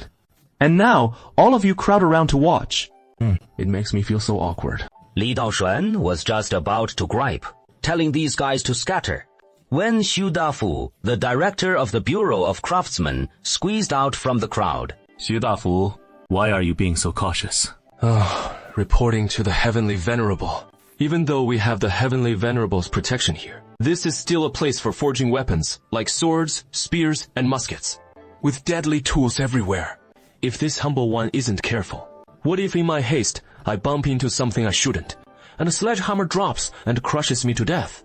No point reasoning with a guy who chokes even on a sip of water. You pushed through the crowd must be something you want to say, right? Hey, this humble one has finally succeeded in making the primer, using that strange stuff the Heavenly Venerable gave me, the kind that explodes if you drop it. I've mixed and refined it over and over. And finally, produced this thing to place in the breech for the firing pin, which ignites on impact. Everyone's attention shifted to the object cradled in Xu Dafu's palm. It is a tiny thing, no bigger than a fingernail, and not perfectly round, more like a little flat disc. This is that small piece at the base of the bullet. In modern firearms, when you pull the trigger, the spring drives the firing pin to strike the bullet's base, hitting right on this primer. The primer ignites on impact, setting off the gunpowder, and propelling the bullet out. Lida brought out a musket from the blacksmith shop. Now that the primer issue is solved, it is as good as solving the bullet problem too. Xu Dafu compared the chamber of the Xia Saibo rifle, took out a piece of paper, and started making bullets right on the spot. Lida opened a breech, loaded the paper cartridge Xu Dafu had just wrapped into the chamber, then picked up the rifle and aimed at a wooden target on the other side of the wall near the guard. He pulled the trigger, and there was a loud bang. A big hole appeared right in the center of the target. That is some good stuff. Really good stuff. This thing reloads way faster than ordinary matchlocks, by who knows how many times. It is amazing. The matchlocks in Kelatan County are too slow to load, with attack intervals that are way too long. So we don't dare equip the militia with them in large numbers. We can only let a few people use them. The main forces still rely on smoothbore guns to maintain their rate of fire. But once we adopt this kind of breech-loading firearm, we won't have to worry about rifling getting in the way of loading anymore. In other words, we can gradually phase out all our smoothbore guns and replace them entirely with these breech-loading rifled guns. I think there is a major issue with this gun. HL? You spotted it too, huh? The breech end of this gun has all these complex mechanisms. The firing pin, springs, slides, and a bunch of other stuff, which makes the airtightness at the breech pretty poor. When the powder explodes, the force leaks out from the edges of all those mechanisms, and as a result, the forward propulsion gets weaker. Didn't you notice? That shot just now had less power than the rifled gun from before. Yeah, that is true. This gun's power is lower than the rifled guns. You can tell just by looking at the target. This issue is actually the same one I'm facing with my steam engine right now. Due to poor airtightness, boiling water generates steam, but it also leaks out from the various gaps in the machine, wasting a lot of power. If we can completely solve the airtightness problem, then the power of this firelock could surpass the bank wall. Overall efficiency would also greatly improve. As expected of Song Yingxing, those eyes of yours are quite sharp. But you have no way to solve the airtightness issue at all, which can't be achieved with the materials technology of this Ming Dynasty era. I've just discovered a material that can be used to solve the airtightness problem. Let's hear it, using the material from Tianzun's statue. The material of Tianzun's statue seems perfect for solving the airtightness problem at the key gaps in the mechanism by adding the soft, pliable material. My lord, what crooked idea are you cooking up in that head of yours? Want to chop up Tianzun's statue to patch the machine's gaps? How utterly blasphemous. Everyone, calm down. Song Yingxing is an engineering guy who only considers technical problems without thinking about other issues. So don't overreact. Compared to the material of this statue of mine, actually, there is another material that is even better suited for solving the airtightness issues in steam engines and breech-loading guns. It is just a pity your chemistry hasn't advanced that far yet, so I'll provide you with some for now. With those words, in the next instant, his consciousness had already returned to his original body outside the box, reaching out to grab the rubber he'd prepared long ago and dropping it into the vat.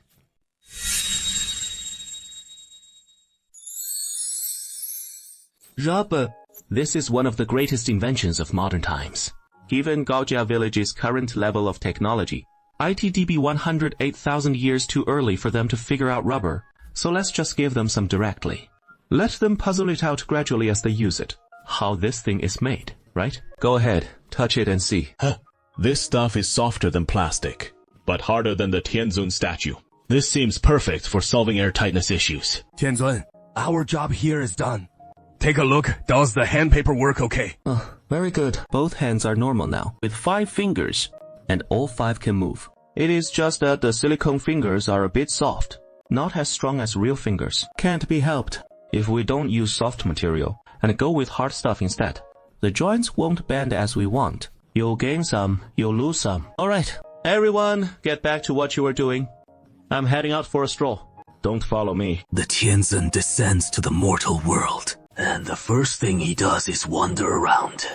Okay, this isn't unheard of in myths and legends. They say there is this monk called Zhigang, who loved nothing more than wandering the mortal realm. Looks like Tianzun's one of Zhigong's crew. Can't I come with you, Tianzun? Never mind. Let Gaoye tag along. One leaf at a time. Strolling together. This silicone body's all soft and squishy from head to toe. A body like Tianzun's really takes time to get used to walking in. Should we have the craftsman cut this body open, put a steel skeleton inside, and seal the silicone back up? With current technology, making a skeleton with flexible joints should be quite challenging, huh? You're just daydreaming about irrelevant stuff. Li Daoxuan swung his arm and unexpectedly touched Gao Yi's hand. Beautiful lady, pay respects to the heavenly venerable. Stand up. The heavenly venerable has descended to the mortal world. Li Daoxuan continued walking forward, and hadn't gone far when another group of villagers approached from ahead. They glanced at Li Daoxuan, exclaiming, "Ah!" and all knelt down with thuds. Get up. No need for such formalities. It seems I'm not cut out for strolling around down here. Along this whole path so far, everyone's been kowtowing non-stop.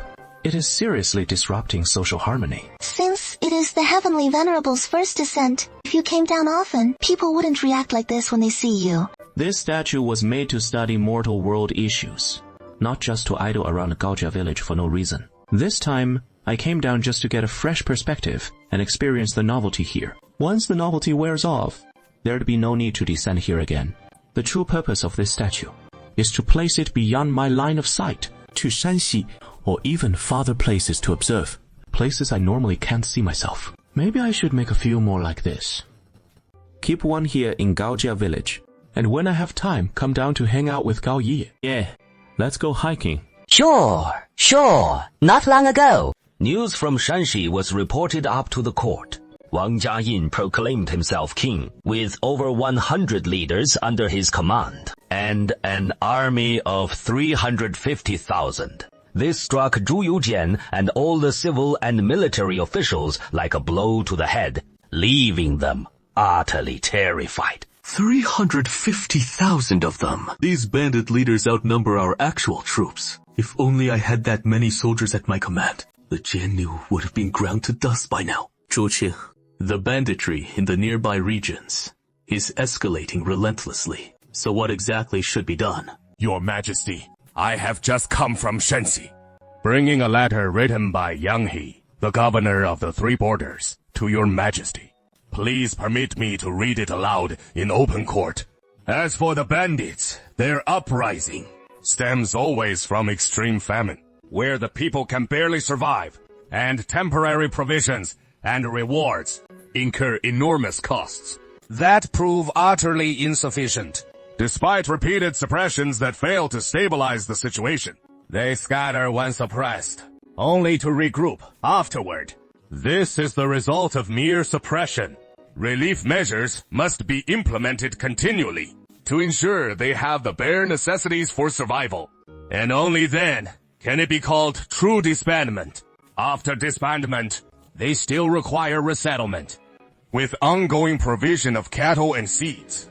This will enable them to return to farming and auxiliary livelihoods. And only then can it be called true resettlement. In this way, the bandits will find joy in living and harbor no will to die. They will naturally be aided and supported. Once the relief strategy is in place, suppression efforts will be far easier to execute. What I propose is to implement a strategy of combined suppression and relief, which requires abandoning ineffective suppression alone.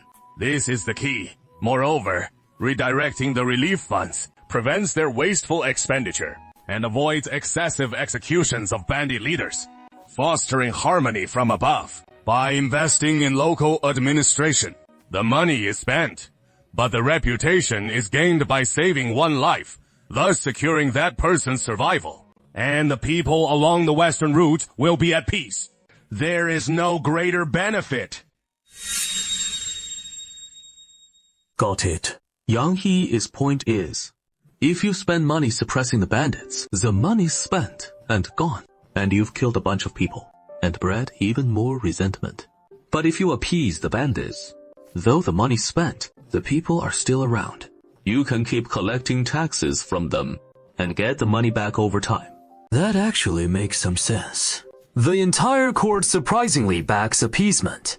Looks like appeasement really is the best approach. No alternatives. Pity my subjects and appease them too. But Minister Yang also pointed out inwardly, if we're going with appeasement, we'll need to provide farmland, cattle and seeds, so they return to farming and livelihoods. That'll take a huge sum of money. But where is that money coming from? Your Majesty, the national treasury is empty. For now, the only option is to tap into your Majesty's private reserves. Please, Your Majesty, use your inner treasury. Please, Your Majesty, use your inner treasury. Inner treasury. Inner treasury. Inner treasury. What the heck is that? He just mentioned it once. Pity my subjects and appease them. Can't just flip and say those lowly folks aren't my subjects. Right, no choice. Gotta tough it out. I've still got some emergency funds stashed away. Shanxi's hit by famine again and again. The common folk are jobless, even ruining their families to join the rebels, fleeing the chaos. Who among them isn't my subject? In such desperate straits. All officials know this. It is beyond any single fix. Now, we're reissuing 100,000 tiles of silver, dispatching censors to proceed to the hardest hit disaster areas to deliver imperial disaster relief. He still holds a small reputation among the people, since he was coerced into compliance and mistakenly joined the bandit ranks. If he is willing to return to allegiance, he will be a good citizen, with family and state united as one. Appointed as the imperial envoy for pacification, Yang Shan took on this glorious yet arduous task, carrying the 100,000 taels of silver from Emperor Zhu Yujian as private reserves, setting off to Qin and Jin regions to pacify the roving bandits. That is right. Other bandits can all be subdued, but there is one exception, namely, the Wang family leader Wang Ziyang, who has already proclaimed himself king. Ever since the Battle of Huanglong Mountain, after Wang Zuogi was routed by Cheng Shu leading the Gao family militia, Miao Mei has been wandering everywhere with the last few dozen die-hard bandits who escaped, plundering and pillaging near Yang'an Prefecture, committing every conceivable atrocity. Back when he followed Wang Zuogi with thousands of men, he didn't dare enter Yichuan County, because every time they went in, they'd get caught by Hong Chengchou and beaten badly. But now, with a small force, the target is smaller. They can even bounce around right under his nose without issue. Hong Chengchou can defeat large armies, but he can't catch small bands. Oh man! Hong Chengchou rose from a lowly grain transport supervisor to the governor of Yansui. This guy was just a grain transport official before, with no authority to command the court's regular troops. Yet relying only on a few hundred household troops and local militias, he fought so fiercely that all passing rebels fled in panic, let alone Wang Zuogi, said 10,000 men. Even Wang Jiayin's 50,000 strong army was effortlessly crushed by Hong Chengchou. Now he's become the governor of an entire province. How is that possible? As soon as Hong Chengchou became the Yansui governor, he immediately swept that useless Yansui regional commander Wu Zimian, who stole and sold military horses for absolutely no benefit, into the trash heap, and appointed Du Wenhuan as the new Yansui regional commander, while also calling upon Cao Wenzhao. And he ran these two fierce warriors, Du Wenhuan, Cao Wenzhao. The trio of Du Wenhuan, Cao Wenzhao, and He Ren led the troops in a relentless bandit suppression campaign, scattering the Flow bandits near Yansui in utter panic, leaving them in constant terror day and night. After days of heart-pounding fear, he still hadn't been captured.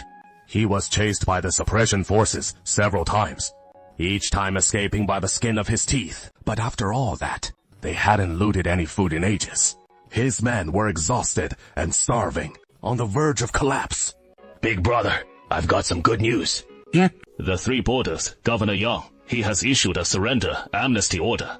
As long as you're willing to surrender, all past offenses will be forgiven immediately, and you'll get grain, farmland, oxen, and an official proclamation from the governor himself. This is some real preferential treatment, and word is the Empress backing it personally. No kidding from the top. This ain't a no game. All right, we'll fake a surrender, trick the court out of their grain and oxen breeds. First, chow down on some full meals and regroup. Once everyone's rested up and got their strength back, we'll turn on those bastards. Then I'll head to Yan Prefecture to make our intentions clear, that we're willing to surrender. Well, well, Hero Miao, you're ready to turn over a new leaf and start fresh. Hey, that is truly something to celebrate. This official will arrange a banquet right away to welcome you and wash away the dust of your journey, Hero Miao. No matter how tough you think you are, you're just a provincial governor. You still have to heed Yang He, the governor general of the three borders. Yang He says we should recruit and appease them, so you can only go along with it. If you put up with this now, how are we supposed to cope later? A few days later, Hong Chengchou's banquet was all set, and the wine for the surrenderers was laid out. Miao Mei, along with Miao Dengyan and his remaining 320 fierce bandits, strode proudly into Yan'an Prefecture. He Renlong burst into the banquet hall, raised his blade and struck down. With a single chop, Miao Mei's head rolled. Miao Mei was a martial arts master, but against He Renlong, he couldn't even land a blow. Troops surged in from all sides, hacking Miao Mei's banquet guests into mincemeat. So many shoes left behind. Can't let that dirty our clothes, though. A ragtag bunch of shady thieves. Even if they surrendered, it'd be a fake one. They just wanted to scam the court for grain and cattle, stuff their faces, then turn on us again. Right, this clumsy little performance might fool Yang Hao, but not me, Hong Chengchou. We two newcomers, who just got here through connections, quickly rose to become the big shots in the army. These days, having money doesn't necessarily make you a big shot, but having grain definitely does. No wonder the army's been short on rations and pay for ages. From the top generals right down to the lowliest privates, all of them going hungry, every day hoping the court will send grain and pay. In a situation like this, if someone's treating everyone to meals every day, who the heck would dare to offend them? Let's go. Off to eat some sesame cakes. Master Guan, this way, please. What are you all doing? Looking so fierce and scary. Don't scare the boss. We're all sons of the common folk, born by the people, and in turn we protect them. So let's be courteous to the common folk. Captain Shibai makes a great point. Time and White Cat are subtly influencing things, as long as they keep whispering this idea in the soldiers' ears. Appealing to emotion and moving with reason, gradually changing their mindset and how they handle things. I heard the sesame cakes you make are called Hanchong sesame cakes, famous far and wide around these parts. So, we specially came to bring our brothers to try some. Rest assured, we'll pay for it. No can do. Another local delicacy. Now just seeing a local delicacy gets me all riled up. The sesame cakes I make are indeed renowned. But these past few years, the whole realm has been hit by severe drought, with grain prices skyrocketing. The little flour I can afford is barely enough to keep myself fed. I can't even open up shop anymore. When the common folk run into trouble, of course we soldiers, sons of the people, will lend a hand. No need to worry. Here, take a look at this. You help us turn this flour into sesame cakes. I'll buy you a sesame cake. How about 30,000 cash for the labor? Okay. Of course it is good. Oh, officer, you're really a good man. That is what we should do. Soldiers should protect home and defend the country. Helps the common folk. You guys agree, right? How could we not give face to our sugar daddy? Our round of ideological education for the troops has been pretty successful. Later, Tianzin will surely reward us handsomely with our Hancheng specialty sesame cakes. You guys get to eat something, but I get nothing. Just wait till I deal with you later. Smells good. It smells so damn good. In recent years, the court's been short on supplies. I've hardly had a decent meal. All thanks to Captain Shi and Captain Wang. These past few days are the first I've lived like a human. Wang Xiaohua, damn it. How many times have I told you? Call me by my real name. You can't mention that bandit nickname in the army. All you captains, urgent expedition. Hurry back to camp. Urgent mobilization. Time, what are you up to? Little flour cakes, Li Daoshuan munches on a beef pancake. Watching time, White Cat and the others munch on sesame cakes. While running toward the camp, in no time, the troops are assembled. All 1,500 elite soldiers under Shanxi General Wang Chenggen are assembled. Surprisingly, 3,500 ragtag god soldiers showed up too. Combined, that is a total force of 5,000. Quite an impressive lineup. This is the first time seeing such a massive force of officers and soldiers. Yeah. The 1,500 elite soldiers up front really look the part. Their uniforms are sharp, and the weapons are fully equipped. Though the garrison troops behind are a bit ragtag and under-equipped, They still have some gear. The gap in quality between our troops and the bandits is like night and day, and their momentum seems pretty formidable. That rebel leader, Wang Jiayin, is guilty of utter treason, proclaiming himself king and acting like an official, disregarding the emperor, his crimes. Demand execution! Now it is time to take down Wang Jiayin. I, as the commanding general not some to Wenhuan, will lead General Cao Wenzhao as vanguard, overseeing Jisha. Any and Ningjing garrison troops will surround Heiju and exterminate the rebel Wang Jiayin. All of you, follow this general and set off immediately. Cross the Yellow River and enter Shanxi. They say shoot the bird that sticks its head out. And the court's stance on the bandits has always wavered between suppression and appeasement. But you must never proclaim yourself king, for once you do, the court will get deadly serious. And this is no joke. Right away, switch to Li Daoshuan's perspective, follow time, and the White Cat to the Dragon Gate realm. I really want to see this ancient civilization's strategic hotspot. Just what the spot where the dragon leaps the gate looks like. The box is taking me on a trip. Right up to the ancient Longmen Fort ahead. Can't move. It is the little boundary now. I'm heading out on my trip. There, 5,000 troops lined up in a long queue, marching to the edge of the box. One by one, passing through the glass wall, vanishing outside the box. Time and the White Cat, the two of them soon following Wang Changgen's Zhong Xun through the box wall, disappearing from sight. My trip right in the picture! Can't even reach a key spot like Shixi for the journey. It is enough to drive a guy nuts, hold on! Don't panic. Think of something, wait. I'm already woozy. Layers of intricate embroidery. On Time's belt hangs a cloth-made upside-down Tianzhen rag doll. Could this thing let me sense along? In an instant, streams of light and phantoms. The scene before his eyes sharpening into focus. Li Daoshuan realizes he is dangling from Time's belt, suspended by a rope, swaying back and forth in midair. My head's spinning so bad. Why is the rag doll getting dizzy too? No, it is not the rag doll that is dizzy. It is my real self feeling it. 'Cause the doll's eyes are seeing the scenery constantly swaying, and that view feeds back to me. So my body sees the scene shaking too. That is why I'm dizzy. Li Daoshuan quickly reaches out, trying to grab the rope overhead to steady himself. These dung rack hands can't grip the rope at all. Fine.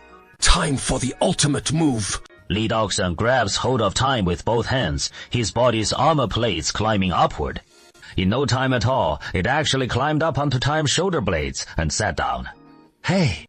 It is Time! What is wrong with Time? Quick! Look at your shoulder, don't make such a fuss. Just quietly watch Fengjing Tianzhen. He is here to boss us around for no good reason. Let me have some fun, okay? Tianzhen's playing in the mortal world now. The Longmen Ferry is right on the Yellow River. A relatively narrow spot upstream. The river channel there is only 120 meters wide, with sandy beaches on both sides, making it easy for ferries to dock. After checking out the travel guide for a bit, I thought, what an amazing place this must be. Nope, fooled again. Sure enough, all these famous scenic spots and historical sites are total rip-offs. Fencing off a random mountain and calling it a forest scenic area. Throw in a temple on the hill and boom, it is suddenly 5A. Now 5,000 troops need to cross the river, even though it is just a 120-meter wide stretch. But it is still a real hassle. First, they send some men across the river, then string up several long ropes across the surface, and use those to build a pontoon bridge. No big deal, no big deal. Hold that thought for now. Let's go mess around with something else first. We'll circle back to it later.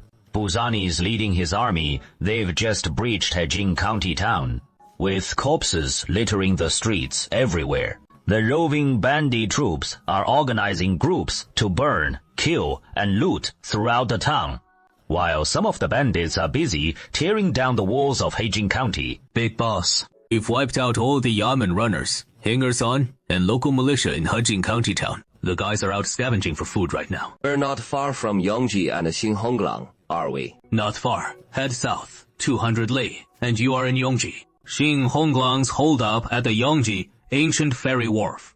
where he has set up a stockade as his base. Good. Once we've looted, hedging clean, we'll keep pushing south, head to the ancient ferry pier, and check out the grand religious site. That Xing Honglang in Yongji has already sided with Wang Jiayin and been incorporated into one of the 36 battalions. If we go stir up trouble with him now, that'd be not giving Wang Jiayin any face at all. I don't give a damn about his face. You'll piss me off, and I'll take down Wang Jiayin right along with him. What the big boss just said. We absolutely can't do that. What is there we can't do? Go on, speak up. That Xing Honglang's power is downright bizarre. He is clearly just a Yanxiao, yet somehow he has got ships, cannons, and fire lances. Don't you think his strength came out of nowhere? Behind that woman, there is some mysterious force backing her. Everyone suspects he is not Yan Shao at all, but an imperial soldier instead. What if the government's disguising him as Yang Xiao to set a trap for us? Are we scared of the imperial court? I didn't say he is from the court. I meant the troops. We're not afraid of the court, but the troops. Yeah, that is scary. What is there to fear from the troops? Just a bunch of ragtag rabble. Ever since we swept into Shanxi from Shanxi, we've run rampant without a care. And the troops haven't laid a finger on us. That Shanxi Commander-in-Chief Wang Guoliang is a total waste. Now he just turns tail and runs at the sight of us. Boss! The troops are coming! Shaanxi's commander-in-chief Wang Chenggen's forces have crossed the ancient Longmen Ford, and they're heading straight for us. Our old friend Wang Chenggen, we got plenty of his unwanted attention back in Shaanxi. Who knew this persistent ghost would show up in Shanxi too? I used to fear Wang Chenggen, but not anymore. After Wang Chenggen took a trip to the capital and came back without a single achievement, and the court withholding his supplies, his men must all be half-starved, right? We got 50,000 men here now, while he has got just a few thousand hungry soldiers. The advantage is clearly mine. I'm feeling unstoppable. This guy's getting cocky too. That blockhead Veers left once, and he is floating away. Our first boss, Bu Zhenyi, he's getting cocky again. No way. This guy's not worth following either. I need to rethink this. Gotta follow a level-headed boss if we're gonna make it. Brothers, we should part ways with Bu Zhenyi. Why? As I see it, this guy's as good as dead. Shanxi's provincial commander-in-chief Wang Chen has crossed the Yellow River into Shanxi. We need to get out of here fast, or we'll be trapped if we're even a step slow. Is Wang Cheng'an that tough? Why are we so scared of him? I don't know if he is tough or not, but I do know he has crossed the Yellow River, and that means things just got serious. But why exactly? Break it down for me. Court officials can't just leave their jurisdictions without orders. Wang Cheng'an, Shanxi's provincial commander-in-chief. If he leads troops even a step into Shanxi, that is high treason. But now he has crossed over, which means the Ministry of War must have ordered him here. So why would the Ministry of War send him? Isn't it obvious? Wang Jiayan's declared himself king. He has stepped on the court's sore spot. They won't rest until he is eliminated. So they've pulled every available troop into Shanxi, setting up a massive encirclement. They aim to capture Wang Jiayin's seal. In other words, if we're too slow, we'll end up buried with Wang Jiayin. Come on, let's move. Get out now. When Lai Dongyuan finally caught up to the ragdoll boss again, it was already several hours later. Wang Chenggen's forces had built a pontoon bridge and crossed the Yellow River, finally entering Shanxi. No more falling for those tourist trap scenic spots. Report! We've spotted the roving rebels under Bu Zhenyi, main force, numbering over 40,000, entrenched in Haijin County town. Haijin County town has been ravaged by them. Yes, Hejin County town has already been captured. The county magistrate is dead. Countless soldiers and civilians in the city have been killed or wounded, blood flowing like rivers. And the city walls have been torn down by them too. Sitting there at the moment, Li Daoxuan on the shoulder blades couldn't help but clench his fists repeatedly. Wait. This ragdoll doesn't have fists. He could only squeeze his round ball hands like those on a robot cat. If they had giant hands on the city walls, it might have been a bit tough to break through, but they tore down the walls themselves. So there is nothing to worry about now. Thus the order to the whole army, head straight to Hajin County town immediately, and crush their officers and men. Not a single word of nonsense. Just charge in and kill them. Bu Zhanyi surprisingly didn't back down, and launched a direct F-21 countercharge. Right at Wangcheng. Wu Wanghai, our well-fed rebel soldiers in the county town, facing 5,000 starving officers and men. The advantage is ours. How could we possibly lose? Don't mess up the main formation. Right. Though nominally the white commander, in reality, his position is just like Wang Changying troops, all staying in the rear. The main force can only watch the battle from behind with Wang Chenggen. No reckless charges. First time seeing proper officers and soldiers in action. It is also a chance to learn something. Not like we're charging in to kill right now! Li Daoxuan's foot slipped for a moment, nearly tumbling down. That was close. It didn't take long, but with the advantage on my side, Bu Zhanyi was beaten with lumps all over his head, fleeing northward in utter disarray. What a pity. The bandits' forces were too overwhelming. Fighting outnumbered, we could still win, but we couldn't hold Bu Zhanyi back. We could only watch him escape unscathed. Fortunately, Hajin County seat has been recaptured. In Heijin County, 3 or 4 out of every 10 civilians were slaughtered. 2 out of 10 were coerced into the bandit ranks, leaving less than half the original population as surviving innocents.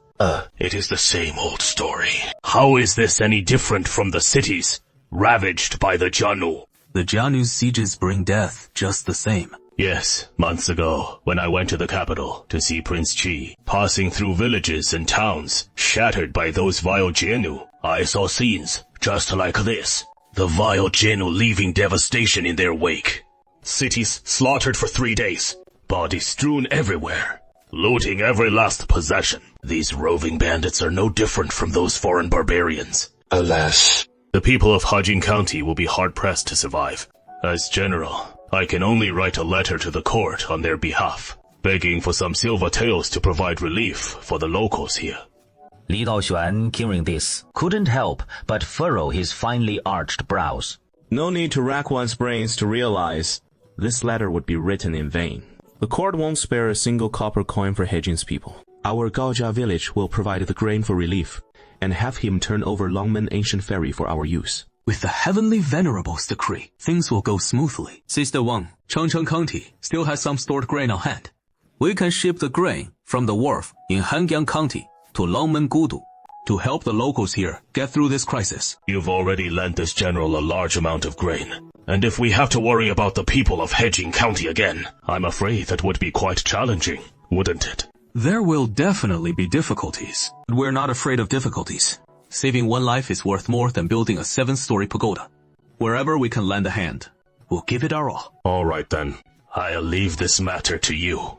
Your subordinate boldly requests to oversee Longmen Gudu and personally supervise the transport of grain and fodder. This crony that Liang Shixian planted in our army, who barely made it through the chaos. After surviving that major battle, he is probably a bit scared of dying now. Doesn't dare to go to the front lines anymore. Wants to stay back and handle logistics. Fine. It is not entirely out of the question. If this crony dies, I wouldn't feel right asking Liang Shixian for more grain later with a thick skin. Let him stay in the rear handling logistics, while I rack up achievements on the front, share a bit with him, and wish him a promotion down the line. Alright, that is the plan. I'll send 100 Wei, soldiers with you, to garrison Longmen Gudu, to ensure the safety of Yuliang County. Thank you, General Wang Xiaohua. I'll stay in Longmen Gudu for now. After rescuing the refugees here, then catch up to keep hanging with Wang Chenggen. Okay. The front is all mine.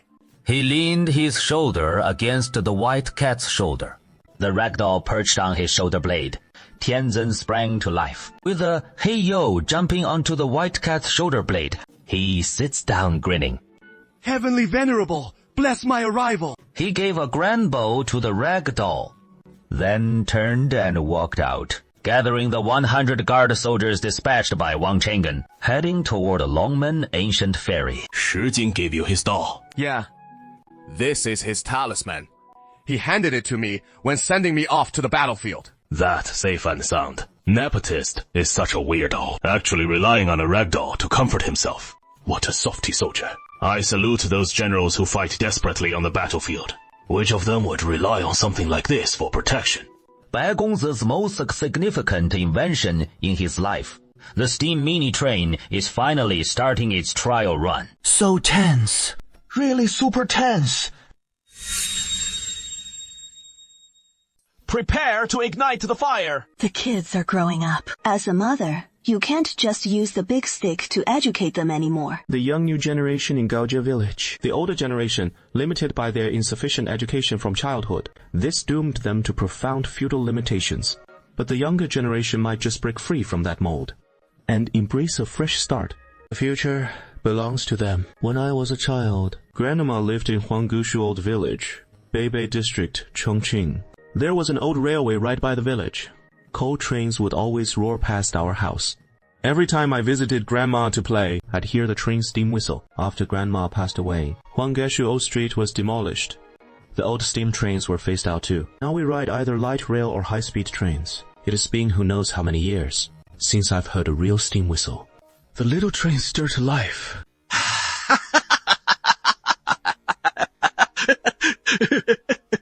It really moved! Such a massive iron machine, weighing hundreds of thousands of jin, powered simply by the force of boiling water.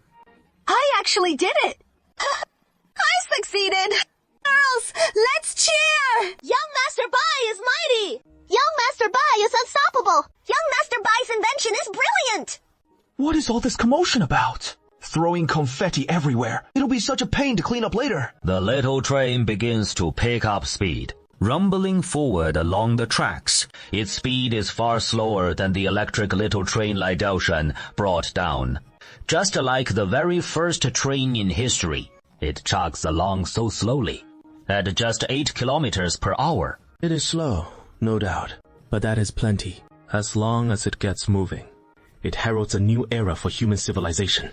Li Daoxuan was overjoyed. He picked up the gold bracelet he had prepared in advance. With a click, he removed a small golden ring from it. Gosh, oh my goodness.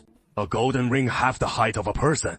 How many taels of gold must this be? By order of the Heavenly Venerable, young Master Bai has made a major invention that benefits all humanity and is hereby awarded a golden ring. Let everyone take young Master Bai as an example and strive to create more great inventions across all fields in the future. By the decree of the Heavenly Venerable. Starting today, Gaojia Village enters a phase of intensive railway construction. With large-scale recruitment of workers and extensive railway building, we must connect all our key locations with railways, especially Chiachuan Pier, which will become a hub for freight and farming in the future. And we must enable train travel between the two places as soon as possible. As for the little ferry train bestowed by His Venerable, it will be gradually reclaimed and will no longer be provided for mortal use from now on. Though the wonders of the immortal realm are impressive, they are still immortal artifacts, not meant for mortals to use, and sooner or later, they will be taken back to the heavens. The Heavenly Venerable has mercifully let us use it for several years. But now it is time for us to put in our own efforts and create our own replacements for these immortal items as soon as possible, right? We three need to discuss this carefully. Who will be in charge of which section of the railway? This is the real sticking point. There just aren't many available hands among us humans. So let's start by laying tracks on that 30. Li stretch from Haoyang County seat to Chiachuan Pier. Fewer and fewer people are left in Gaojia village, and even fewer are willing to take on road building work, like this kind of heavy labor. And I can't muster many workers for these tasks either. I'll take charge of laying the railway from Gaojia village to Haoyang County seat. Then this official will handle the railway from Chengcheng County seat to Gaojia village. I don't have quite enough manpower on hand either. Everyone's short on workers right now. Whether it is Gaojia village itself, or Chengcheng County seat, or Haoyang County seat, they're all undergoing major construction now. And over these past few years, our projects have expanded more and more, with construction happening everywhere, and manpower needed in every direction. The challenges they're facing are no longer shortages of materials, but a severe shortage of people. Lord Liang, weren't you smuggling people from Baishui and Dali counties? just recently. I wonder how many workers you've managed to smuggle over. We've indeed brought in quite a few people. But over in my area, a huge iron ore deposit was found in Yaotou Town, and all the folks we smuggled from Beishui County have been put to work digging in the mines. Digging away, and mining that iron ore takes a ton of manpower too. We were just figuring out how much iron we'll need to lay hundreds of miles of tracks. And if we want to stop relying on Tianzhen to supply the iron, instead, pulling ourselves up by our own bootstraps, then those iron mines become our absolute top priority. In the past, we used to think that there were too many people to feed. But now it is that there are too few and not enough to go around. This is really 30 years east of the river. 30 years west of the river. Don't mess up the proverb.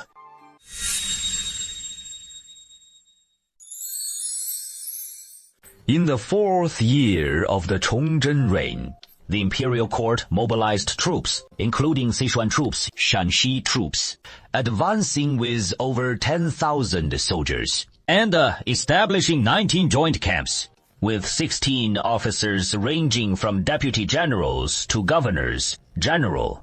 They laid out a massive encirclement to surround Wang Jiayin's roving bandit group entrenched in the Hekou region. As for the other roving bandits besides Wang Jiayin, the court focused primarily on recruitment and pacification. Reporting to the Heavenly Venerable, I finally managed to lure some folks over from Beishui County, hoping their word of mouth would draw in even more workers. But then, Yushi Wusheng showed up. He set up a relief station in Baishui County town, and those desperate folks in Baishui County are now all flocking to the county seat for aid, and won't come to Chengcheng County. Reporting to the Heavenly Venerable.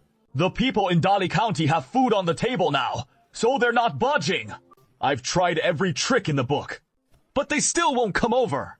This wave of real silver and grain from the court has really had an immediate impact, temporarily stabilizing things in Shanxi. And our dynasty's common folk are easily content. As long as they're not starving, they're not keen on leaving home. It is not like higher pay will always sway them.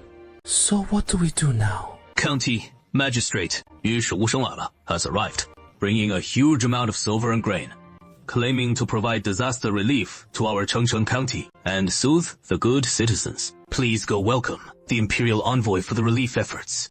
This feels kinda off. We're not the ones who need saving from others. And now this guy's trying to save our Heavenly Venerable. I'll take my leave for now. Go greet the angel. This sounds interesting. I'm wondering how to attract more people. This one who seeks death without a form. Maybe it can bring a lot of people my way. But Liang Shixian has no idea about the twists of history to come, and navigating social niceties is his weak spot. I might need to get involved in this myself. After all, it is just for fun. Yeah. How can I make this the most fun? Li Daoxuan activates shared sensation. The silicon body waiting in the Gaojiabao Watchtower Temple suddenly sat up as the Heavenly Venerable's consciousness entered. Entering the Heavenly Venerable.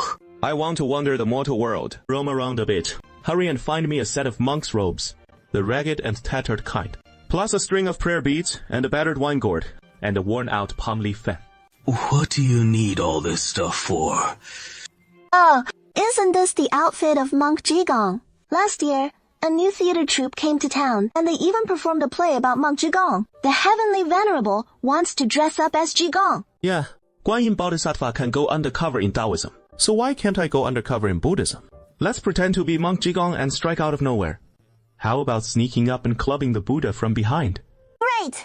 Great! The Heavenly Venerable still loves messing around just like always. I remember when we first arrived in Gaojia village, we saw the Heavenly Venerable pulling pranks on people. When the Heavenly Venerable says stuff like that, it is probably just a joke. It is not like we're actually going to club the Tathagata 32 times, and then bolt to the theater troupe. So let's borrow the monks' robes they used for playing Zhigong in their show. The tattered cassock from old Shu Po and Mao Warpo's troop. You laughed at him. I'll fan and break a leg in jest. Good thing this body's made of silicone. Going from one place to another isn't so simple. No need for solar cars or little trains. Li Daoxuan first disconnects the shared sensation. Returning his consciousness to his main body outside the box, he reaches out, without gloves, grabbing his silicone body. The Heavenly Venerable's body lifts into the air! Look! It is floating right above the watchtower in Gaojiabao! Why is Tianzhen dressed in a monk's robe? Yeah? Could this be? He is off to prank the monk. Tianzhen's always loved playing tricks on people. You just don't know. Back then, Tianzhen piled up heaps of rice to fill Gao Yaya's house. And as soon as Gao Yi opened the door, he was nearly buried in rice. Just as everyone was buzzing with the discussion, Li Daoxuan uses his other hand to tap the 3 characters on the formation line outside the box. And the empty silicon Tianzhen hovering over Gaojiabao suddenly vanishes into thin air. Wow, Tianzhen's got some immortal magic, vanishing in an instant!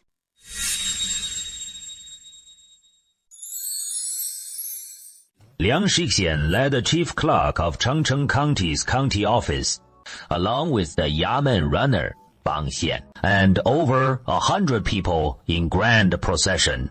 At the border between Beishui County and Chengcheng County, respectfully awaiting this official's arrival, Liang Shixian respectfully awaits the imperial envoy. This official comes bearing the grace of heaven to provide relief to the people of Chengcheng County. You all... Yeah? Why is Chengcheng County up ahead so lush and green? Looking out over the miles ahead, birds chirping amid blooming flowers, lush vegetation everywhere. Where is the slightest sign of disaster here? Why is it like this here? This immortal thinks something's off. The imperial envoy has no idea who Daoshuan Tianzhen is. And even if I explain for ages, I might not make it clear, let alone risk being seen as some cult by the envoy. That wouldn't end well. Better to stay vague on the key points. Save myself some hassle, and spare Chengcheng County some trouble too. This immortal received blessings from the gods, with the Dragon King bringing rain. Most likely, this county just got lucky. Or maybe the terrain played a part. So it escaped the drought altogether. Looks like this place doesn't need my help after all along the way. Carrying money and grain. No matter which county we reached, everyone stared eagerly, trying to butter me up, hoping to snag a bit of the relief supplies. I could help whoever I wanted, but here, I feel so deflated. So deflated. Yes, our county doesn't need relief, so the envoy might as well redirect the limited funds and grain elsewhere to aid the people hit harder by the disaster.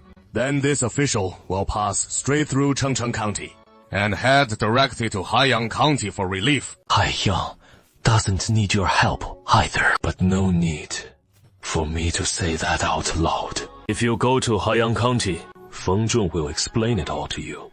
Yeah, sleeping so soundly. Who is there? Only the rustling sounds from the bushes. Then the tall grass parts, and out crawls a disheveled monk. Isn't this the monk, Daoshuan Tianzhen? But he is wearing a monk's robe. No one would dare recognize him like this. Hey. Isn't this Zhigang the monk? No. Zhigang the monk is just a legend. There can't really be one. This guy's just a young monk dressed like Zhigang, who looks a lot like him. That is all. Wu Shen from Xinhua in Jiangsu. A Jinshi in the 41st year of Wanli. In the 2nd year of Tianqi repeatedly submitted memorials clashing head-on with the eunuch faction. Was stripped of his rank and dismissed by Wei Zhengxian. Dismissed from office and sent back home. Only recently, in the last 2 years, has he been reinstated. Hey. How bold! In broad daylight, a monk pops out from the roadside bushes. And the first thing he says is my name. And he even knows my life story. That is too spooky. This can't possibly be an ordinary monk. Take him alive. Interrogate him thoroughly to find out what kind of spy he is. The guard swiftly surrounded Li Daoxuan. Li Daoxuan leaped back, diving back into the bushes. The monk vanished into the bushes in an instant, and suddenly appeared sitting on a distant tree. From such a distance, how did he fly over there in a flash? The guards charged fiercely. But no matter how lazily, they kept rushing forward. The monk jumped down from the tree, diving back into the bushes again, waiting for the guards to charge and pounce. No one in the bushes again. The monk appeared once more on another tree in the distance. Li Daoxuan hovered in midair, at a height of 3 or 4 zhang, gliding slowly forward, right up in front of me. Before slowly landing and standing steady, he began fanning himself with the cattail leaf fan. Me? You still gonna take me along? Demon monk from where? It might not be a demon monk. Could just as well be a holy monk, you know. Qi and Qigong combined. Don't panic. Don't panic. Although I've been a bit complacent lately, but I've never done anything against my conscience in my life. So I'm not afraid of ghosts knocking at the door. Even if the other side is a demon or ghost, it couldn't touch me with all this righteousness I carry. If the other party is really Qigong, then there is even less reason to fear. Would a benevolent deity trouble me, or do good people not prevail? Who exactly is this master? What advice do you have? Who I am isn't important. I'm here to offer you a bit of guidance. Please, go ahead. Aren't you feeling pretty smug with 100,000 taels tucked in your pocket? These tiles I'm carrying were issued by the Emperor to aid the disaster victims, and I am filled with trepidation to use this money and grain to help the people of Shanxi rally and rebuild. You think this pittance can help them rally and rebuild? Come on. Let me do the math for you, to see just how many people these 100,000 tiles can actually save. Suppose you give 1 tael to each commoner. Then 100,000 taels would only reach 100,000 people. Now, in Shanxi, the price of a dew of rice or flour is roughly 700 to 1,000 wen. You do the calculation yourself. How many dew of rice or flour can 1 tael buy? 1 dou can only buy 1.5 dou of rice or flour, around 20 jin. How long can this amount of grain last? If mixed with wild greens, this grain can at most sustain for 50 days. Li Daoxuan smiled without a word and simply spread his hands. Heavenly Venerable, is this you disguising yourself as a monk to come out and tease the Imperial Envoy? Of course, we must cooperate with the Imperial Commissioner. As a lowly official, I venture to speak frankly. These 100,000 taels of silver can all be handed out to the disaster victims. Some of it has to go toward resettling the rebels in Sui Prefecture. Didn't the Emperor issue a decree for that, arranging farmland for the rebels, cattle, seeds, and the like? Damn it. Thinking about it like this, 100,000 tiles. Forget about saving lives. It vanished just buying a few hundred head of cattle, let alone sorting out farmland and seeds. The pressure's overwhelming. Just a moment ago, I thought I had it all figured out. Why do I suddenly feel so utterly useless now? Ignorance. You've been ensconced in the halls of power for so long. You must be unaware of the people's hardships, right? Do you know what happens to rebels after they accept amnesty, if they're not properly resettled? Please, enlighten me. Those returning rebels after amnesty pretend to be officials and seize villages, letting their followers ravage the countryside. It is called raiding the granaries, and they're dubbed crooked bandits. Indeed. The bandits of Hexiang County tried to cross the mountains. Huiji had once accepted amnesty, and after his amnesty, his followers scattered back to their homes, burning, killing, and plundering all along the way, leaving the people of Haiyang County in utter resentment. His general LED troops to hold off the returning rebels at the border marker between Haiyang and Shengcheng counties, battling for several months straight. If the Imperial Commissioner doubts this account, you can ask Magistrate Feng Jun of Haiyang County. If I carry the Emperor as 100,000 tiles from the inner treasury and achieve absolutely nothing, how could I ever face the Emperor again upon my return? Great Master. So in your view, what should this official do? Can't save them. Go back then. We can't just leave them unsaved. Go to Emperor Zhu Yujian again and ask for more silver. The Emperor definitely won't draw from the inner treasury again. Then we really can't save them. After saying that, Li Daoxuan shook his fan. His whole figure whooshed up into the air again. Granny Granny Mao, the cassock draped over my body. The divine monk appeared here to enlighten this official.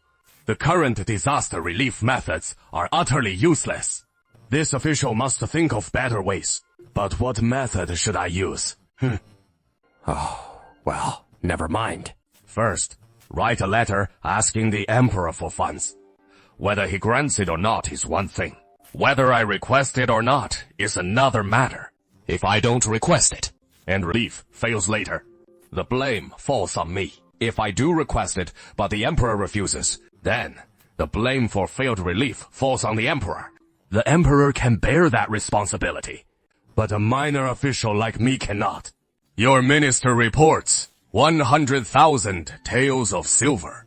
Once expended, can sustain only 100,000 people. With a dew of rice costing 700 yuan, it can barely last 50 days. Your Majesty, with compassion for your subjects, does this minister's report deem the prior 100,000 taels sufficient for the realm?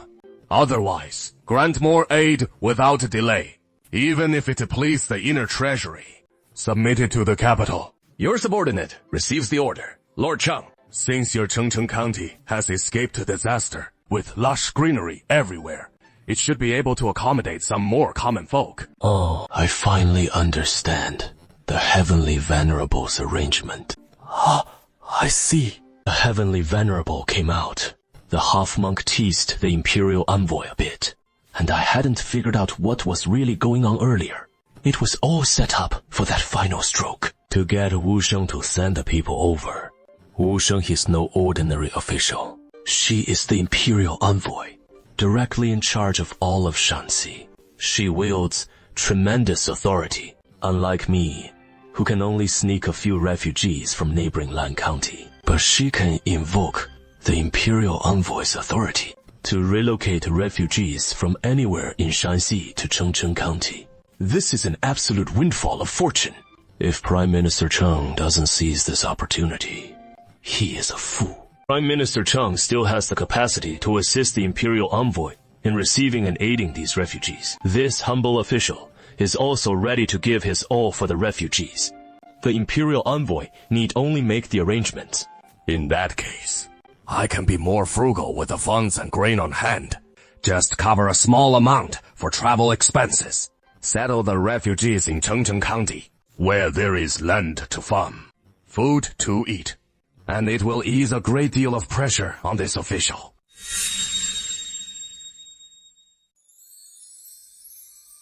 Wu Shen didn't continue moving forward either, directly turning back the way he came to the Beishui line. Let's all head to the neighboring Chengcheng County. The real priority is settling these roving rebels. The best place to resettle the roving rebels has to be Chengcheng County. Only there can these returning rebels have food to eat and land to cultivate, so they won't rise in rebellion again in the future. Hong Chengchou has just executed the bandit leader Liu Liu, along with over 200 of his trusted lieutenants. Your Excellency, the Governor, it is not just one chieftain's head on the block. What about the 3,000 followers waiting outside? This next round of killing won't just be a few hundred lives. It is 3,000 people. Killing these thousands would outrage heaven and harmony, but sparing them leaves me unable to resettle them either. A few years ago, as I passed through the prosperous Gaojia village in affluent Chengcheng County on my way through Shanxi, someone asked me back then, what exactly to do with these roving rebels? My answer at the time was just a handful of sand. But now that it has come to this, I've shown no mercy in executing the captured rebels. But what to do with their followers? Who can guide me on this? The world falls silent like jade. That would be perfect. With funds at hand from the privy purse. I've just beheaded the captured rebels, including Liu Liu. But he is left behind 3,000 followers, who are still waiting outside for their fate to be decided. And I can no longer bring myself to keep killing. Censor Wu, I beseech you to allocate 20,000 tiles of silver from the Emperor as privy purse for their resettlement. These 3,000 followers number just 3,000. And you are asking for 20,000 tiles to settle them. That is the lion's big mouth, isn't it? Is that a lot? Not at all. Land, farm tools, seeds, and the draft oxen, and provide them with rations for several months to last until the next harvest. All these things added together, even 20,000 tiles would be too little. I cannot provide the silver, but these 3,000 roving rebels, I can resettle them. What resettlement plan do you have in mind? Chengcheng County has escaped the drought. It can help me shoulder the burden and resolve these difficulties by resettling some refugees and rebel followers. Chengcheng County can swallow this load, and if it can't, it must still swallow it. If local officials won't share the emperor's burdens, how can we ever pacify the realm? Your humble general He Renlong reports for duty. You will personally lead the troops to escort those 3,000 rebel followers to Chengcheng County and hand them over to the Chengcheng magistrate. I want to see what Chengcheng County can do to resettle these 3,000 rebel followers. This humble general commands Yansui troops. They cannot enter Shanxi. No matter. With me here, crossing the provincial border will be no problem for you. Then I shall go. Lord Wu, don't rush off just yet. I still need those 20,000 taels of silver or whatever. Haven't I just helped you resolve the problem at hand? What do you still need 20,000 taels of silver for? The Yansui officers and soldiers have been owed their grain and pay for years now. If we don't issue some provisions and pay soon, they'll rebel too. These men in a fury are far more troublesome than any roving rebels. If Lord Wu is unwilling to part with this silver, when you return in a few days, you'll find things here even more chaotic than when you arrived. I shall provide this silver. Oh, how much longer until we reach Chengcheng County? Almost there. Just over 2 more hills. We'll soon reach Baijiabao in Chengcheng County. Oh. General, marching through these mountains leaves us wide open to bandit ambushes. So you'd better not lead from the front. Fall back to the center of the formation instead. Ambush. Ambush would suit me just fine, as this general leads from the very front. That way, I can charge right into their ranks the instant they spring it, and scatter them like scattered petals in a stream.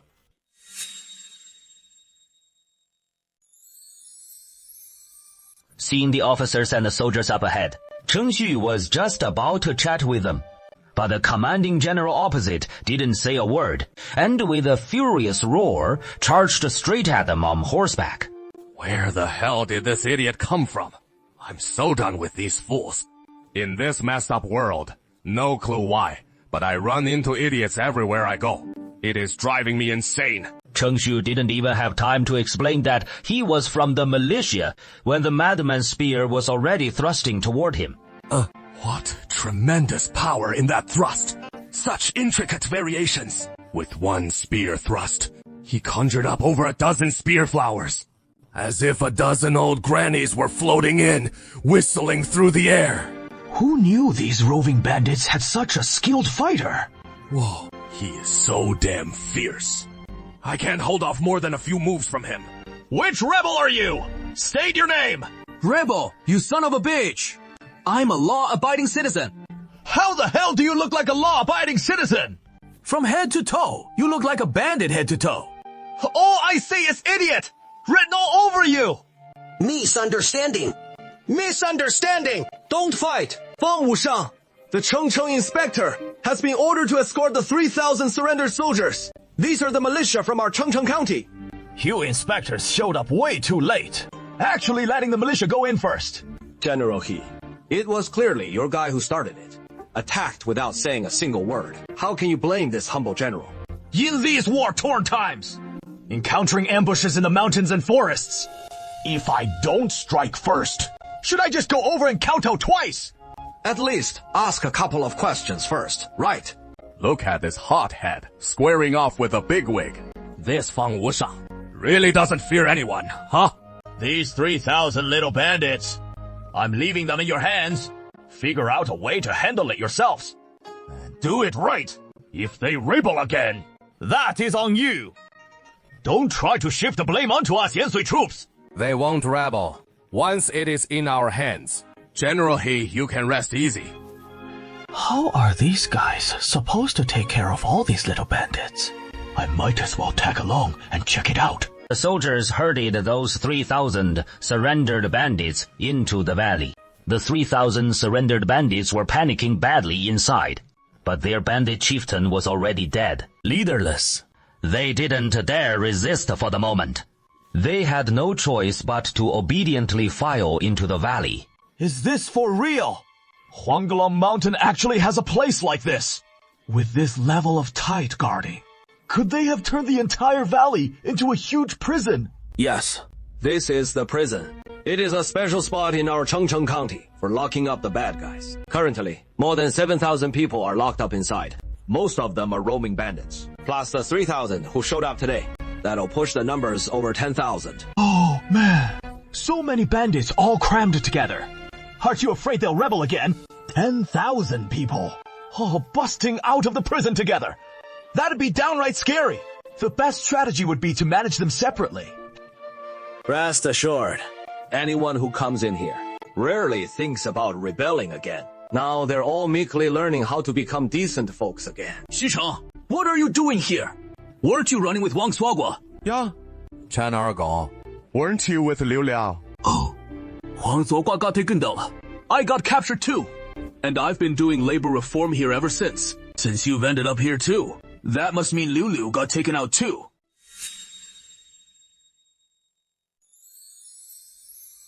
Yes, Liu. Big brother Liu was killed by Heng Chengchou, the patrol governor of Yansui.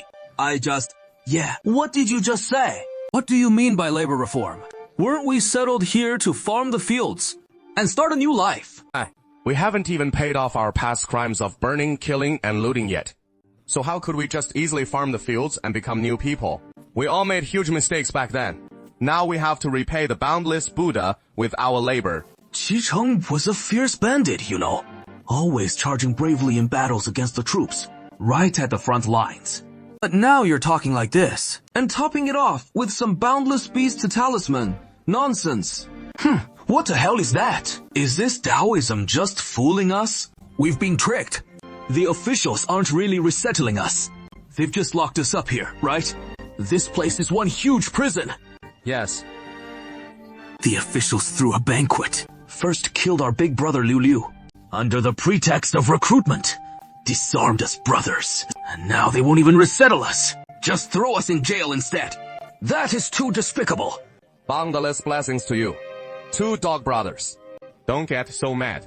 Being locked up in this prison is actually more comfortable than resettlement. You know, if we were resettled, we'd have to start farming from scratch ourselves. And you know how tough farming is in these great Hun times, right? If farming were easy, why would we have rebelled in the first place? No matter how tough, it is still better than rotting in prison. Being locked up in prison means getting shut in a tiny stinky room every single day. Never getting full. Constantly blocked by that jade every day. Living worse than dogs. So, we're doing time here. It is not as carefree and fun as being out there, but at least there is food on the table. You won't starve, and as long as you work hard to wash away your sins, you'll eventually get to start over as a new person. Boundless life and fortune. Never mind. Never mind. I won't ask anymore. You've been stuck here a long time, right? Show me around the place. I want to see for myself what is really going on here. This setup of yours is really something. Over 3,000 surrendered bandits showed up, and I figured you'd be dealing with the hassle for ages. But nope, you just tossed them straight into the lockup and left them to their own devices. Only for the old-timers to keep them in line. It is not like we're ignoring them. No need to rush things. Let them settle into the surroundings first. Then, we'll get them assigned to jobs. And set up some classes too. The matter of assigning work. Crazy He immediately spotted a group of female workers, who came scurrying out of a big building. The first room's for weaving cloth. The second one's for dyeing fabric. These female bandits are actually handling all this. And it looks like this house is for the old folks to weave bamboo. So what is the deal with these classes? Teaching them the ways of being decent folk. that bad deeds come with payback, and good deeds bring rewards. All right, you folks over in Changcheng County, go ahead and handle it however you like. Since these surrendered bandits are already a headache for us back in Yansui, we don't care how you deal with them, even if you wipe them all out. That is no concern of this general's. This general's heading back to Yana to report to the governor right now. Governor, sir, I've handed over 3,000 petty bandits to Cheng Shuxin. I followed along to see how they'd handle these roving bandits, and unexpectedly, they've set up a massive valley camp in Huanglong Mountain in Chengcheng County. It is already holding 7,000 tough bandits inside, and the 3,000 surrendered bandits we sent were locked up right along with them. Now, there are over 10,000 surrendered bandits shut away in there. So they've just been locked up, after all. Locking up so many people. How do they even keep them fed? I saw those female, surrendered bandits weaving and dyeing cloth and the like, while the elderly ones were weaving bamboo baskets. I see. Free workers. Huh. Chengcheng County sure has some clever operators. He takes the surrendered officers we've busted our backs to capture and hauls them over without spending a single coin, turning them into free workers, spinning and weaving for him. These free workers don't need any wages. Just keep them barely from starving to death, and they'll keep churning out cloths for him non-stop, making money hand over fist for him.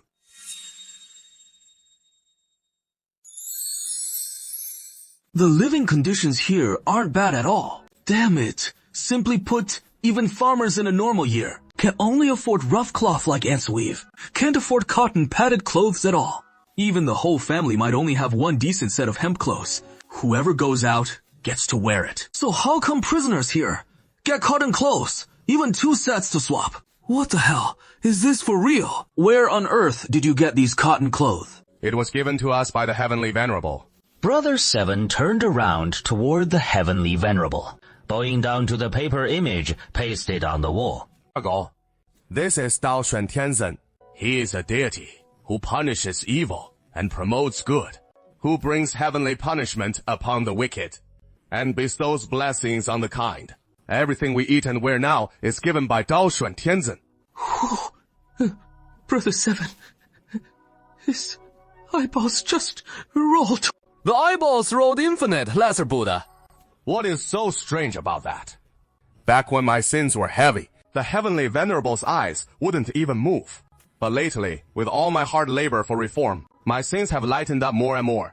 So the Heavenly Venerable occasionally glances at me now.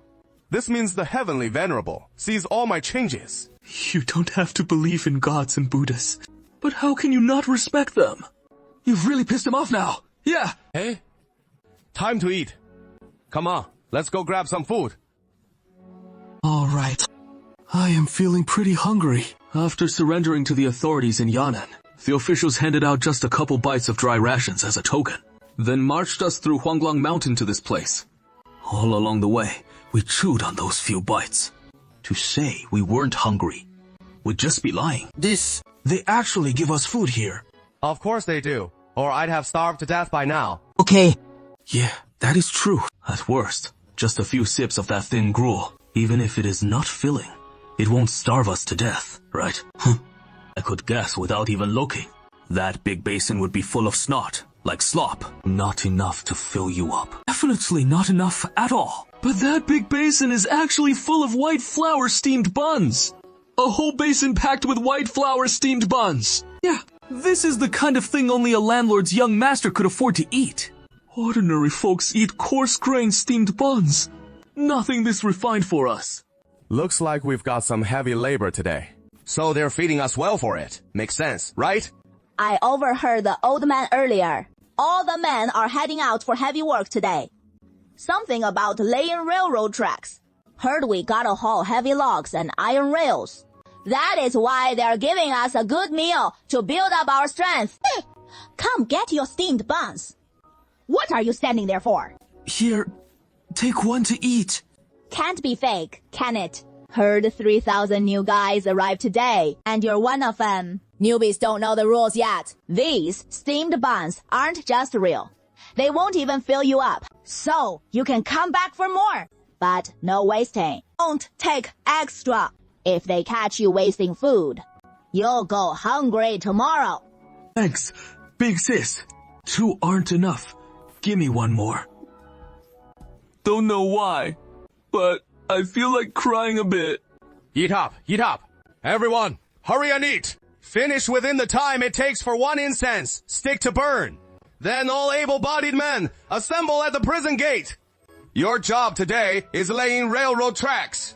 Don't worry, though the work's tough, but it was way easier than fighting a war.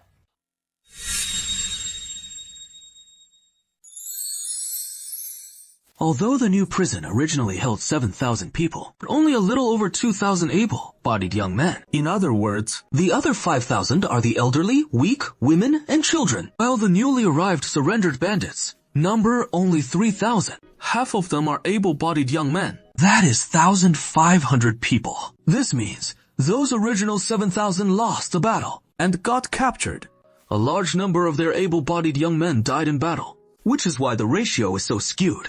While our group surrendered directly, so most of our able-bodied young men didn't die fighting, leaving us evenly split with the elderly, weak, women, and children. No need to mention the elderly, the 1,500 new arrivals. You probably don't know who I am yet, huh? My name is Chen. I serve as 100 household officer in the Gaiyuan Border Army, and everyone calls me Chen the 100 household officer. When old General Nanfeng was released from prison, he entrusted this place to me. You new worthless lot. I'm putting the ugly words up front. In my eyes, you're all merit badges waiting to happen, especially you troublemakers who like bullying fellow inmates. Go ahead and stir up trouble. As long as I catch you, it is just 1 word. Beat. I'll beat you down, and I'll rack up some merit for it. Maybe even get out of here a bit sooner. So go on. I love beating troublemakers to a pulp. This guy's gunning to be the top dog in here. Not challenging the boss. He is the boss. He is not scared of someone tougher than him, coming along and beating him flat. There used to be someone who could beat him, but that guy got out. Now Chen the 100 household officer runs the show. You'd better not mess with him. I'm not much of a fighter. I won't mess with him. But we in Liu's 6th Army aren't short on skilled fighters either. If I'm not wrong, someone's about to step up any second now. That is Chen the 100 household officer, right? You want to show off your authority in front of us, new arrivals, huh? Hey, speak of the devil. I want to establish my authority in front of you. Slick old foxes too. The name's Wu. Back in the army, folks called me the 500 household officer. Hey! Where do you serve before? Ningxia, Border Army. That is where. I ain't scared of you, Gaiyuan Border Army boys. Since that is how it is, no more words needed then. Get ready to throw down. Let them fight it out. In prison, you've got a brawl to decide on the boss. If we try to stop it now, it'll just split them into 2 rival groups. They'll keep clashing forever, but if we let them duke it out and settle a clear winner, it'll actually make managing them easier down the line. Oh, I see. Hurry and clear the best spots for watching. Tianzhen's coming to enjoy the spectacle. Now kicking off Tianzhen's prize betting game. Guess right on the winner and loser, and share a Xi Jilang jelly. Ooh. Sai Jilang jelly is a rare immortal realm delicacy that Tianzhen bestows only seldom. If you can snag one, even if you don't eat it yourself, selling it outside could fetch you a small fortune. Last time, Tianzhen handed out Xi Jilang jelly. The merchants bought it all up, and the steward from the Prince of Qing's mansion in Xi'an shelled out big money for it, making that villager who sold it rich overnight.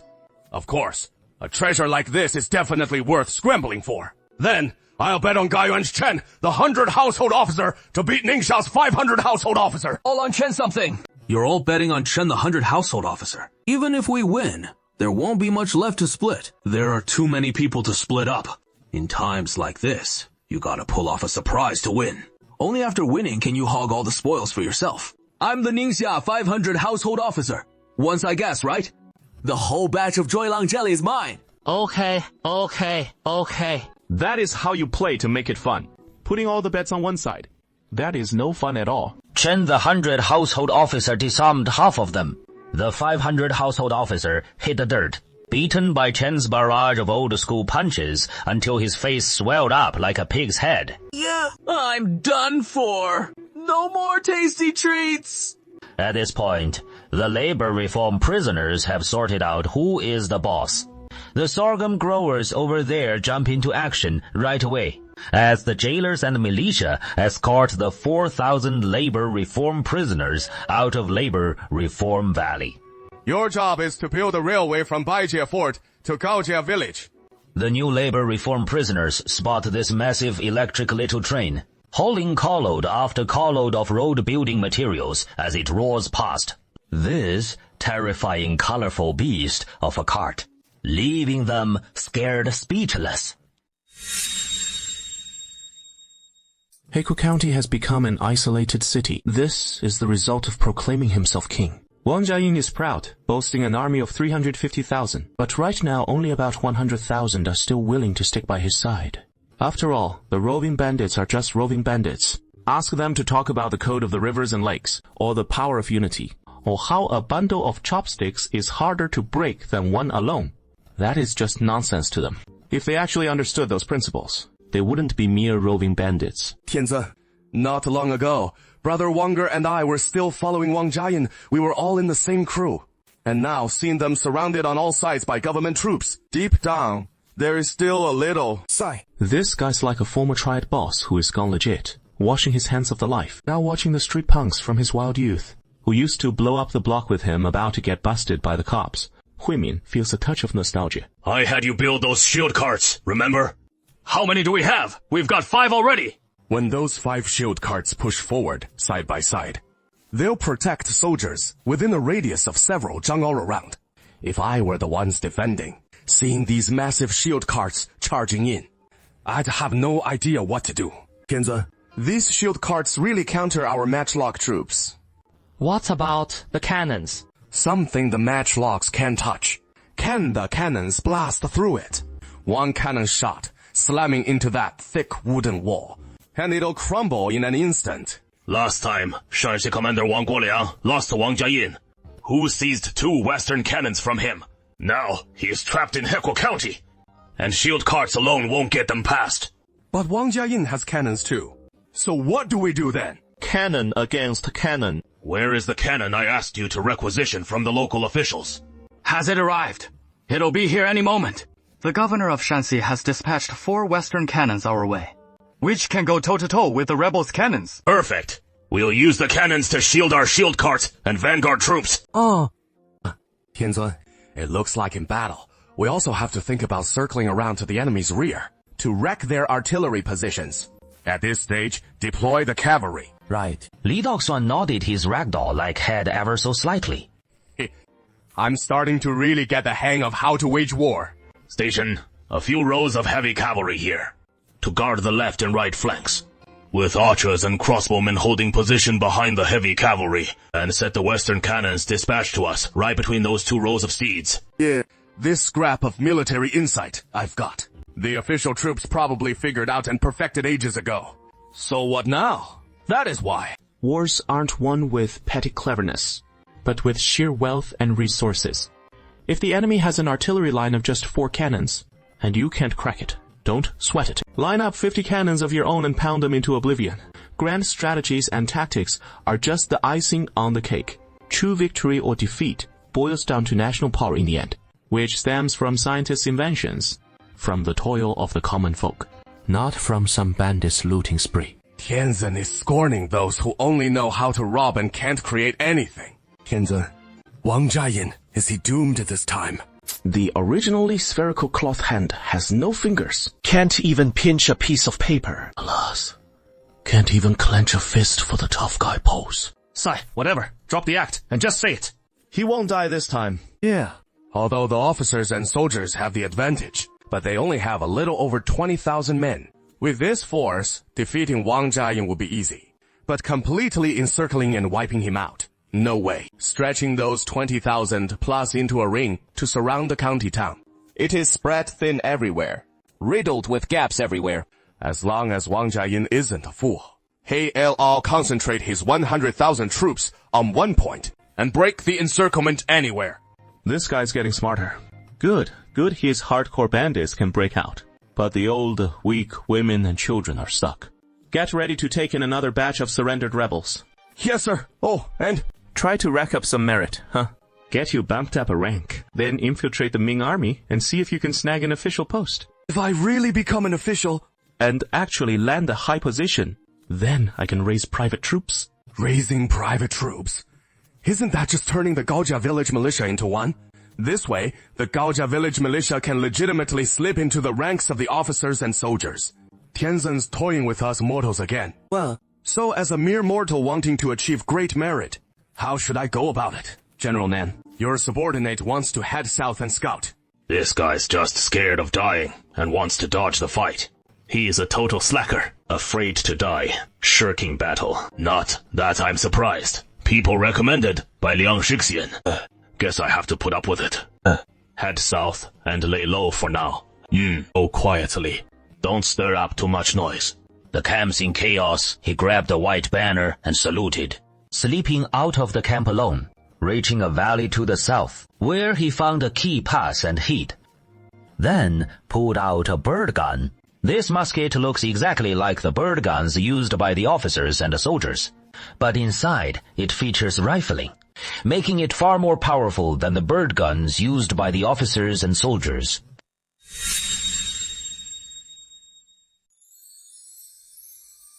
Here is our chance. Hey, Heavenly Venerable, this is tough. The vanguard's heading south just as expected. Wang Jiaying's coming. Ding, ling, ling.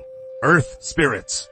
Heavenly Venerable, bless us. Show your power quick. Right at that moment when they were pinned down, beside Wang Jiayi stood his henchman, Black Sheshen, who suddenly made a desperate dash. What a coincidence. He just happened to block right in front of Wang Jiayi. Hey, Pa! There are government troops ambushed here! Run for it!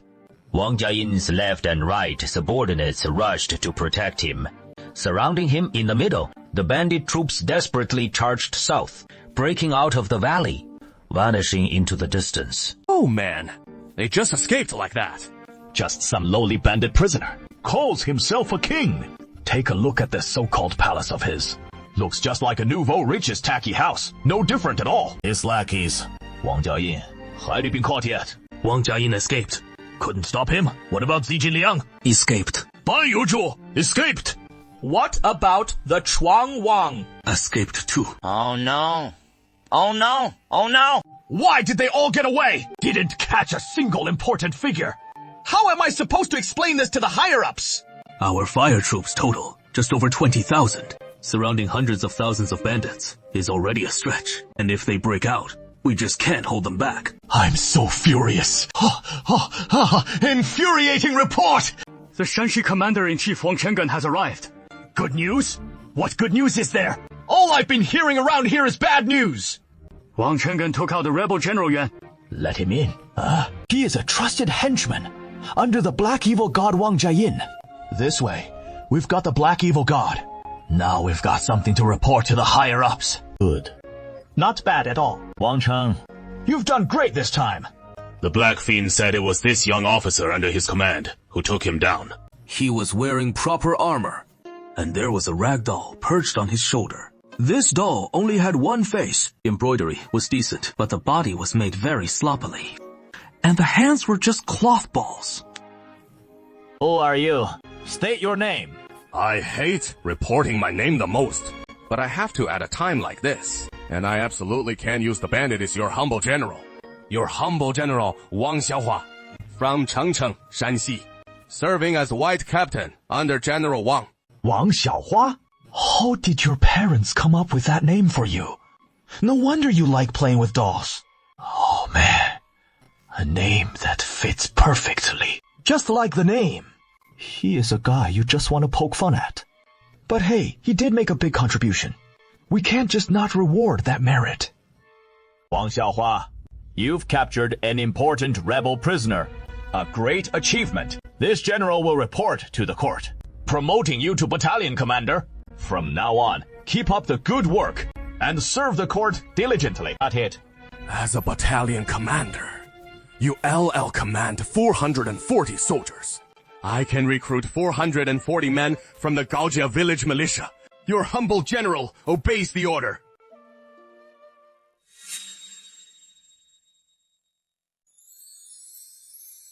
Tianzeng, I've managed to become a Bazong captain. And I can command 440 combat troops. Next, we bring in our own people to replace the Weizhou soldiers. Right. In the late Ming Dynasty, the Weizhou soldiers lived very harsh lives, already barely getting enough to eat. If we replace the court's Weizhou soldiers, they'll be thrown out of work, and the chances of them joining the roving rebels will be huge. That wouldn't be a good thing at all. While we're recruiting and reforming the roving rebels, if we push others right into becoming rebels, then Gaojia village would lose all sense of justice. We have to keep these people on, bring in our own folks, and still support the Weizhou soldiers. We need to grasp both hands and make both of them strong. Won't that lead to overstaffing? Won't the court brand us as rebels for it, and ruin our plan to infiltrate the official troops? No, it won't. Just wait and see. 1, 2, 3, 4. Teams of 240 men each, though there are 4 Baihu officers, each with only about 50 men under their command. Why is that? Shouldn't there be 440? General Wang, our head count is perfectly fine. Where is the issue? Is it me who can't count? Or is it you lot? 4 Baihu officers, each supposed to command 110 men, so all 4 of you should total 440. So why only 240 here? Our unit has been stuck at 240 men since 100 years back, and every Bazong commander since has kept it that way. So the pay for those missing 200 men all ends up in your pocket. General, if we actually mustered all 440 men, you wouldn't get that extra military pay. Yeah. This general looks like a real newcomer. He doesn't even know the old army customs, and runs into something like this. Yet he shows this slightly disgusted expression. Normally, shouldn't he look thrilled about it? What about that massive pay for 200 men? How satisfying would it be to pocket all that? Now I get what Tianzeng meant by avoiding overcrowding. Tianzeng probably wants to keep these 240 men, and just bring in 200 from Gaojia village. I see now. No wonder the guard soldiers fight like total crap. Turns out they're actually short on numbers. An army boasting 10,000 troops on the books, but really only has a bit over 6,000. Even over 6,000 is stretching it. If your V got over 5,000, that is a general with a conscience. Aren't those big generals afraid of losing the war? Not really. The big generals all maintain their own private soldiers. They use the pay for those 200 to recruit a bunch of desperate outlaws as their personal retainers. In battle, the retainers lead the charge, while the guard soldiers bring up the rear. I get it. When our people from Gaojia village come over, we'll claim they're my personal troops and guards, the main force of Wang Jiayin. They fled south. Now, the only ones still with him are Zijin Liang and Bai Yushu. The total force is down to just 50,000 or 60,000. Those under the Chuang King's western camp.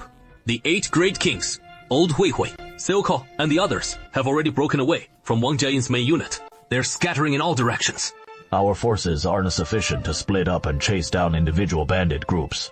Anyway, the Emperor only wants Wang Jiayin's head. We can recruit or appease the rest of the bandits.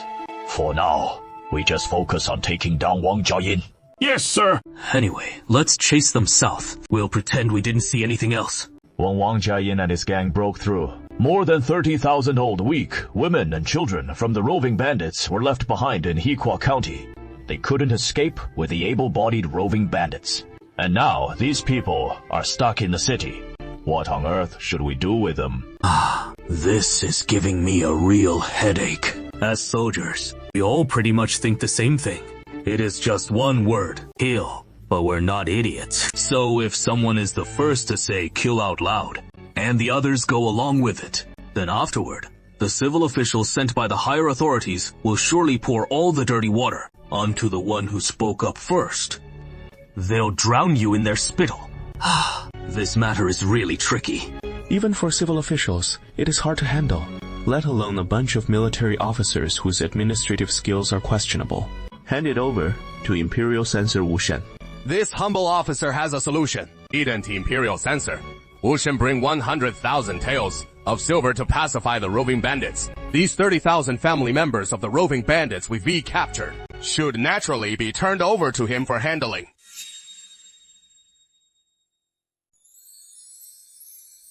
What a talent! Just now, everyone was thinking of shifting the blame onto one person to shoulder it. But I didn't expect this Wang Bazong right in front of us to be even more outstanding. With one slick move, he directly shifts the blame onto someone who is as good as dead and has no one to turn to. No one present has to take the blame. This is the true master of shifting blame. The consequence of shifting blame is throwing it at your own people, while loyalty means throwing it at irrelevant outsiders. The highest level is shifting it to your own political rivals. This shifts it onto Guo Shui, the civil official. That is a real top-tier play. Brilliant. Really brilliant. Wang Bazong, you're a true genius. Stuck as just a company commander. It is really a waste of your talents. Hey, Guoliang, what do you mean by that? You trying to poach my subordinate? Oh no, I wouldn't dare. I wouldn't dare. I just wanted to remind you of one thing. Such a fine talent like this. Don't hold him back. Quickly, promote him a rank or two. Let him make some money and advance. If he racks up more achievements, I'll definitely recommend him. Over 50 garrison soldiers are sitting by the riverbank, basking in the river breeze, while listening to Shabby Boer recount the tale of a soldier who helped the common folk and earned the people's adoration, even marrying his daughter to the soldier. That is wonderful. To be honest, we don't want to be the bad guys. If we could help others out, who wouldn't want to? But we're dirt poor ourselves, you know, with nothing to our names. We want to help, but we just can't. Don't worry. Soon, you'll have the power to help others. Look out on the river. The Tianzong statue stands at the bow of the boat. Pay your respects to Tianze. No need to mind me. Just stand on the bow and imagine the feeling of the Titanic. What a pity. What a pity. One person can't handle anything without others cooperating. It just doesn't feel right. I don't understand. But it doesn't matter anyway. It is normal not to understand. When immortals speak, this is called being unable to fathom the will of heaven. After all, not everyone can fully fathom the will of heaven. Move the grain on the ship.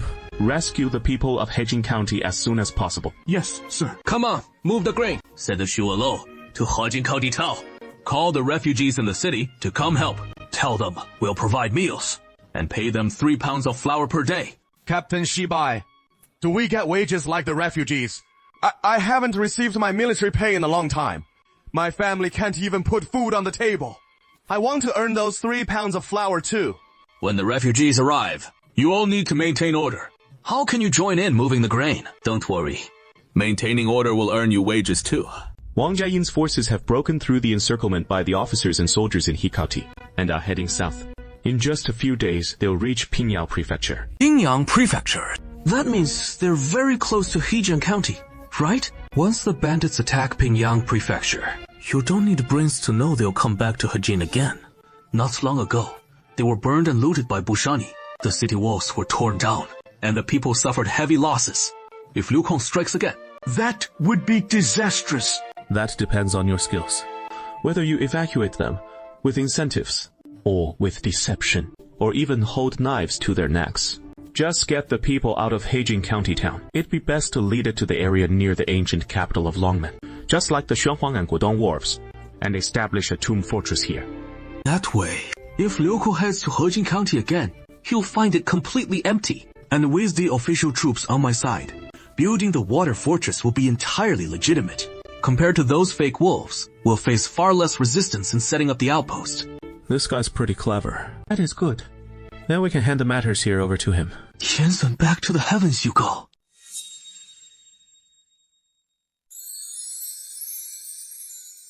The territory is getting bigger and bigger. The Gudu Wolf across the Luxinghong corridor keeps shipping out grain and bringing in salt. Yushi Wusheng is also frantically sending people over to Gaojia village. Lately, the Salvation Index has been climbing fast these past few days. The number of porters has clearly dropped compared to before. Right. The coolies in Gaojia village are dwindling day by day.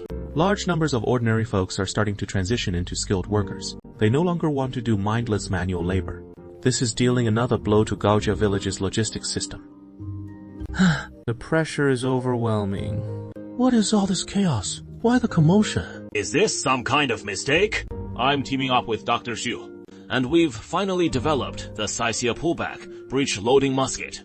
But you've gone and poached all the blacksmiths. Now there is hardly anyone left to forge the muskets. With this mess, how are we supposed to equip everyone with new muskets in time?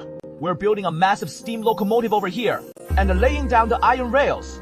We need a ton of blacksmiths. What did you do with all the iron spearheads? I'm short-staffed here! Everyone, stop arguing. Quiet down. I don't have enough blacksmiths on my end either. We still need to cast cannons and craft kitchen knives for the common people. Sickles, iron pots and hoes, iron arrowheads, spearheads. I've just confirmed on this end. Okay. I don't care. My Scythia musket comes straight from Tianzhen's decree in the 7th year of Tianqi, which mandates full-scale production. Tianzhen declared it the top priority. So you all need to prioritize sending blacksmiths my way. My big locomotive is under Tianzhen's decree too. It has to run through every city. Handle it yourselves. The Heavenly Sovereign's decree. The cannon foundry on my side was all bestowed by the Heavenly Sovereign. What else could this be but the Heavenly Sovereign's decree? Don't think you're the only important one here. The Heavenly Sovereign's on my side. Heavenly Sovereign, you're clearly speaking for me. Get out. This one was personally set up by the Heavenly Sovereign. Damn. We're short on manpower. Still short on people. Not surprising. Europe faced the exact same manpower shortage back in the day. To solve this problem, we need to boost manufacturing efficiency. And we can learn from that. Li Daoxuan directly searched online for a few books explaining standardization and related articles on mass production techniques. These 3 words, standardization, sound simple. They're hard to put into practice. Song Yingxing will definitely need several more days before he can start trying it out. And training blacksmiths is another big issue. The current methods clearly aren't working anymore. It is time to roll out a new way to develop talent. Which school has the best excavator technology?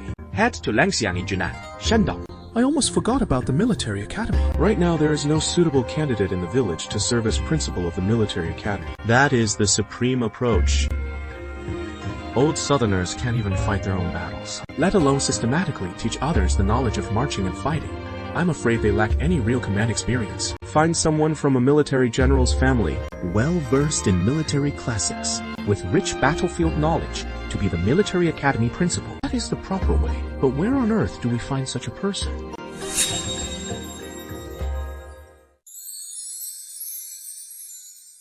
Even with standardization and expansion, the school can address the manpower shortage. But those are distant solutions that can't meet our immediate needs. For the time being, the quickest way to tackle the labor shortage is still to aggressively recruit outsiders and even bandits from other places. Though the prison system will take time to reform them, the best way to boost our population right away is to attract decent folks from elsewhere. But poaching good people is really tough. Dan Guanshan, I've drawn a little comic book story, and I'd like you to take a look. See if it is worth publishing and printing. You're Shi Laosi. I vaguely remember the name Shi Laosi. I've heard it somewhere before. Oh, right. On New Year's Day.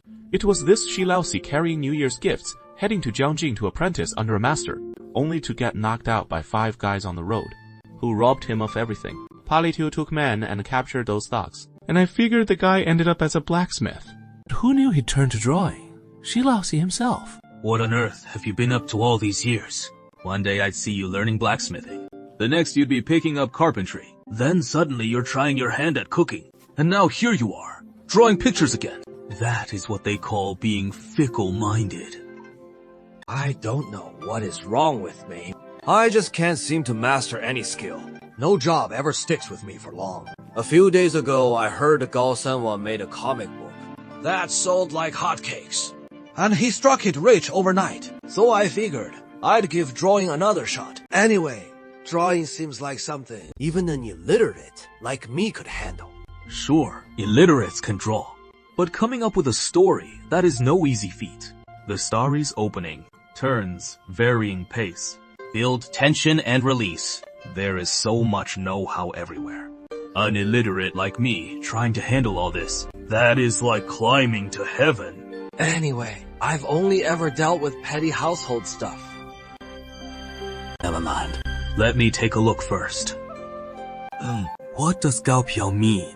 It means drifting around in Gaojia village. Look at the name. Why does the title make me think this book's gonna be total crap? Hey, don't call it crap before even reading the content. I'll cry. I really will. So, this book. It is about a poor guy named 14. He heard there is a place called Gaojia Village that shelters refugees to survive. So he traveled a long way to Gaojia Village. And surprisingly, folks here were handing out porridge to help the needy. More importantly, there are jobs to be had here. His buddies around him one by one turned into blacksmiths, carpenters, even gunpowder makers. Everyone started raking in the dough, getting wealthy. But 14 was still struggling. Finally, one day, he found a job that fit him just right, becoming a house painter. Such a plain story. Just like a plain old logbook. No way, no way. I can't print this story of yours. No highlights whatsoever. This book does feel kinda bland. Sure, the plot lacks any real climax. But it does have one strong point. It paints the everyday lives of ordinary folks in Gaojia Village through all those little details. Who knows if this book will really take off. If we use village treasury funds to print and sell it, it might end up draining the village treasury dry. But if this book somehow hits it big, it could become the perfect promo booklet for Gaojia Village. This one's way better than Gaosan was for outsiders, to picture what Gaojia Village looks like these days. Yeah. Time to come out and get to work. Celestial Lord, you're looking for me. I figured after you incarnated and came down to Earth. You wouldn't need me anymore. How could I just drop down for fun when I'm not busy? I'm pretty busy myself. Like right now, super swamped. So go pay a visit to 32. There is this talented guy named Shilaosi, who has drawn a comic book called Gao Piao. The story's kinda bland, and the 32 doesn't want to publish it. But I think it has got some potential. We should let 100 flowers bloom in the arts. Can't just chase thrills all the time. We need some down-to-earth stuff too. So go tell 32.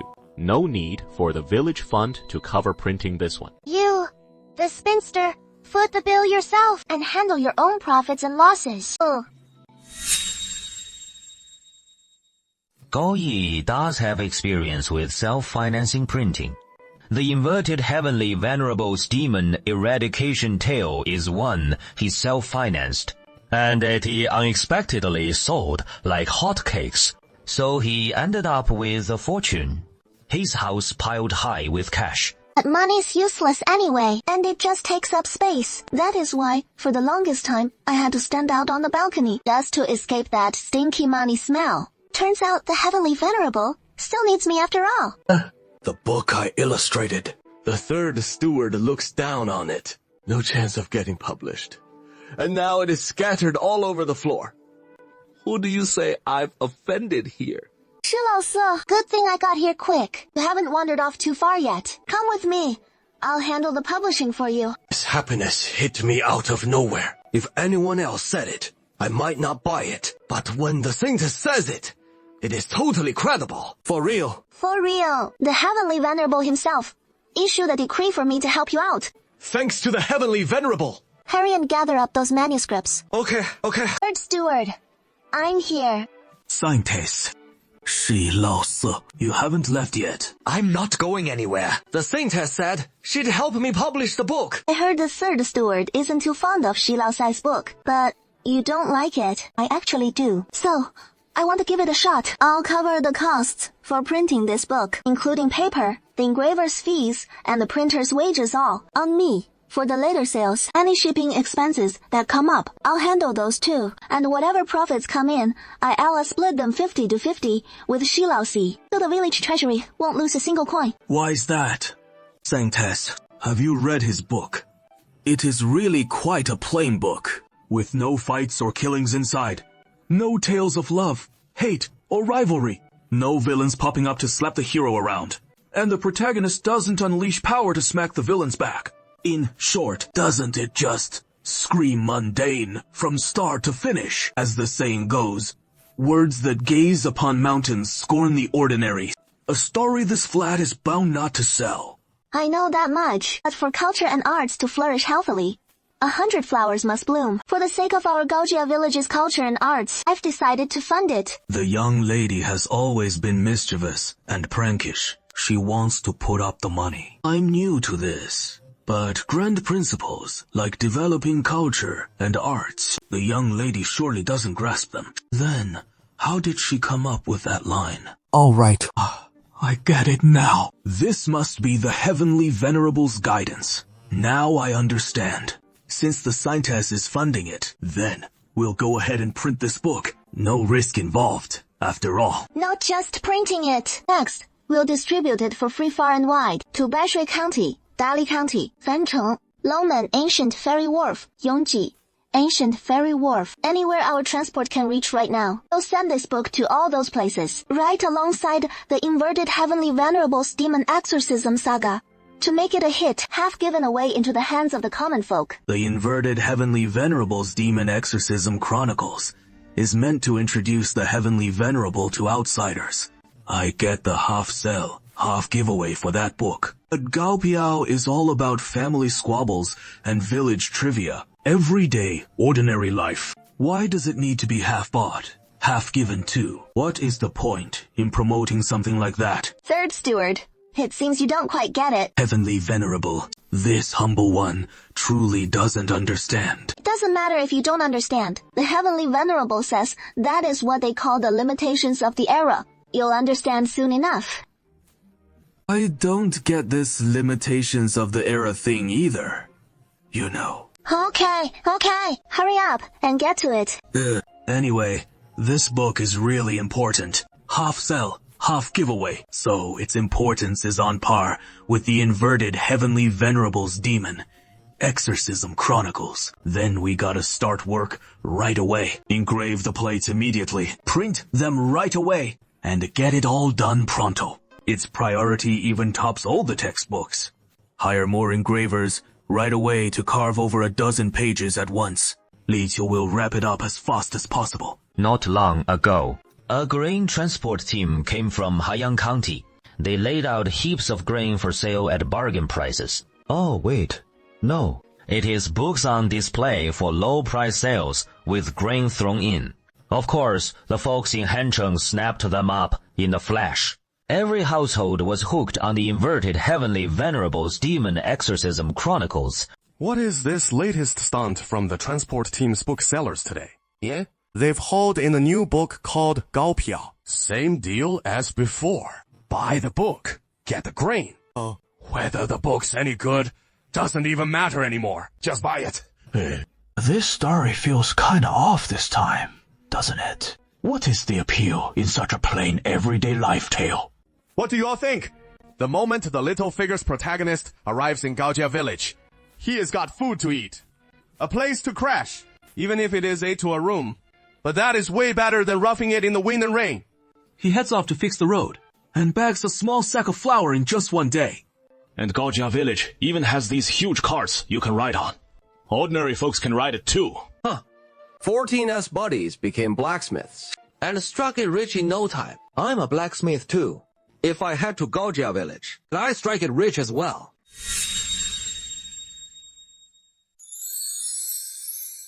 I've kinda got the itch to head over to Gaojisong and check it out. Anyway, it is right here in Hancheng. I'm just a useless bum here. I'm at least better than that protagonist Gao Piaoli. He can't do a damn thing. Say, I can make those Hancheng sesame flatbreads. If I went to the Gaojia business district and opened up a sesame flatbread shop there, I might just strike it rich. Plus, they've got gods watching over them. Oh man. Gods and all that. I couldn't care less, as long as hard work gets you paid. And no one steals it from you. Even without any gods, I can still make a fortune. Hancheng's a pretty poor place too. Wang Zuogua raided Hancheng twice, and long ago looted all the villages around it clean. The grain transport team from Haiyang County is back again. About Han Liwen from the Gaojia Village Management Committee. Gaojia Village is now recruiting workers big time. The positions we're hiring for are as follows. Blacksmiths, no limit on numbers. Carpenters, no limit. Block carvers, 5 spots. Lamp makers, 2 spots. Dyers, 20. Ordinary laborers, no limit. Gaojia village is recruiting like crazy. They seem to want just about anyone. I might even fit the bill. So how do blacksmiths get paid? I can make lamps. What is the pay like? What about ordinary laborers? Tan Liwen didn't list them out one by one. Instead, she pulled out a huge sheet of paper and slapped it up on the wall nearby. This ad isn't even in words. It is all pictures. One shows a blacksmith hammering away at something, with 3 silver ingots drawn behind him. Behind the carpenter sawing wood, 3 silver ingots were also drawn. Behind someone carrying loads on a pole, 3 small piles of flour were drawn. That means 3 pounds of flour, you see. Skilled folks who get the hang of it can earn big bucks. Money. If skills fall short, just put in the hard labor, and you'll earn a modest wage, as long as you're willing to work. Once our grain wagons finish unloading the harvest, they'll head back to Gaoja Village. If anyone's thinking of going to work in Gaoja Village, you can ride along with us. Sure enough, Tianzhen was spot on. Convincing a crowd who knows nothing about Gaoja Village to come work, there is no easy feat. But if we first send in Gao Piao to lay the groundwork, let them grasp the bigger picture of life in Gaoja Village, then recruit them, the results will be outstanding. Tianzhen calls this a cultural infiltration, capturing the hearts of Hancheng's folks from the cultural side. Then, just a few words more, and they'll be following me along. This is true, subduing the enemy without fighting. Early the next morning, the grain team sets off on the return trip. Wow! Haiyang County is all lush and green, with crops sprouting everywhere, as if the drought never struck. Folks, how are the crops coming along this year?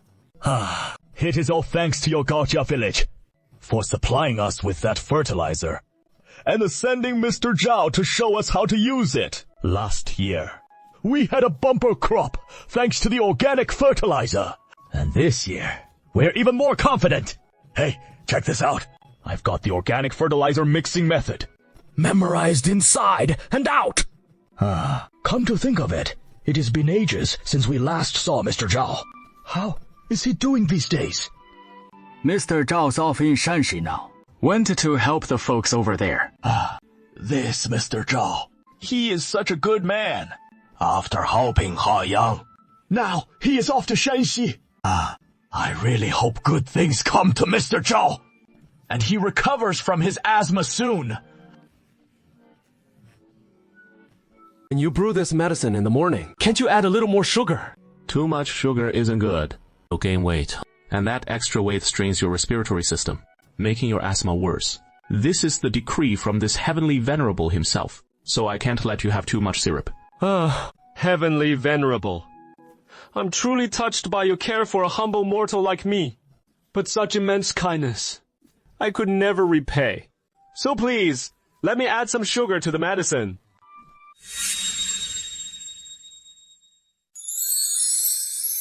Folks, come with us quick. Leave Hechi County town. Head to Longmen Ancient Ferry. Huangji's ruthless bandits are coming soon. So, it is time to evacuate fast. I always thought I was a total shut-in. But I never expected that once I could share sensations, I'd end up loving to head out for a stroll. Maybe no otaku is truly a shut-in at heart. They just haven't found anything fun outside yet. That is why they hole up indoors. But once they discover something out there more fun than home, they'll bolt right out the door. After most folks hear Time's urgent call, they hurriedly pack their bags and head out of the city, with escorts waiting outside to guide them to Longmen Ancient Ferry. But a small group of stubborn folks refuse to budge. I wonder what good it'll do to flee. What is the difference between getting killed by roaming bandits or starving to death? Li Daoshuan steps up to Time and whispers a few quiet instructions. Anyone heading to Longmen Ancient Ferry gets relief rations to eat, full meals every single day. And if you're up for helping build the docks and waterworks, you'll get paid wages daily too. With food on the table and jobs available, then fleeing makes perfect sense. Way better than getting slaughtered by the bandits. But there is still a stubborn handful who won't leave. Like the troops would ever hand out relief grain out of kindness. Work for the troops fixing up a stronghold, and get paid for it. Get real. Darn it. What do we do with types like these? This is driving me insane. What now? Over 500 holdouts, still in the city. They won't believe a single word we say. We'd sooner believe Liu Kuo won't attack. Mr. Shibai, let's just ignore them. and pull out. Damn it. How can we just abandon these people? That would be the soldiers' own fault. It is because we're soldiers, and we never had a good reputation before. That is why these stubborn weirdos exist in the world. And now you want to give up on them. How could we do that? But they refuse to leave. What are we supposed to do? City's already in ruins. Even if the roving bandits never come back, it is hard for the common folk to survive here, unless we clear out all the debris and rebuild. In a situation like this, those 500 craftsmen absolutely have to be relocated. Have you heard the legend of Feilai Peak? Yeah, I have. Master Zhigong knew a peak was about to fly in, so he told the villagers to evacuate. But they wouldn't budge. So Master Zhigong went into the village and snatched a girl, carried her on his back and bolted. Then the villagers chased after him out of the village, and that is when the peak came crashing down, smashing the whole village flat. Good. Since you've heard it, in extraordinary times, we can use extraordinary measures, even if those measures seem a bit shady, as long as the outcome is good. I get it. I'll go grab a girl right now, so their families will come chasing after me. This guy's just looking for an excuse to snatch a girl for fun, to indulge his insane, twisted hobby. Besides grabbing girls, can't you think of snatching something else? Your soldiers get ruthless, show them the mad, unreasonable side of soldiers. Yeah, we're soldiers right now, and soldiers are pretty damn bad. All of you, get your asses to Longmen Ancient Ferry. Whoever doesn't go, I'll chop him up, snatch his phone like a stolen ball, and take it away. As soon as these words were spoken, the intimidation hit maximum effect in an instant. Even the remaining 500 stubborn holdouts didn't dare resist anymore. They quickly left the city, heading straight for Longmen Ancient Ferry. A massive cargo ship was docked at the ancient ferry pier, where a few porters were steadily unloading sacks of grain from the vessel. What are you all standing around in a daze for? Come on over and lend a hand to unload the grain, and we'll provide your meals. Hesitating even a second shows disrespect to the drought's victims. We're coming right now! Right now! The soldiers aren't tricking us this time, are they? To save you lot of wretches. For the first time in my life, I'm admitting we're the bad guys. Damn it.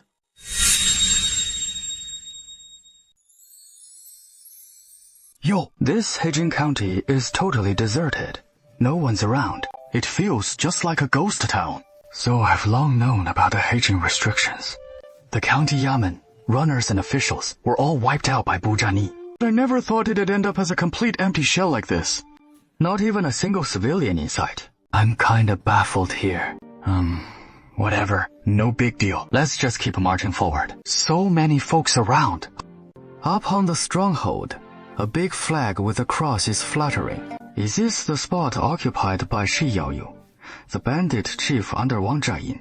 The archers posted on the arrow tower look like proper Weisu soldiers. But their get-up... Wait, that doesn't add up. Flowing bandits only know how to wreck things. They don't build squat. So how the heck did they throw together a stronghold like this? This has gotta be an official garrison stronghold. No question. Hey! Which generals got this stronghold garrisoned? Under Shaanxi Total Soldier, Wang Chenggen. Bai Zong? Huh? What gives? Bai Zong? Such a massive stronghold. Over 10,000 people hold up here. And it is just a lowly Bai Zong calling the shots. Plus, a mere Bai Zong. What the hell are you flying a flag for? Is this seriously happening? Where is the senior Bai Zong? Get him out here to talk. How many troops can you muster? I'm a Baizong. How many troops do you figure a Baizong's got? Okay, talk about awkward. I wasn't even gonna ask such a dumb question. But seeing this place, this huge stronghold, with all these civilians making it look so formidable, I figured it had to be something impressive. But then I ask, and it is just a pathetic setup for a Baizong. I'm here on behalf of Li Huai. Wang Zhayin's over 10,000 underlings are gearing up to hit Ping and Prefecture. General Li's been ordered to hold Pingyang. But does General Lai really have 800 soldiers at his command? An empty stronghold can't hold off the bandits. So please ask the nearby generals with troops to rush to Pingyang Prefecture for reinforcements. 800 government troops sound pretty impressive, huh? 800 taking on Wang Zhayin as 10,000. Does the advantage lie with the government troops? No way. Since I've got this idea that the advantage is with the government troops, then the government troops are definitely gonna lose. That is what they call the advantage is mine rule. Sorry about that. I'm just a nobody. Captain Bai here only has about 50 soldiers under him. To get it, I've still got all these civilians here to protect. I can't head over to General Li's side, so I can only wish him the best of luck. Players aren't that easy to recruit. This rundown ancient capital of Longmen, Captain Bai really can't spare any real fighting force. That is not surprising at all. Pingyao is just over 100 li from here. They say General Li's been defeated, and the bandits will surely come for Longmen, ancient capital, next. At that point, it'll be a dead end for all of you too. Heaven, help us. What are we gonna do? Should we go reinforce them, or what? Help out. You really want to help the government? We're not helping the government. We're helping the people. Pingyang Prefecture is a prefectural seat after all, not some county town. The civilians there outnumber those in the county by several times. Could be as many as 100,000. If the bandits break through, it'll be a bloodbath for sure. Yeah, that is true. Don't worry. The Gaojiami militia reinforcements are on their way. With these reinforcements, we should be able to help out the people of Pingyang Prefecture. The militia is coming, 200 strong. Why send 200 of them? It'd be smart to mix more folks in with the officers and soldiers. All pros and no cons. But you guys need to watch yourselves too. Since the weapons you're carrying are those outdated Huatongbird blunderbusses from Gaojia village, these aren't exactly powerhouse gear, so handle them with care and keep yourself safe.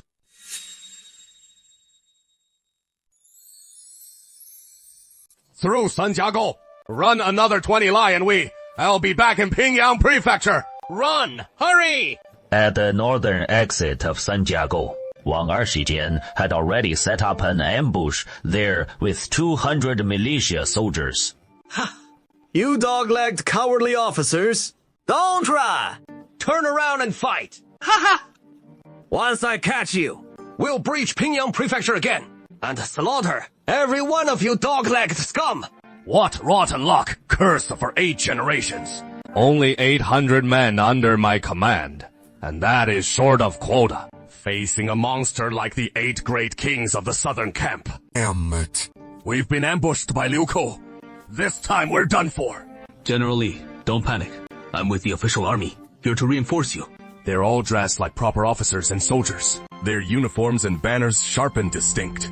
Unlike those Liao bandits, all ragged and disorganized. Which unit are you from? I'm Shi Jian. Bai Zongbing, I'm the Shanxi Total Commander, Wang Chenggen. Bai Zongbing? So you only have about 100 men? Relax. I'm transporting troops for the general, so I've got more than 100 on hand. Then how many do you have? 200 men. Gee. What good are 200 men? General Li, no need to worry. Signal your men to halt right here in these woods. And watch our show. This guy's got some tricks up his sleeve. But what can 200 men really do? Oh, man. No time to overthink now. If I really flee all the way back to Pingyang, I'll be held accountable later. If we can hold off the bandits here for a bit and push them back temporarily, the report won't look so bad. And there are still pursuers behind us. It won't be long before we catch up to them. No way to rally our own men now. We can only plant a banner here and stop the commander's banner from fleeing in disgrace. Some soldiers keep fleeing forward, ignoring the rallying banner, but others naturally start gathering around the commander's banner. Of course, the flowing bandits charge straight at the commander's banner too. Isn't Li Huai running anymore? Does he want to fight me to the death in this little grove? Your granddaddy's here to take your mangy life. Fire! A volley of shots rings out, and a dozen of the bandits up front drop instantly. So I thought Li Huai had some brilliant strategy, but it is just 100 matchlock muskets or so. Don't be afraid! Those 100 musketeers who fired the first volley take less than 30 seconds to reload and raise their muskets again. Another 100 shots ring out. The Gaojia villagers are now employing the 2-stage firing tactic. Damn. How many musketeers are exactly in those woods? More than 100 at least. It is more than 200 too. 500. At least 500. They're firing non-stop. Still blasting away. I've seen this back in Miaokong. And it is no exotic gear. But under the Shanxi commander-in-chief, it is rare enough for a Bathnik group to muster 200 matchlock muskets. And for those 200 musketeers to deliver the firepower of 500. That is downright unimaginable. This pack of losers. Damn them.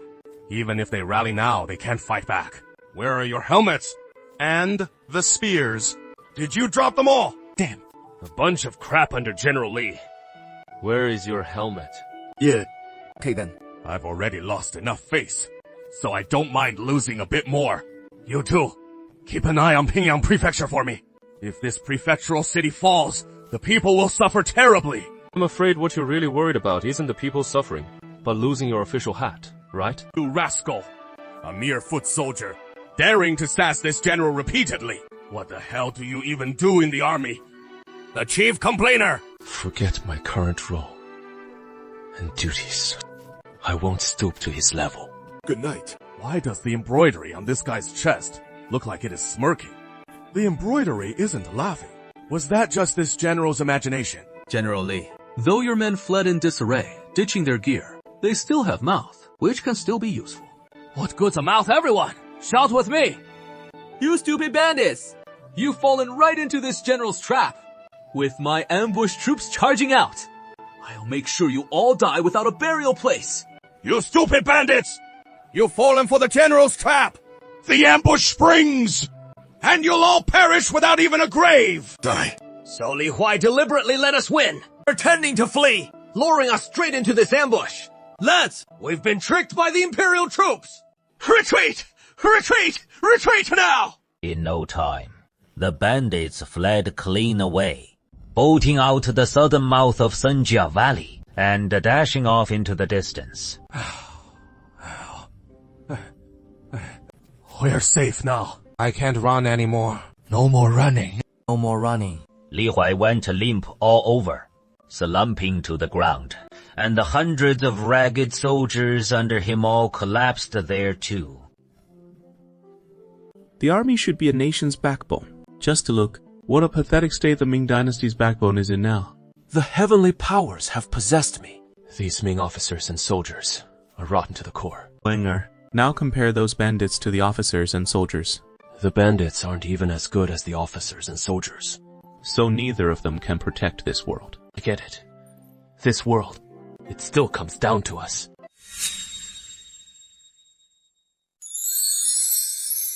Time and Wang Er led 200 fire gunners into Pingyang-fu on a sightseeing trip. This time, we've come to a genuine historic city. It can't possibly be another fake tourist spot, right?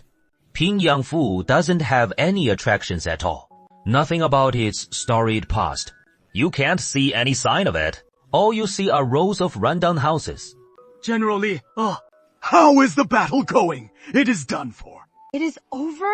It is over. Pingyang-fu is finished.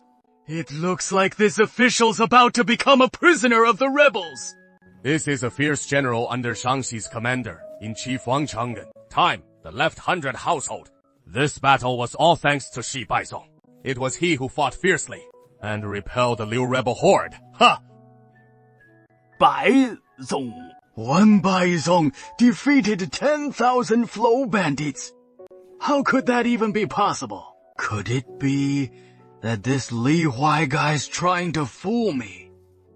No, he wouldn't dare fool me. Given the shady ways of these good-for-nothings, any merit earned by a low-ranking officer gets snatched by the higher-ups. Li Huai should be bragging about his own exploits to make sense. But now, he is not boasting at all. Instead, he is saying this 100 household officer beat the bandits, which means this 100 household must be incredibly formidable. And Li Huai scared stiff by his tactics. He doesn't dare steal his credit. This official is due Wenda. Thank you, General Shi, for rushing to our aid. Though the bandits have temporarily withdrawn, they'll soon return to attack Pingyang-fu. We'll still have to rely on you, General Shi. I'm just an insignificant little Baizong, merely helping transport troops through Liaodong on the way. Shi Baizong has 200 fire, armed heavy infantry at his command. But they're not his own men. They're the retainer soldiers of some company commander. He is just helping transport them, passing through here. And it just so happened to coincide with the crisis. From what he's saying, he is about to leave. 200 musketeers! Can this general's personal guards really afford that? These are some thick thighs. How can we let them leave? Pingyang Prefecture has no troops to defend it right now. There is just that useless Deputy General Li Huai, who can't beat anyone. So how could we possibly hold the city? We've finally got ourselves some thick thighs. We can't just let them go. But the troops they brought aren't proper Imperial soldiers. They're just the personal guards of some captain. This is tricky. There is no good reason to keep someone else's retainers here. Leaving the retainers behind is definitely not an option. But pulling this general who commands them into the mix, that is totally feasible. What is the name of this captain? Where is he stationed? Under Shanxi Commander-in-Chief Wang Zangen, Captain Wang Xiaohua, Wang Bazong. Oh, now that we know who he is, it is simple. Quickly, bring paper and pen. Pingyang Prefecture is surrounded by rebel forces, facing the danger of falling. The troops in the city could be slaughtered at any moment. Thankfully, we got help from Shi Paizong and Wang Bazong, and barely held on. Now the rebels haven't withdrawn. They could attack again at any time. We in Pingyang know the court doesn't have enough troops, and we don't dare ask for a large army to help. We only request that Three Borders Governor Lord Yang dispatch a humble captain to assist in defending Pingyang Prefecture. That would fulfill our deepest wishes. Send it with utmost urgency to the governor right away. General Shi, transporting those troops must have been exhausting. Since you've arrived in Pingyang Prefecture, no need to rush off. Just rest here for a couple of days. It won't be too late to continue your journey then. Urgent request. I need to rush these troops over to Wang Bazong right away. Wang Bazong is right in the middle of the main army, so he is perfectly safe. These 200 soldiers are pretty much expendable to him anyway. Rushing them there in a hurry won't make much difference right now. Leaving these 200 soldiers here, that is actually not a bad idea. Pingyang Prefecture sits at the crossroads of north and south, making it a key transportation hub.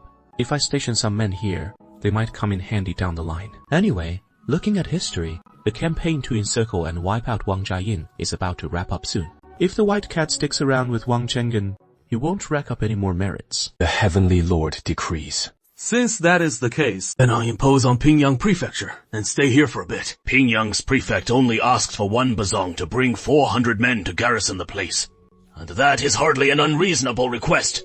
Notify the main army. Dispatch Wang Xiaohua and Wang Bazong to Pingyang Prefecture.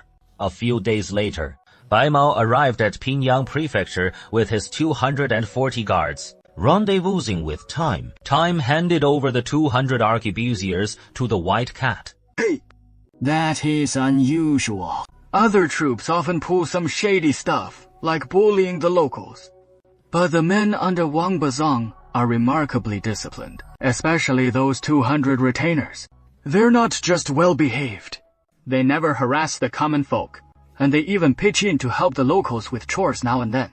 Those 240 guards come off as a bit rougher around the edges by comparison, and occasionally they'll pull stunts like taking goods without paying. But Wang Bazong quickly sorts them out with a good thrashing, making them humbly apologize to the people with a placard of guilt and cough up compensation. This bandit chaos in Shangxi, who knows how long it'll drag on. If we could keep this officially registered unit stationed in Pingyang long term, wouldn't that be perfect? This official will slowly figure out a way.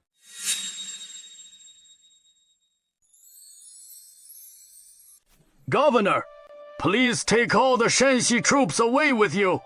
All Pingyang needs is Shangxi's Wang Bazong to guard it. Duwenda, Pingyang is a prefecture under Shanxi's jurisdiction. What is the problem with Shanxi troops guarding it? What is your motive for insisting on keeping the Shanxi troops here? Since taking office, I've been diligent and conscientious. Under my governance, Pingyang Prefecture may not be thriving, but in this year of great famine, we've managed to hold on. The common folk are suffering, yet they can still survive. But then Your Excellency's army arrived, and instead, they've turned my Pingyang into utter chaos. In just these few short days, how many of my people have the troops under your excellency killed? Their discipline. This issue isn't something I can fix single-handedly in short order. Sir, these Shanxi troops are utterly without discipline. But with the realm in turmoil, the soldiers have grown arrogant as well, disobeying orders left and right.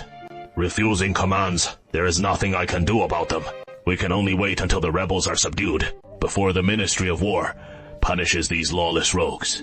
That is a matter for later. But the Shanxi troops are plaguing my prefecture. And that is happening right now. In any case, I can no longer tolerate those men.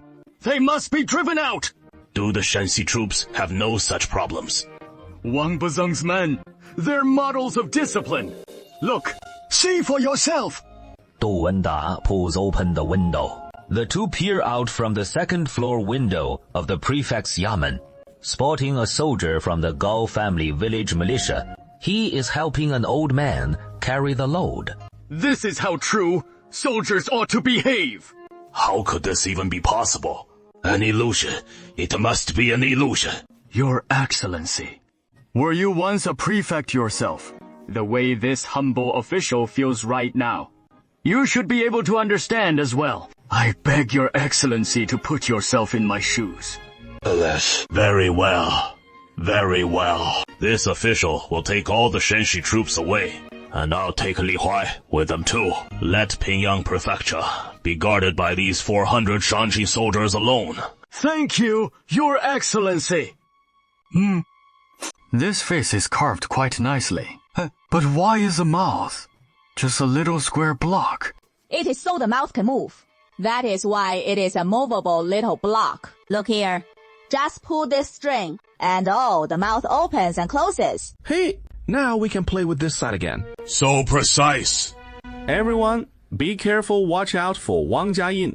Jiayin Qinxui, 200 ally from here.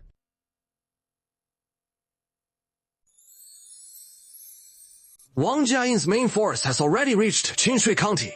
Qinshui County is already not far from Gudu Wharf. Whenever Wang Jiayin's main force arrives at a place back then, it often means that his other affiliated forces are scattered across the surrounding hundreds of miles, such as Yijing, Liang, Chuang, Wang, Lao Huihui, Cao Cao, the 8 great kings of the southern camp, and the 8 great kings of the western camp. These forces never travel together with Wang Jiayin's main army.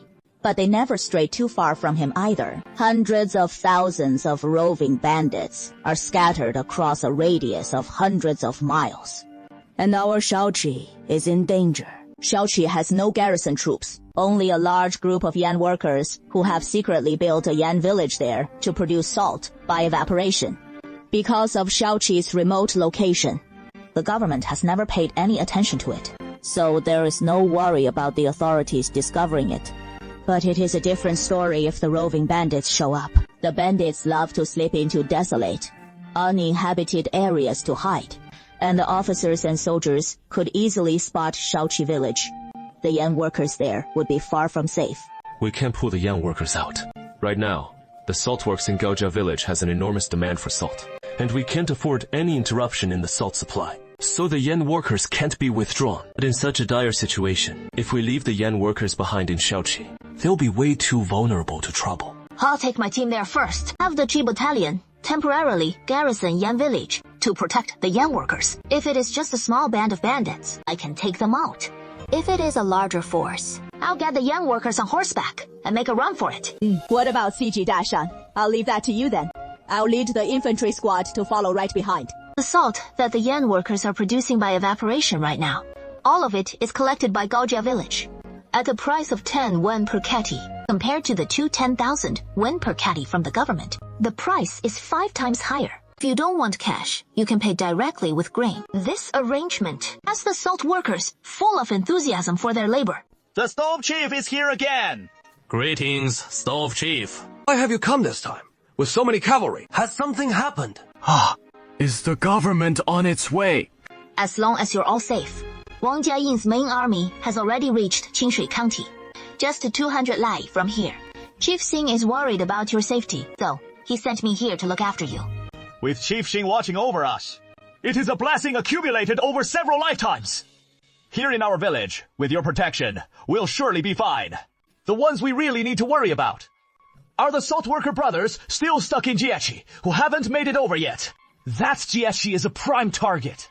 That is true. Heidongdao beside Sieki, though it has garrisoned troops. The combat power of the meager forces under Yan Kesi is hardly worth mentioning. If Wang Jiayin decides to take them down, it probably won't take much effort at all. The roving bandits must be short on salt as well. It just might come and raid Sieki for real. What are we to do? Send reinforcements to keep watch by Jiechi. If Heidongdao's troops can't hold the line, Yan Kesi's people could end up in grave danger. We must reach out and offer aid to any ordinary folk we have the power to rescue. We can't just stand by and watch. As you command. Hello, Chief Tai. Where has the chief been making his fortune lately? Next time I come for salt, brother, I'll cut you in on some of the profits. Don't worry. With you brothers around, I won't eat alone. You'll get your share too. PFF. A bunch of lowlifes. Iron Birdfly slipped into Yan Kexi's official residence. Yan Kexi was seated grandly in his official armchair upon seeing Iron Birdfly enter, as if a massive silver ingot had just walked in. Mr. Iron has arrived. You've come to see this official this time. Do you have some good business to discuss?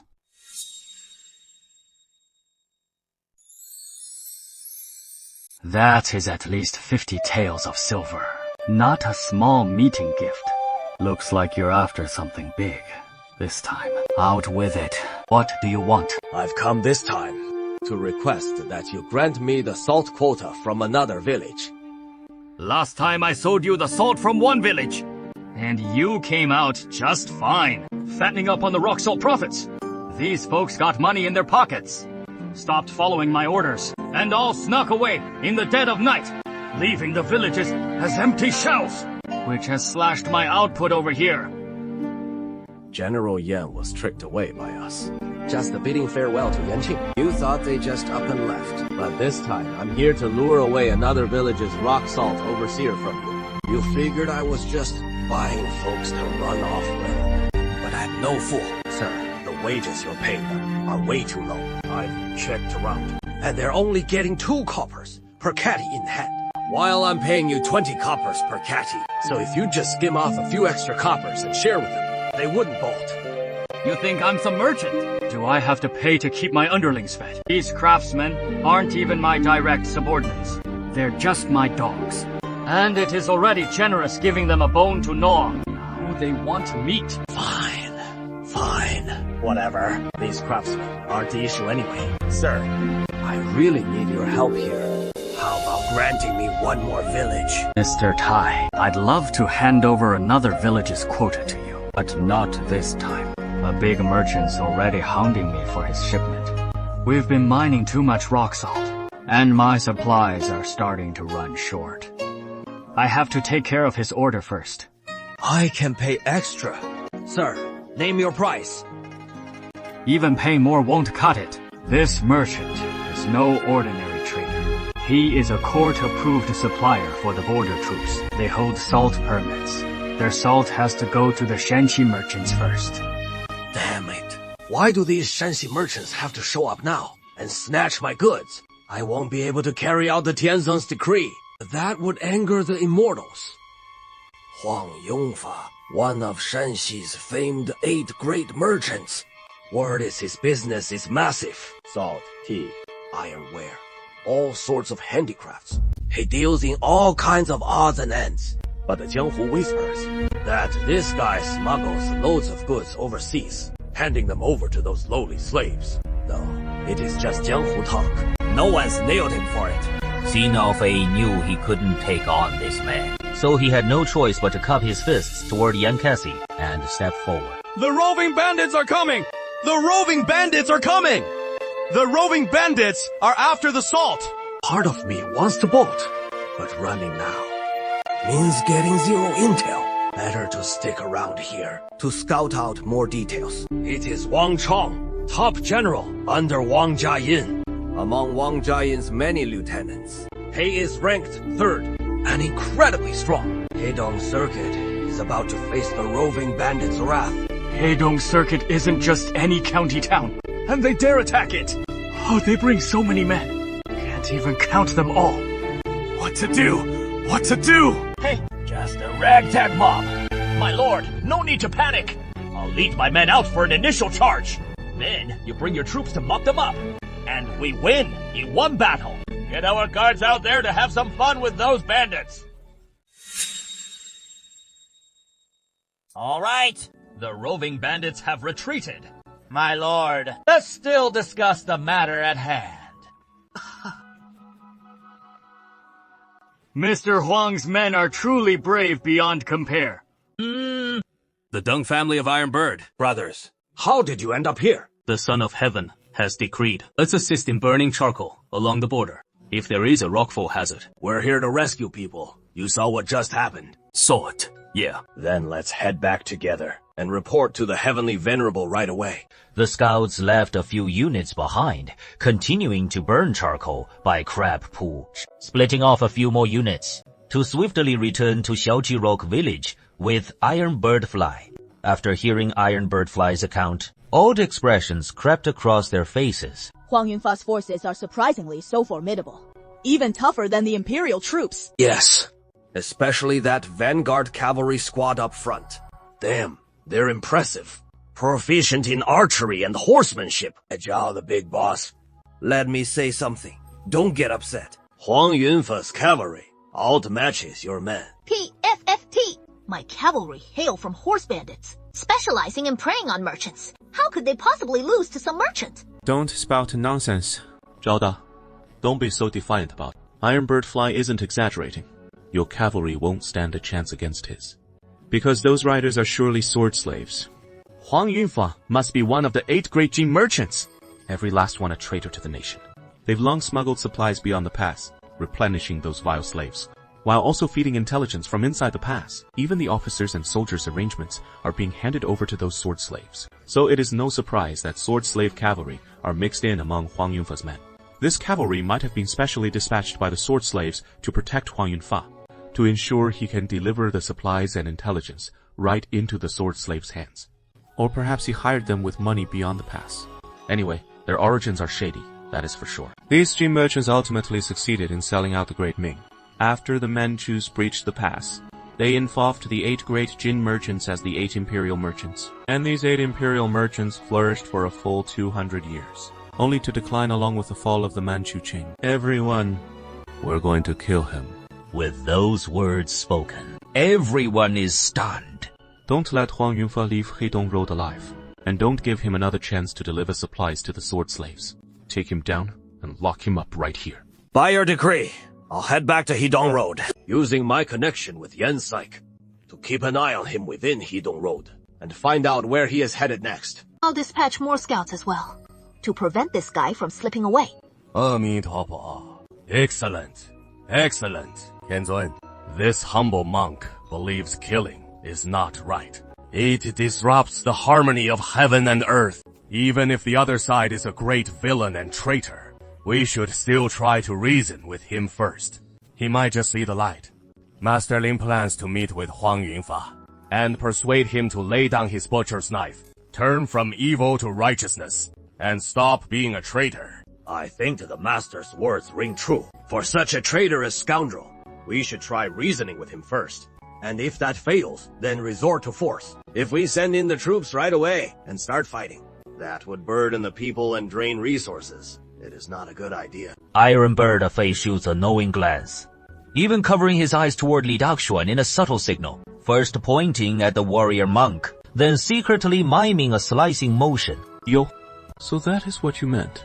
Okay, that is actually a clever approach. Place a deadly weapon right by the enemy's side, not necessarily to use it, but as a safeguard. It is the warrior monk himself who is willing to go, so we can't blame others for making use of him, right?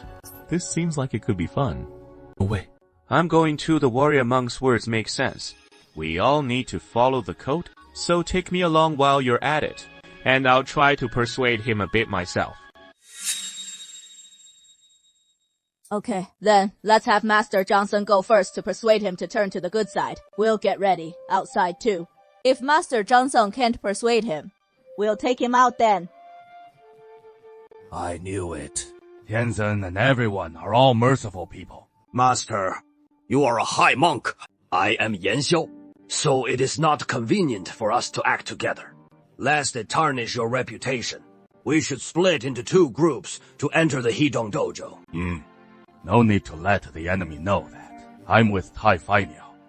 Acting separately will be better.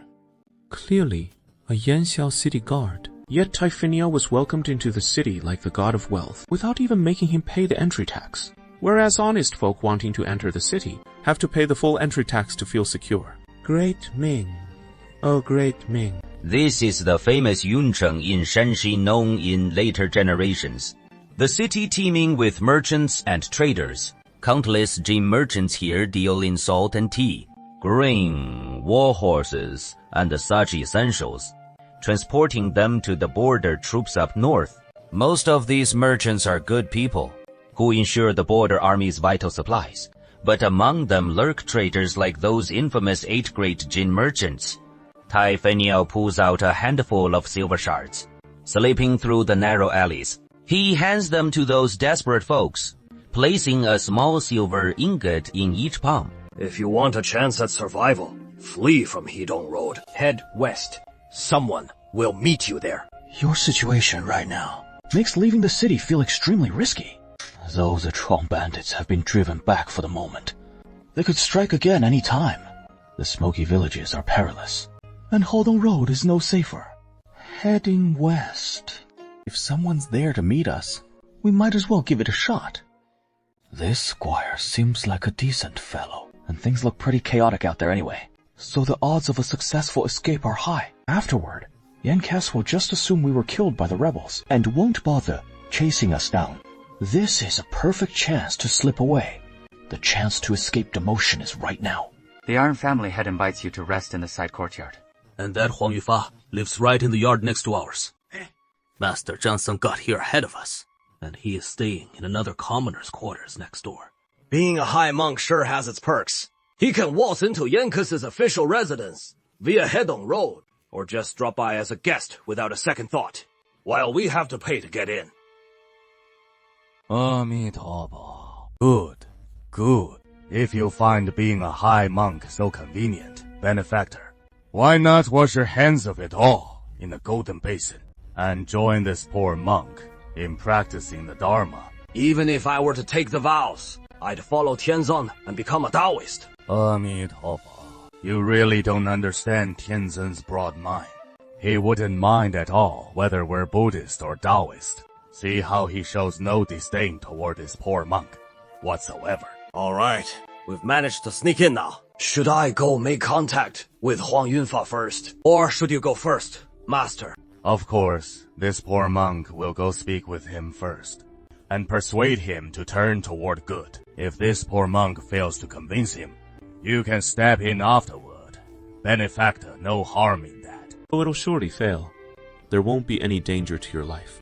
No matter how wicked Huang Yunfa is, he wouldn't lay a hand on a monk inside Yan Kes's residence. Let him have at. This humble monk advised him not to do business with those vile slaves, and he didn't admit it at all. He flatly denied it. As for this humble monk's words of persuasion, he didn't listen to them at all. Or maybe there are too many people here. He is too embarrassed to admit he is a traitor here. Once we're out of the city, and there are fewer people, Master, you can try persuading him again. If we really can't persuade him, we'll step in and take him out. Excellent, excellent. Since the Master wasn't successful, then it is my turn. I'll find out when he'll leave the city, which route he'll take, so we can intercept him halfway. If we can't get a read on these details, once he leaves the city, if slave cavalry escort him north like the wind, we might not be able to stop him. So how do we find that out? It is not hard. Just talk business with him. Master, leave it to me. I'll go. This stuff seems out of reach now. It is frustrating. I don't know if the puppet has the strength to climb up there. But this is also a chance to test the puppet's mobility. Let's give it a try. Li Doxuan extended 2 wooden hands and grasped the vine. The puppet's hands are truly exquisite. It even has gripping capability. Then, using 2 small wooden sticks, the feet stepped into the wall hole. It is steady. Pretty good. This puppet has decent mobility. Just the joints aren't as flexible as a real person's. The movements are a bit stiff, that is all. Li Daoxuan quietly peered over the wall. A group of guards was chatting idly in the courtyard across the way, speaking in the Shanxi dialect, and another group of over a dozen who looked far more menacing than ordinary folk. Much larger and more imposing men sitting off to the side, not saying a word. This bunch must be the slave cavalry. It is not convenient for them to speak out loud in the Central Plains, so they all pretend to be mutes. I, Tai Niaofei, am a salt merchant who is long admired the great name of Huang Yongfa, Master Huang, and has come especially to pay a visit. I have some business matters to discuss. This is during the Lantern Festival. After all, not long ago, we met in the hall at Yankee Temple, and it wasn't anything too grand. Just a dozen or 20 men under him. Some strength, but not a whole lot. So it is Tian Niaofei. You've come to see me. What brings you here? Master Huang, I've come to throw in my lot with you. What? I see.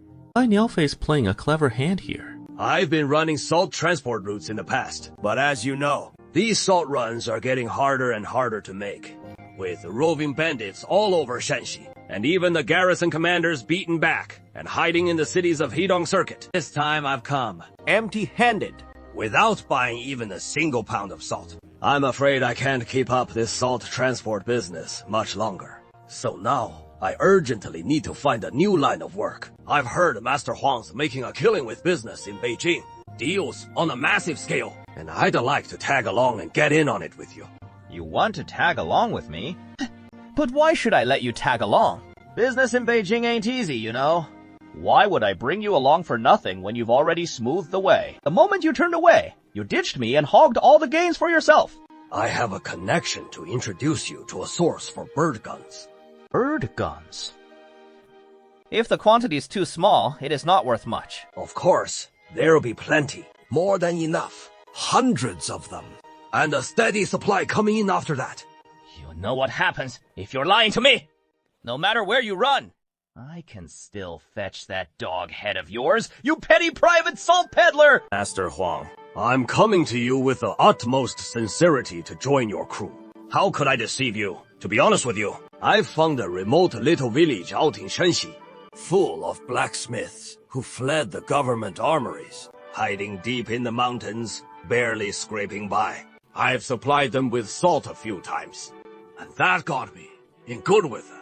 They've forged plenty of weapons for my boys. Take a look at this demon blade I'm carrying. That is their handiwork. They know how to craft the bird guns too, and they've already made hundreds. Now hunting for buyers on the black market. This isn't impossible, you know. Over the years, artisans have been fleeing all the time. Blacksmiths in droves, holing up in remote villages. Yeah, it is a real possibility. And once these craftsmen bolt, they turn into wandering refugees. No fields to till, and wander freely without drawing eyes. Life's bound to be tough. Under those circumstances, striking a deal with Yanxiao to privately sell weapons, that could happen too. The lowly slave's got a real keen eye for bird guns. Mentioned it more than once. Wants to get his hands on some. Pulling it off is no easy feat. Even the court's short on bird guns. No way to get them from those corrupt officials. As for the common folk, forget about it. The government itself doesn't have the money to make them. How many could the folk even make on their own? A few scattered ones would be utterly pointless. We need a full quantity. Only with enough quantity does it become useful. But where do these fugitive blacksmiths get all that iron from? Enough to forge hundreds of bird guns. I don't just deal in salt. I also trade in iron. Those blacksmiths are under my protection now.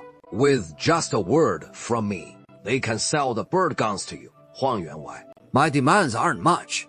Just have you take me beyond the passes a few times, and introduce me to folks beyond the passes for business. That is it. You say they've got hundreds of bird guns. Then bring them out and let me see. Once I see the goods, I'll believe your words. Piece of cake, Huang Yuanwai. Don't rush north just yet.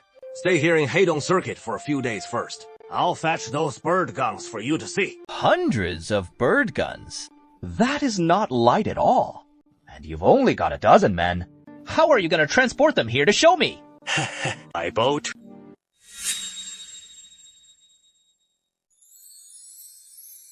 Master, I don't know if we can trust what this guy is saying.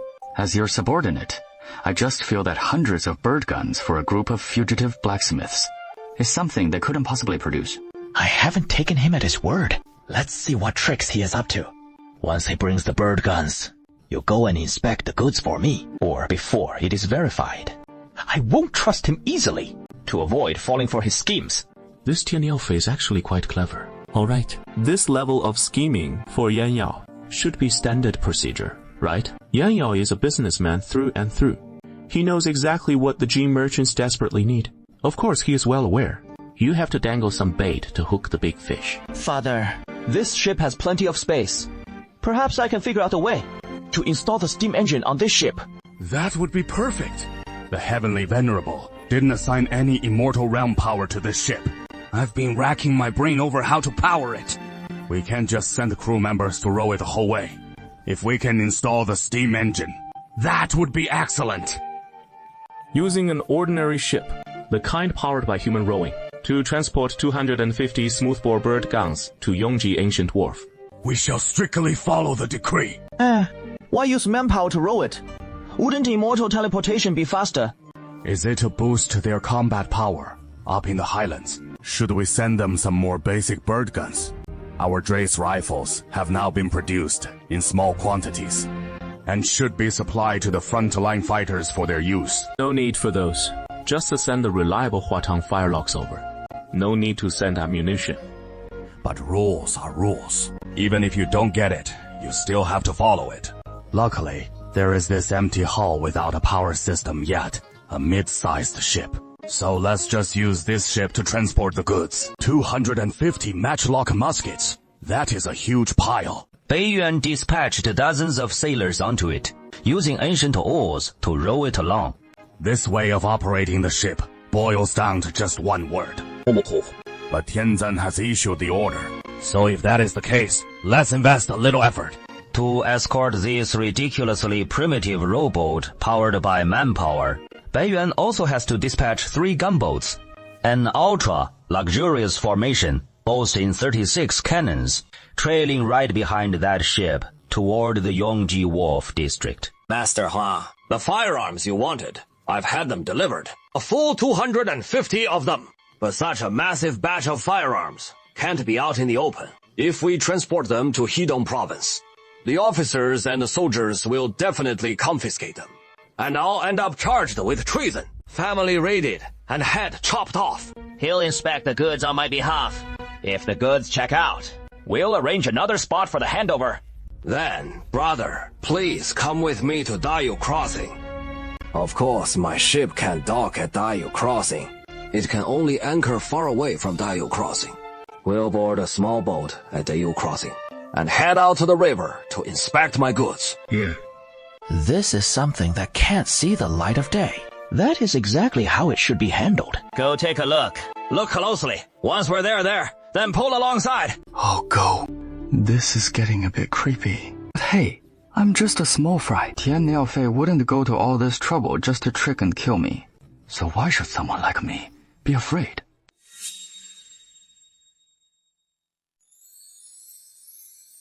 It is dry weather. Be careful with fire. It is only freaking 10:30 at night. How could anyone sleep this early? At least we've got another hour left. Gaojia Village does have some nightlife, but I'm getting bored of it. Occasionally, I gotta find some other entertainment. Anyway, nothing better to do, so let's eavesdrop on what Huang Yunfa's saying to his men. Who knows, might overhear some key intel. That is bold. It was up on the wall during the day. Now, probably the wind blew it down, or a stray cat knocked it off. Damn, that is scary as hell. Suddenly, this thing drops down. This puppet's face is way too lifelike. Does a puppet really need such a handsome face? Don't know. Anyway, this thing just feels creepy to me. Should we keep our distance from it? Looks like I've accidentally unlocked a new trick. Can't use this trick on my own turf. But against a bunch of traders, no qualms at all. Look. Yes! It is a puppet. How is this puppet sitting? Sitting up! It clearly fell from the wall just now, lying on the ground. Yeah, so why is it sitting up now? No. We must have remembered wrong. We didn't get it wrong. Then that means, after we patrolled by earlier, someone came and propped this puppet up. Holy crap. Doesn't that mean another assassin snuck in? The two guys jump in fright and bolt straight for Huang Yunfa's room. Bang! They crash through the door and charge inside. Hey, what is the big idea busting in here in the dead of night? Barging into my room like that? Damn, I thought you two were assassins. I'd already drawn my knife. And then you two come charging up to me and drop to your knees on the floor. You having some kind of fit?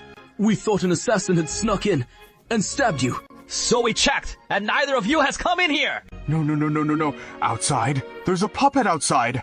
It moved. Crack! Take me to see it. Li Daoxuan wasn't about to foolishly wait around for them. He scrambled to his feet and dove into the garden bushes, crawling low along the ground for a stretch. You bastard! Going crazy in the dead of night. Where'd this puppet even come from? There really is one. It is real. Puppet figure! The puppet figure dropped right onto the beam in my room! Where'd a puppet figure come from inside the house? The beams are totally empty. There is nothing there at all. Nothing. Master, no puppet figure on the beams. How could there not be one? I saw it with my own eyes. Then maybe it was a fake. Who knows? Maybe a dwarf in disguise. Search, now. Hurry and search. He might still be hiding under my bed. This puppet figure's under the bed. It is a genuine puppet. Not someone pretending to be one. Then someone must be manipulating it. Search. Is anyone lurking in the shadows with strings or something, controlling this puppet?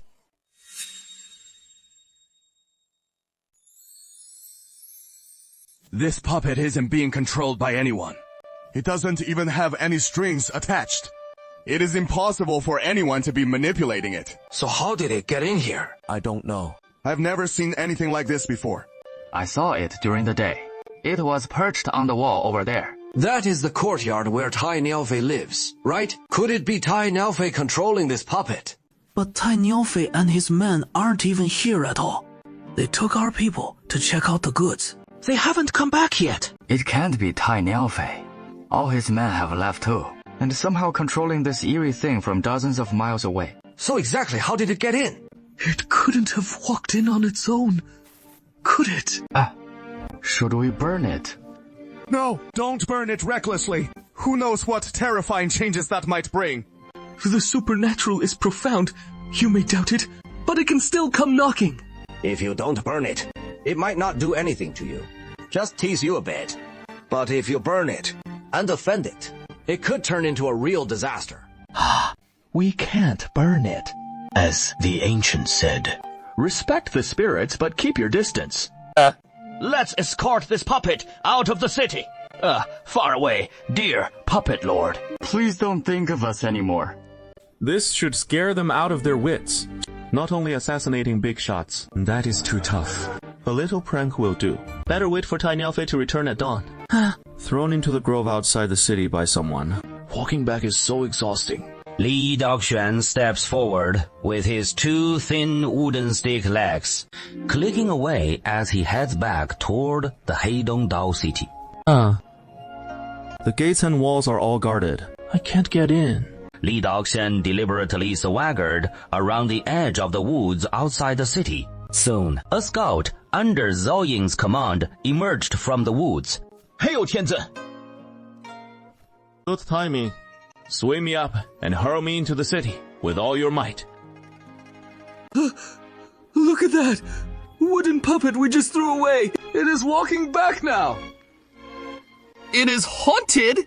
Help! Huang Yunfa. Master Huang Yunfa. Oh no! The puppet has come back! It is heading straight for the official residence gate. And it is calling your name. Why is this puppet ghost haunting me like this? Better not go in. When someone's scared out of their wits, they might lash out in panic and actually burn the puppet's body. That would be such a waste. After Li Daoshen wobbled a few times on the street, he veered off to the side and slipped into a narrow alley, vanishing from sight. Master, I wonder if you know the arts of subduing demons and exorcising evil. After all that chaos in the official residence last night, I figured it was Tianzi messing with this fool. Who would have thought he'd come begging for help at the crack of dawn? Benefactor Huang wants to drive away that puppet. That puppet is so terrifying. Master, save me.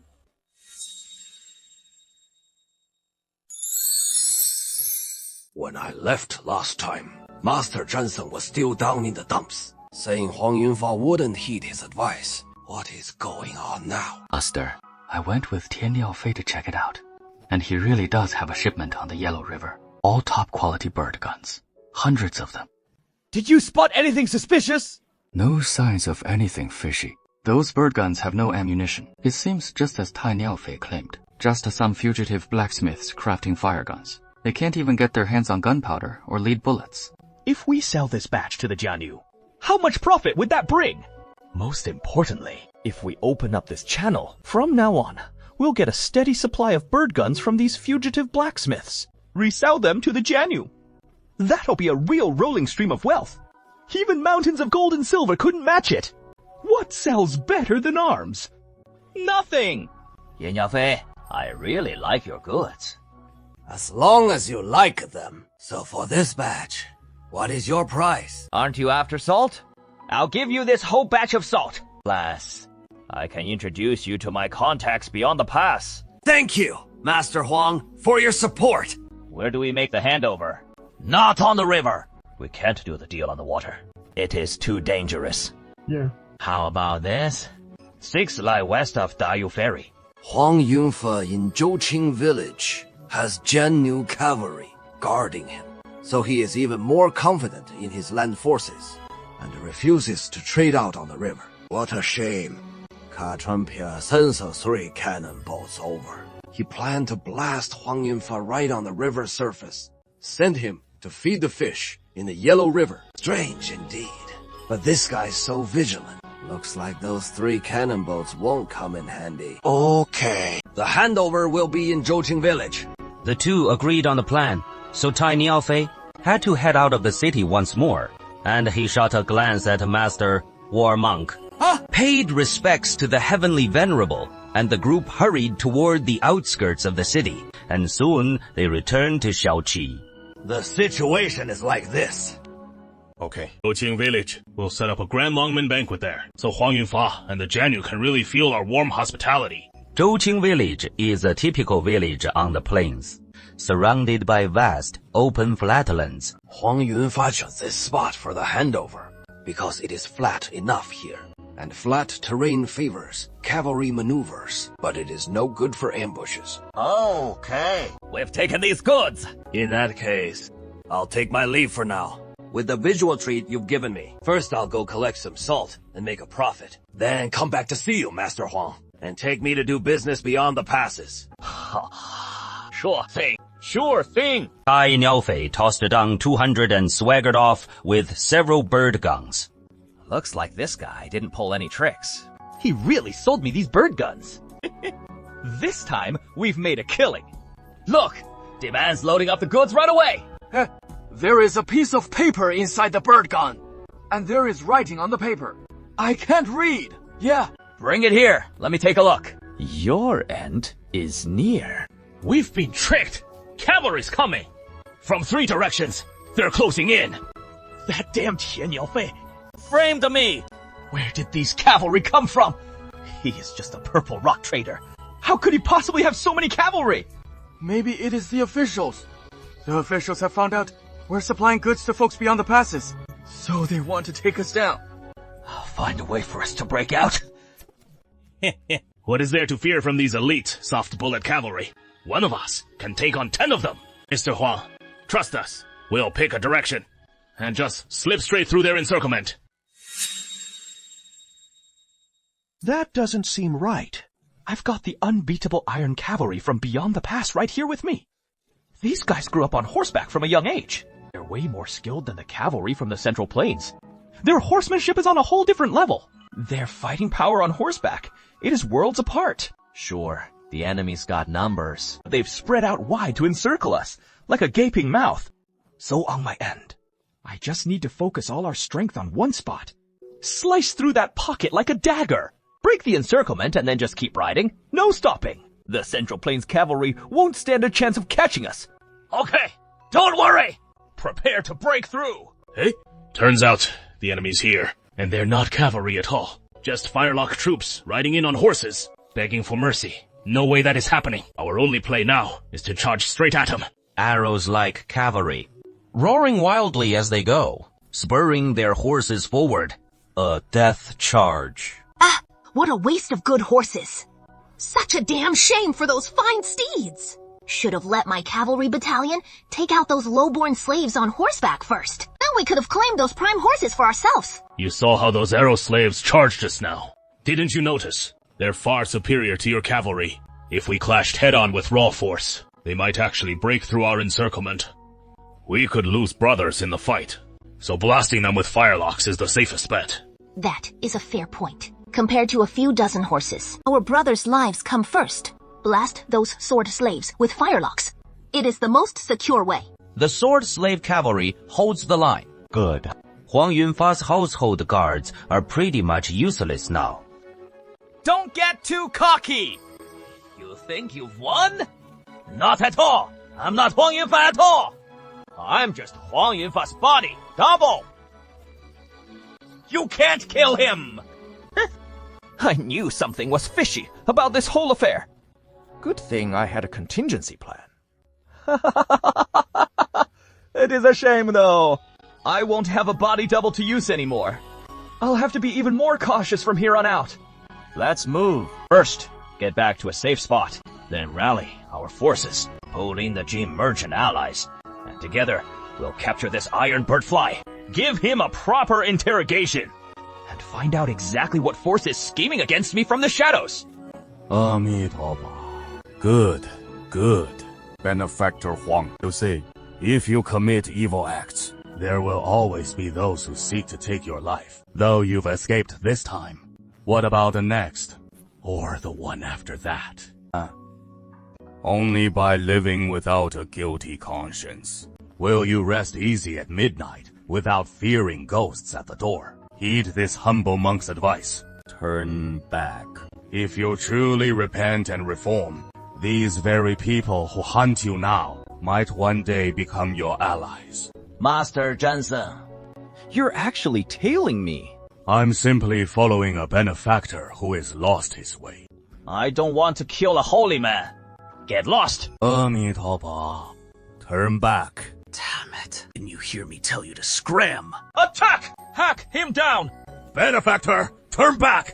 It is not too late to lay down the butcher's knife now! Hurry up and kill him! His preaching is driving me nuts! One guard summons his full might, swinging his blade at the warrior monk. As the warrior monk dodges aside, he couldn't dodge the knife from the man behind him in time. PFFT. A gash opened up on his arm, blood spilling out. Who the hell dares to draw my blood? Haven't you heard the name eating people's words? Shaving peace! Peace swung the staff in his hand, with a whoosh stabbing a guard right in the temple. The guard let out a miserable howl and collapsed to the ground. You, Master Son! A goodness knife! I'm turning from evil to righteousness now! Immediately, right away! I'll never supply the sword slaves again! War monk. Who the hell is the war monk? The name's Peace. Whether you reform or not. What is that got to do with me? With a whoosh, Peace's staff cracked down on the top of Huang Yunfa's head.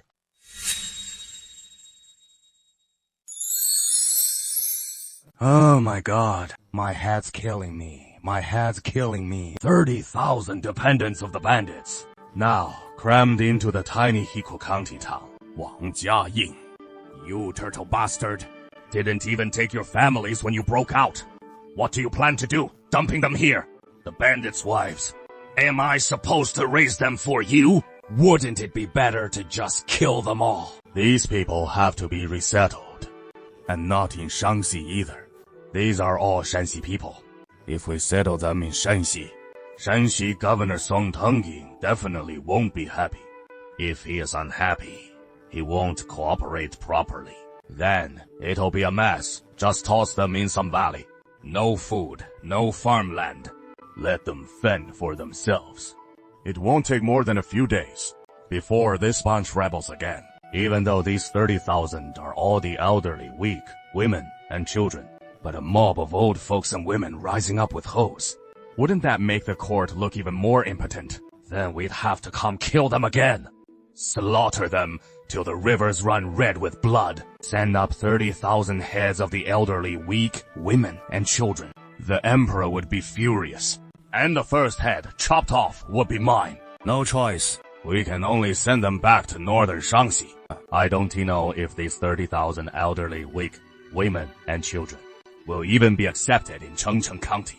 Report to the Lord! Shanxi Judicial Commissioner Shi Kefa requests an audience. Shi Kefa is here. Perfect! Invite him. Ouch. Lord Shi arrives at just the right moment. These bandit dependents who fled from Shaanxi to Shaanxi need to be sent back to Shaanxi for resettlement. We'll require a huge sum of silver along the way. And the man in charge of this, if he gets greedy, if these funds were pocketed by anyone else, these 30,000 people would surely rebel again. So I can only entrust this mission to you, and only then can I rest easy. Rest assured, Lord Hub, if I were to embezzle even a single copper coin of the relief funds, in my next life, I'd be reborn as a paving stone, trampled by all the people. I can only trust you. Use the silver to escort these 30,000 elderly, weak, women, and children back to Shaanxi, and deliver them to Chengcheng County under Liang Shixian's care. Lord Wu, if I'm not mistaken, there is at most 3,000 tiles of silver here. How can I possibly settle 30,000 people with so little silver? This is just for travel expenses, to be spent on the journey. Just travel costs. So once we reach Chengcheng County, I won't need to handle it anymore. No, you won't. And you won't be able to anyway. I brought 100,000 taels into Shaanxi. But no sooner had I arrived than Hong Chengchou demanded 20,000 taels to pay the overdue military salaries, with the remaining 80,000 scattered here and there. Now I have less than 50,000 taels left. These 3,000 taels are what I squeezed out for you by gritting my teeth. I wouldn't trust anyone else but you. They'd all pocket the silver. But you're the only one I can rely on. Understood. Rest assured, Lord Hu, leave it to me. Even if my abilities are limited, I will do my utmost. From Heikou to Chengcheng County, the quickest way would be by boat. But the upper Yellow River's currents are too swift and dangerous. So Shi Kefa had no choice but to take the land route. A journey stretching over 1,000 li. The provisions they started with were already running out. Many people are already too exhausted to walk. If we don't feed them soon, I'm afraid they'll revolt again. The price of grain is 800 wen per dao. So, doing the math, 3,000 taels of silver will only buy about 50,000 caddies of grain. How could this possibly be enough for 30,000 people to travel 1,000 li? No choice. We'll just have to grit our teeth and push on. Shi Kefa first haggled with the grain merchants. He flashed his official seal and drove the price down to 700 wen per di. Those over 20,000 caddies of grain will be depleted once more. My lord, our grain supplies are running dry. We'll need to find another place to buy more. Which city lies ahead on our route?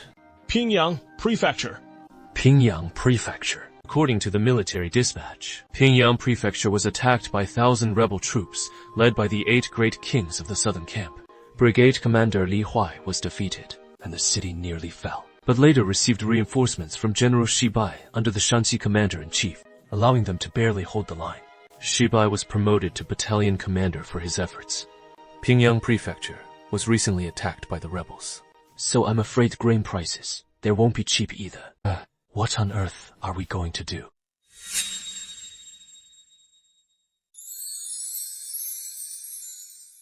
Shi Kefa traveled lightly with a small entourage, bringing a small team of household servants and slipping into Pingyang Prefecture. This lowly official is acting on the orders of Lord Wu, in charge of escorting 30,000 surrendered rebels from Heikou Prefecture to Chengcheng County. Passing through, on the way, we'll need to trouble you again. As long as they don't cause trouble, that'll be fine. If they dare to act out, Pingyang Prefecture has ways to deal with them. This is Wang Xiaohua, a favorite general under Shanxi's commander-in-chief Wang Chenggen, Wang Bazong. Right now, Pingyang Prefecture relies entirely on Wang Bazong to hold the fort. Wang Xiaohua? Wang Bazong, you've been working hard. Every time someone introduces me by name, I just want to jump off the city wall. My team's run out of grain. Pingyang Prefecture has no grain either. None at all. No deputy, squad leader. But this official has silver to buy some. If you're buying, no problem at all. This official should have snapped it up sooner. Lord Shi was sent by Lord Wu, the imperial censor, so he must have those 100,000 taels of imperial disaster relief, silver on hand. Everyone knows Lord Hu brought 100,000 taels, but few know that Lord Hu's household is so poor he is barely scraping by. Poor Lord Wu, though. Who knows what the good folk of Pingyang Prefecture are going through now? The grain here isn't cheap at all. 3 million per dao. What?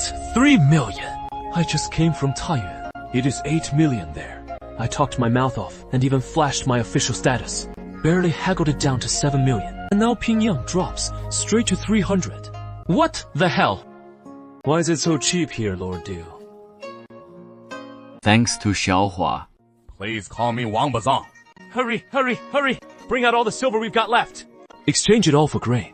I originally thought Longmen, ancient city, was just a small ferry crossing, but I never expected such a massive water fortress to be built here. Turns out, all the folks from Jin County have relocated here. Guarding this water fortress is Xu Baizong, who lifted the siege of Pingyang Prefecture.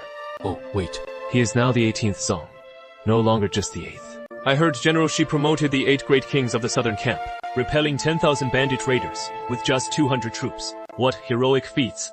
Truly a paragon among generals. As if it was all Deputy General Li Huai's merit. Only those capital officials in Beijing would swallow that it was Deputy General Li Huai's doing. We folks stuck here in the Qingjin lands, who doesn't know the real story? All the glory to Shi. The general's taken in so many refugees. Has the food shortage been sorted out? Let me point you to a good spot. Grain over in Pingyang Prefectures. Only 3 million per dao. 3 million's way too steep. Here in our Longmen ancient city, grain is just 1.5 million per 1,000 du. What? 1.5 million? Yes, 1.5 million. Lord Wu, this humble official's wasted your silver, sir. I've squandered it. I'm nothing but a useless fool. The silver you went to such lengths to secure for me.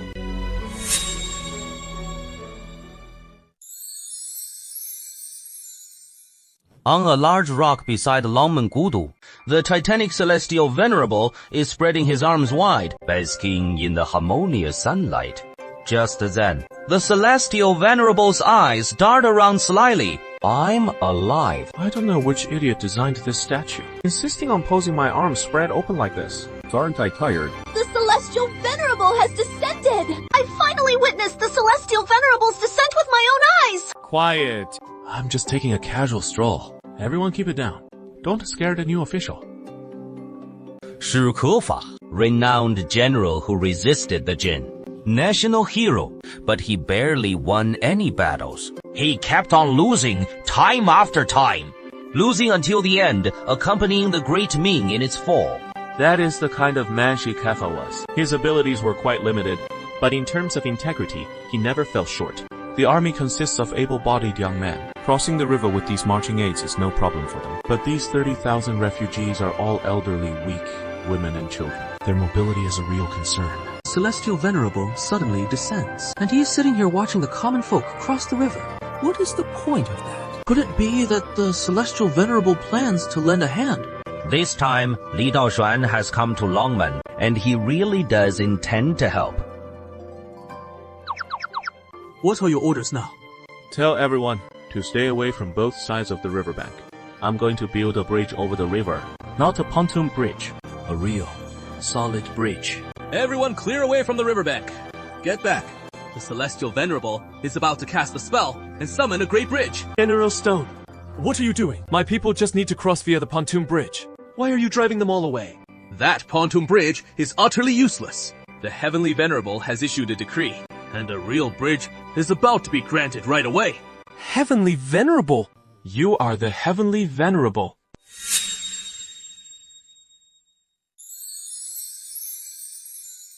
Just those 2 words, Tianzan, aren't from any legitimate path.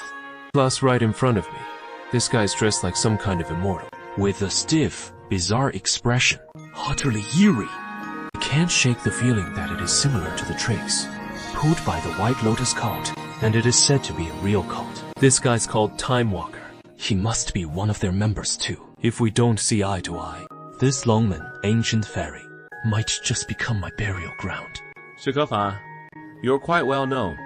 I know all about you. I'm just a lowly Tuiguan. Nothing to be famous about. You're a hereditary Jinyai Wei 100 household officer who passed the imperial exams in the first year of Chengzhen and took on a civil official role as cover. How do you know all this? This is top secret, not to be leaked. You're clearly a Tuiguan handling criminal cases. Yet the court sent you out here to oversee disaster relief, which has nothing to do with your actual duties. It is really to make it easier for you to gather intelligence, right? On the movements of the roving bandits, the disaster victims, and local officials everywhere, reporting it all back to the court. That is the Jinyai Wei specialty. He knows even this. How the hell does he know? You've got a secret letter tucked in your sleeve, detailing everything you've seen on this journey, especially the changes in grain prices. That already puts you on high alert. In that, you report to the Emperor that the closer you get to Chengchun County, the lower the grain prices drop. You plan to head deep into Chengchun County to investigate and uncover the source of their grain. And you're just laying it all out like this, bold as brass. It seems they have no intention of letting this official leave here alive. I'm not that ruthless. Not someone utterly wicked, with no hope of redemption. I generally don't kill. Moreover, though, your skills are a bit lacking. Your character seems perfectly fine. What you're about to see might just shock you. I wonder, once you've seen it, whether you'll still continue writing that secret letter. I'm quite curious. Watch closely. Don't blink. How could I even blink if he suddenly strikes? Even if it costs me my life, I'll fight my way out of this ancient Dragon Gate capital. To witness Heavenly Venerable in the sky make his move! A thunderous roar. The heavenly bridge descends, spanning the river. 史可法, let's go. The 2 of us will cross the Rainbow Bridge. Someone has to lead the way before the common folk will dare to follow. Hey, all right.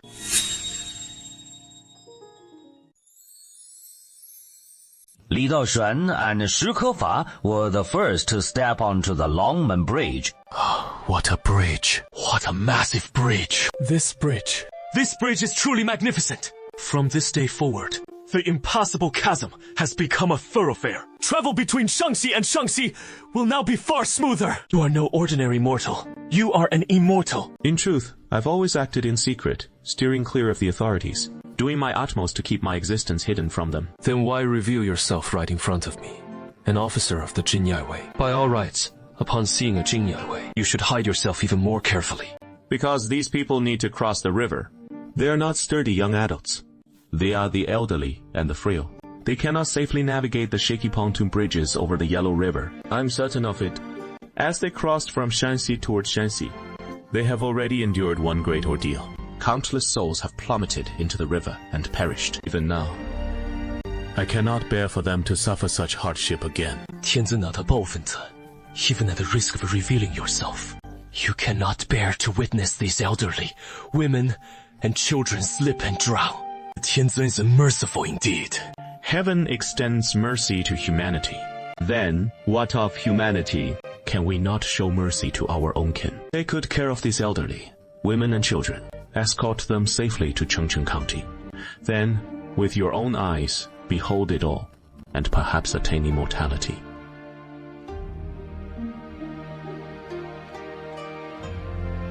Once we cross this bridge, we'll return to Shanxi. We're heading home. We are prisoners. For Shanxi's sake, we won't receive the same treatment as honest folk. Never mind that. Let's go. We'll take it one step at a time. Yeah. At least being able to go back home would be pretty good. Right at that moment, surprisingly, music started playing at the bridgehead. It turns out this plastic bridge even comes with a music feature. Where is that music coming from? The sound filling the sky and earth. This must be the immortals singing, right? Thinking of us heading back home. I don't know why, but just the listening to it brings tears to my eyes. Kid, your dad broke out from Heku County, and I don't even know if he is still alive now. But I still hope he can come back with us. He abandoned you all, and the widowed mother ran off with the Wang family herself. You shouldn't think about him anymore either. Just forget him. Shi Kefa bowed deeply to the Heavenly Venerable. He reached out and touched the secret letter in his sleeve, feeling its presence. Send this letter out. Let's go try it out first. With these eyes of mine, take a good look.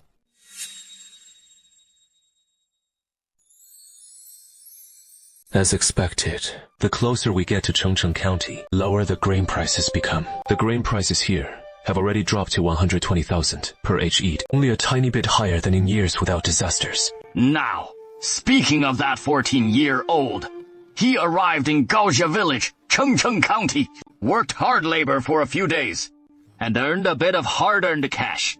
He thought to himself, doing manual labor like this, how could anyone get rich that way? No, he needed to learn some real skills. So he packed a bag of flour, took 2 tails of bacon, and set off to find a blacksmith as his master to learn the trade. But unexpectedly, just as he stepped out the door and reached the edge of the bamboo grove, he felt a sharp pain at the back of his head. Someone had knocked him out cold. To find out what happens next, listen to the next installment. I'll keep going. Okay, no more cliffhangers. Hey, don't get mad, sir. Here, have some tea. This tea turns out to be top grade. Pre-rain Longjing. What is going on here? Even in the affluent lands of Suzhou and Hangzhou, tea of this quality isn't something a roadside tea house could offer. Only high officials and nobles could afford it. And yet, here in Hancheng, a little roadside tea house pours me a cup. Where on earth did you get this tea? The shopkeeper's brother brought it back. He teaches at a school in Gaojia Village, Chengcheng County. And they say this tea was a special gift for the teacher, handed down personally by Tianzang himself. He doesn't even like tea that much, so he sent it back here to the shopkeeper. The shopkeeper isn't much of a tea drinker either, so they just decided to serve it to guests. Yeah, Tianzin can even directly grant an entire Yellow River bridge. This is no ordinary tea at all. Tell your boss, you won't even find this tea easily in Zhangnian. It is incredibly precious. So don't just casually offer it to people to drink. So, what is the rest of the story that Mr. Storyteller shared? The tale he tells is about Gao Piao. Actually, most folks in Hancheng have already read the comic book version. It is just hearing the storyteller embellish it all over again, purely for the fun of it. If you're interested, sir, you can grab a copy of the comic book. The bookstore's right around the corner, just up ahead at the bend. Turns out the figure I encountered at Longmen Ferry was this heavenly venerable from the book, who appeared in the mortal world and even spoke to me, sir. Crops in Haiyang County's fields are growing exceptionally well, thriving in an unnaturally good way. These fields are truly bursting with promise.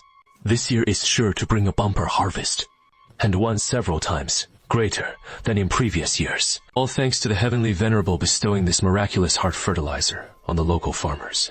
As long as the crops are treated with the heart fertilizer, the yields will double. That is exactly what the 3rd volume of this book describes. Take a good look. During the Tianqi era in Chengcheng and Heiyang counties, the combined population of the 2 counties was around 160,000 to 200,000. In other words, without a drought disaster, the grain output from the 2 places could have sustained nearly 200,000 people. But now, with production doubled compared to normal years, The grain from these 2 counties can feed 400,000 people. And if we factor in the extra wasteland that is being reclaimed, feeding 500,000 people would be no problem at all. I even sent secret reports earlier, questioning why the grain here is so cheap, and how it can take in so many refugees. But now, crunching the numbers, these refugees really aren't a big deal. Even if Tianzin hadn't intervened, the grain from the farmland alone could support hundreds of thousands of disaster victims, let alone the supplies that Tianzin occasionally bestows.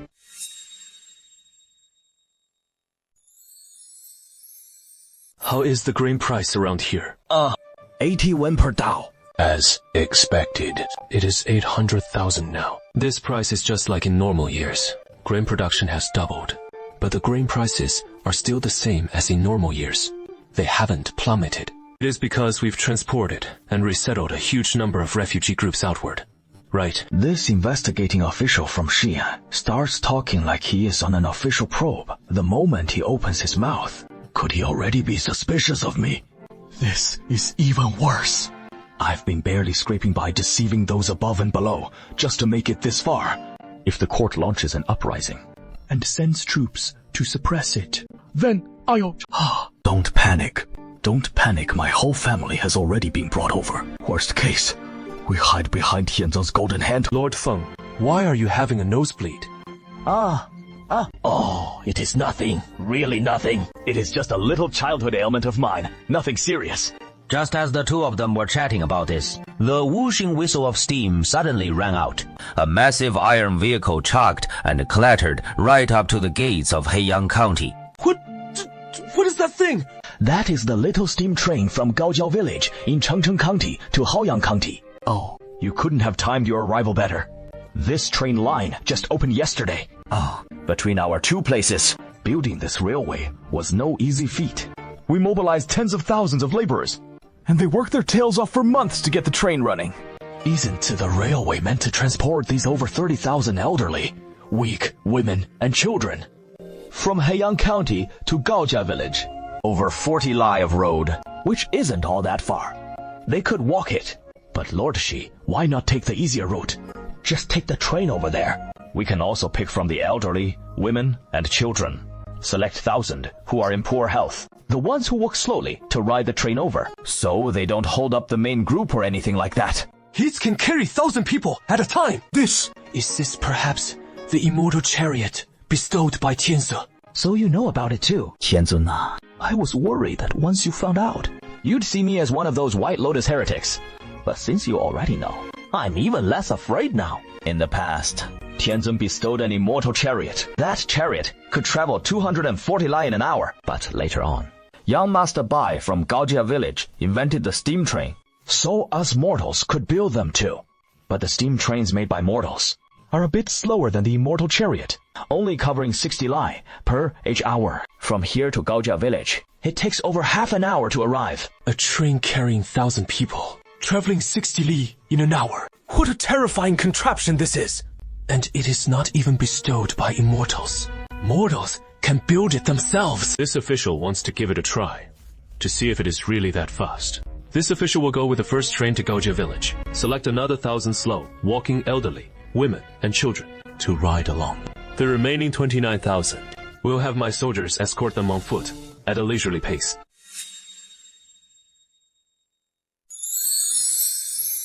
The farmlands in Heiyang and Chengcheng counties have escaped the drought unscathed, and they've all bounced back into production, with crops thriving impressively. The yields are sure to be more than double what they were before. And surprisingly, they've planted so much corn here in Chengcheng County. Just one look shows. The grain output is at least over 100,000 jin. No wonder. No wonder at all. Even if another 300,000 refugees show up, this place can feed them all with ease. They're waiting for me. We're waiting for Lord Shi, and at the same time, for this group of elderly, women, and children. And who might you be? My name is Gao Yiye. I am the saintess of the Daoshan Tianzeng sect, the one who conveys the Heavenly Venerable's words in the mortal world. But then again, lately the Heavenly Venerable has been descending to the mortal realm quite often just to have some fun. So whether I relay messages or not, doesn't matter much anymore. Greetings, saintess. I witnessed the Heavenly Venerable descending in the ancient city of Longmen, where he personally bestowed a grand bridge spanning the river, transforming an impassable chasm into a vital thoroughfare. so that even the elderly, the weak, women, and children can cross safely. Truly a magnificent act of benevolence. Yeah, we already know about that incident. Look, there is a screen over there, playing it right now. Look! The Heavenly Venerable just jumped off the bridge. A rope is holding him. This looks like it could be really fun. I want to try it too. Though I'm afraid it might not be as fun as it seems. What if the rope snaps? Then you just plunge into the Yellow River, of course. What else could you do? We swap it out for a new one after just a few uses. It feels awfully dangerous. And if it breaks, we simply replace it. We've come to know Lord Shi quite well over the past few days through this mystical screen. So why not leave these families of the rebel bandits in our care? Lord Shi, please take a rest first. Heavenly Venerable also said, you are a Jinyawe, 100 household officer, with the duty to scout intelligence and report it to the Emperor. So you can visit Gaojia village freely. Whatever intelligence you want to probe, just probe away. But when you report this intelligence upward, the Heavenly Venerable suggests you think it through carefully before reporting to avoid what? The Emperor and Court's tendencies, their ways of handling things. Lord Shai surely knows them better than we do. What can be reported, what cannot, and the consequences of reporting. Lord Shi, just give it a moment's thought, and you understand. The Heavenly Venerable said not to interfere, that you think it over yourself, lest a single piece of intelligence be reported wrongly, bringing unnecessary trouble to the court and the Emperor. To avoid bringing unnecessary trouble to the court and the Emperor, rather than to Gaojia village. This woman, she is threatening me. Fine. This official will take a good look around here. What matters to report the court, what not to report. This official will weigh them himself. Lord Shi, since you are a Jinyawe 100 household officer, still serving in Xi'an, then you should know the name of the Chengcheng Patrol Inspectors Program, right? Of course I do. This man was fond of exaggerating achievements, falsely reporting military intelligence, and was long ago executed by U.S. Jinyawe. Is there a possibility that he wasn't killed for falsifying military reports, but because back then he calls it up to the eunuch faction, was labeled one of them, and that is why he was killed? Suddenly, so many in the world boasting great achievements. The generals who falsely reported military intelligence got away scot-free, yet he was executed for it. When it is actually true, even this official is powerless to do anything.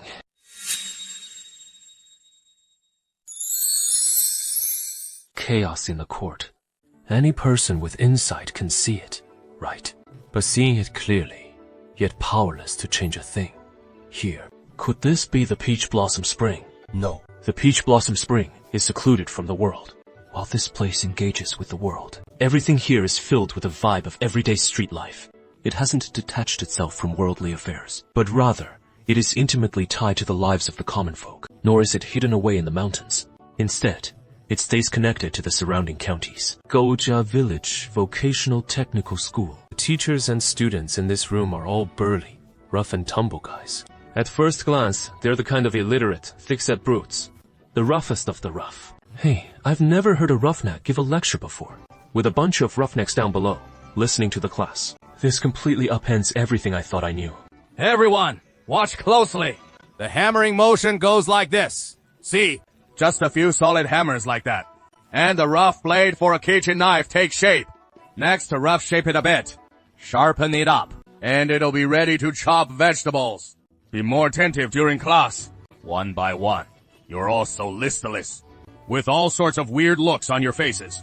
How do you expect to learn blacksmithing skills like this? Without skills, you'll be stuck digging roads and hauling sand, earning just 3 pounds of flour a day. A pound of flour now costs only 7 wen.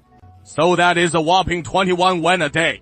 You'll starve to death, you lazy bunch. That school we just saw is actually teaching students to forge iron. This is too outrageous. Back at the Imperial Court, no one would even dream of learning a craft. But here, people actually come running eagerly to the school to learn to be craftsmen. Unbelievable. Unbelievable. However, Gou Piao says 14 companions have mastered blacksmithing techniques, earning 3 taels of silver a month. So in Gaojia village, possessing artisan skills means a monthly wage of 3 taels of silver. Who wouldn't want to become a craftsman like that? Recently, the village population has been growing rapidly, with huge demand for furniture, tables, chairs, and stools, bookshelves and wardrobes. Everything sells for a good price. Get serious, you lot. Follow Laozi and learn. Laozi will lead you to riches. This guy's acting like a teacher, calling himself Laozi left and right. It is an affront to decorum, a total disgrace to civility. This fellow looks like he is from a noble family at first glance. Proper young master. Huh. Everyone, pay close attention. The steam engine's application in the existing equipment here in our Gaojia village. Young Master Bai pulls out a massive sheet of paper and secures it to the blackboard with magnets. The diagram shows a steam engine gear assembly, linkage shafts, and so on. No, what is this drawing even? It feels like staring at some heavenly script. Master Bai, this diagram you've drawn is the steam, gears and transmission shafts from the little steam train. Right. Exactly. This setup is extremely valuable these days. Only a handful of elite blacksmiths in Gaojia can craft it. And they've been promoted to senior technical engineers. Drawing engineers' wages now. How much do engineers earn? 50 taels of silver a month. Whoa! What an affront to decorum. A real disgrace to civility. We must study hard, strive to master making this setup as soon as possible, and get promoted to senior technical engineer. Okay. Good that you've got the enthusiasm. I believe. All you blacksmiths here have top-notch skills. What you need now is to supplement with a theoretical knowledge of this system. Come on, let's take a look at this steam engine together, and how it powers this whole setup. After listening for so long, I still don't get it at all. Those students in the room who look like a bunch of roughnecks, they actually understood it. That is just ridiculous. Suddenly, I feel like such a loser, knowing less than these rough folks. What does Lord Shi think of this vocational technical school? Very practical. If it could be promoted throughout our great Ming, it surely will. Lord Shi, it seems you've already thought of it, that this can be promoted on a large scale. Yes, the status of craftsmen is extremely low. They have to sell their wives and children just to survive. Who would want to learn it? Tianzhen is right. There are actually many smart people in the court. They can think of many things, but they're constrained by various conditions, so they can't do it.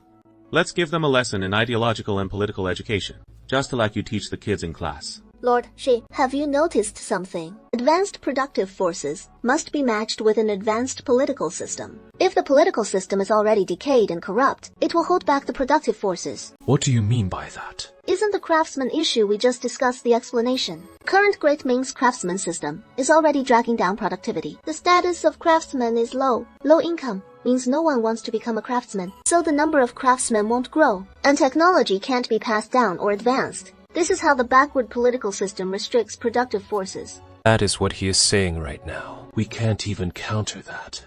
Don't worry. Let me quibble a bit more. The court can make changes by raising the status of craftsmen and increasing their pay. I'll bring it up when I return. It is just a minor matter. How does this escalate to the political system? That is quite a leap. Is it really that simple? Can we really change it just by proposing it? What is the court like these days? Lord Shi, you should know better than us. For something so small, how much red tape would it involve? And would it even get implemented? Doesn't this tie back to the political system? No need to panic. I am a loyal servant of the great Ming. I must defend the court. So quibble some more for me. But if too many become craftsmen, farmers will decrease. Grain output will drop, and we won't be able to support so many craftsmen. Your village's approach might not work for the entire empire. Lord Shi, why do you think our grain yield here can support more craftsmen? That is because you have the heavenly venerable's immortal mansion here, which bestowed the fresh fertilizer, making your fields yield twice as much as elsewhere. Elsewhere, it takes 2 farmers to support 1 craftsman, while here, 1 farmer can support 1 craftsman. So naturally, you can train many more craftsmen. You're mistaken about that. Initially, the immortal mansion was indeed the heavenly venerable's 4 images. But now, our Gaojia village can already produce its own fertilizer. What do you mean, homemade fertilizer? Our fertilizer plant accidentally produced sulfuric acid, and by processing phosphate rock with sulfuric acid, we turned it into fertilizer. Though its effects are just a tad inferior to xianfei, it can still dramatically boost farmland yields. It is the craftsmen who produce the fertilizer, and their creations drive up agricultural output, which in turn supports even more craftsmen. That is putting a lot of pressure on me. What if I'm completely on the back foot? Don't panic. Let me quibble a little more. Don't talk like your Gaojia village isn't part of our great Ming Dynasty. Your village is part of the Ming too, right? The kind of life you enjoy today is all thanks to the court's benevolence. As the saying goes, thunder and rain alike are all the grace of heaven. Lord Shay makes a fine point. It is all heavenly grace. All heavenly grace. Wait, that doesn't sound right. Why do I suddenly sense something's off? The heaven he is referring to doesn't seem like the same heaven I'm talking about.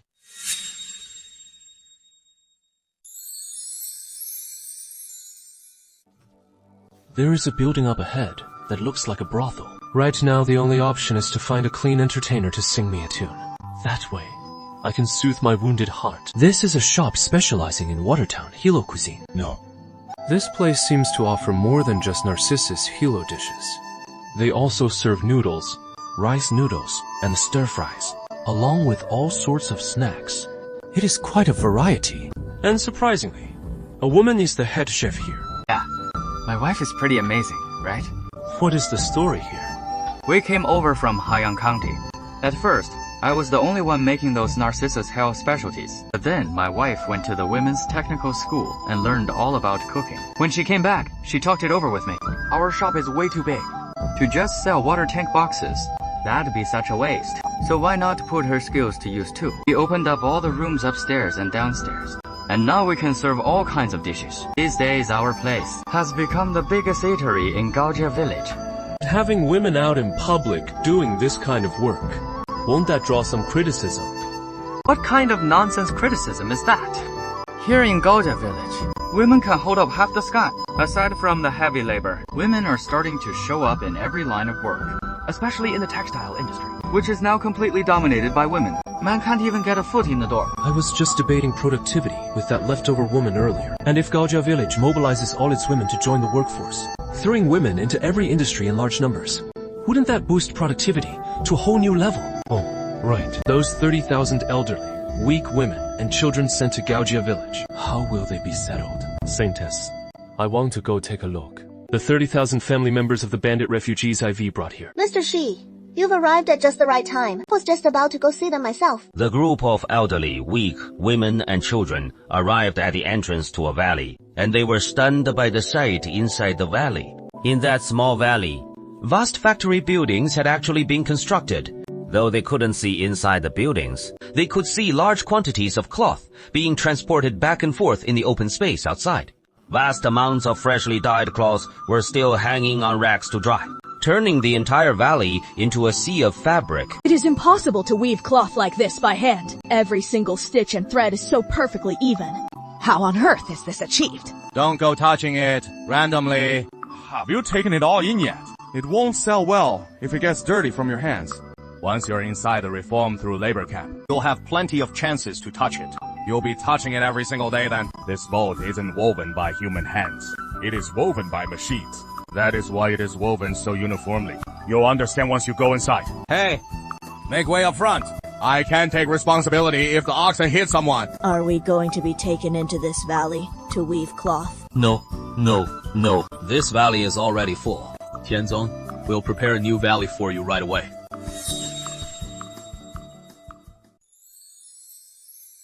Tianzong rewards the good and punishes the evil. Those who have committed evil deeds will be punished according to the severity of their crimes. Those who have committed heinous acts and those who deserve death have already suffered heavenly retribution. And the reason you're still alive to witness all this before you is that your sins haven't yet reached the point of deserving death. Tianzong is merciful, sparing your lives. You should devote yourselves fully, labor diligently, and redeem your sins through your own toil.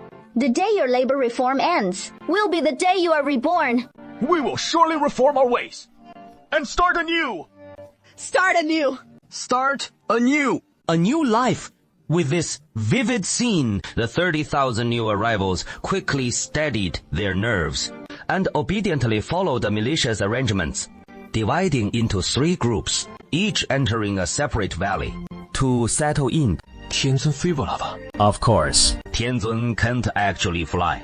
This was Li Daxuan without gloves again, holding a silicone Tianzong figure aloft as he approached. With his hands out of sight, it looked just like the silicone Tianzong was flying. We meet again. Greetings, Tianzun. How is it going? seen anything interesting here. In the place where Tianzun bestows his grace, this humble official has been truly enlightened. Yet with Tianzun's boundless powers, why not spread this benevolence across the entire world? Is the world yours or mine? If you can't manage it yourselves, do I have to handle everything? I'll give it when I'm pleased to, but you can't demand it when I'm not. That makes perfect sense. It is Menglang, your humble servant. But I've already given you quite a lot. Okay. I've put them into that place of yours. It feels like something has really taken root in my mind. A humble servant understands. Good that you understand. I still say the same thing. Everything you see here, everything you hear, you can freely report to the court. This is your duty as a Jinyaiwei officer. I won't blame you, but think it through carefully. Which things can be reported, and which cannot. Otherwise, the court will surely face unnecessary troubles. We won't report anything about the Tianxiang, lest the court mistake this place for the White Lotus cult and send people to intervene. That would be courting death. As for the high grain yields here and why they're so abundant, that can be reported. The saint has said that mortals can now produce xianfei fertilizer. So I can go to the Gaojia commercial district, buy a pack of xianfei, take it back and present it to the court, claiming it is something developed by the craftsmen of Gaojia village, and let the court replicate and promote it. Once the Ming court's grain production ramps up, wouldn't that be a solid foundation? As long as there is enough food, no problem will be unsolvable, and the Ming Dynasty's resurgence will be at hand.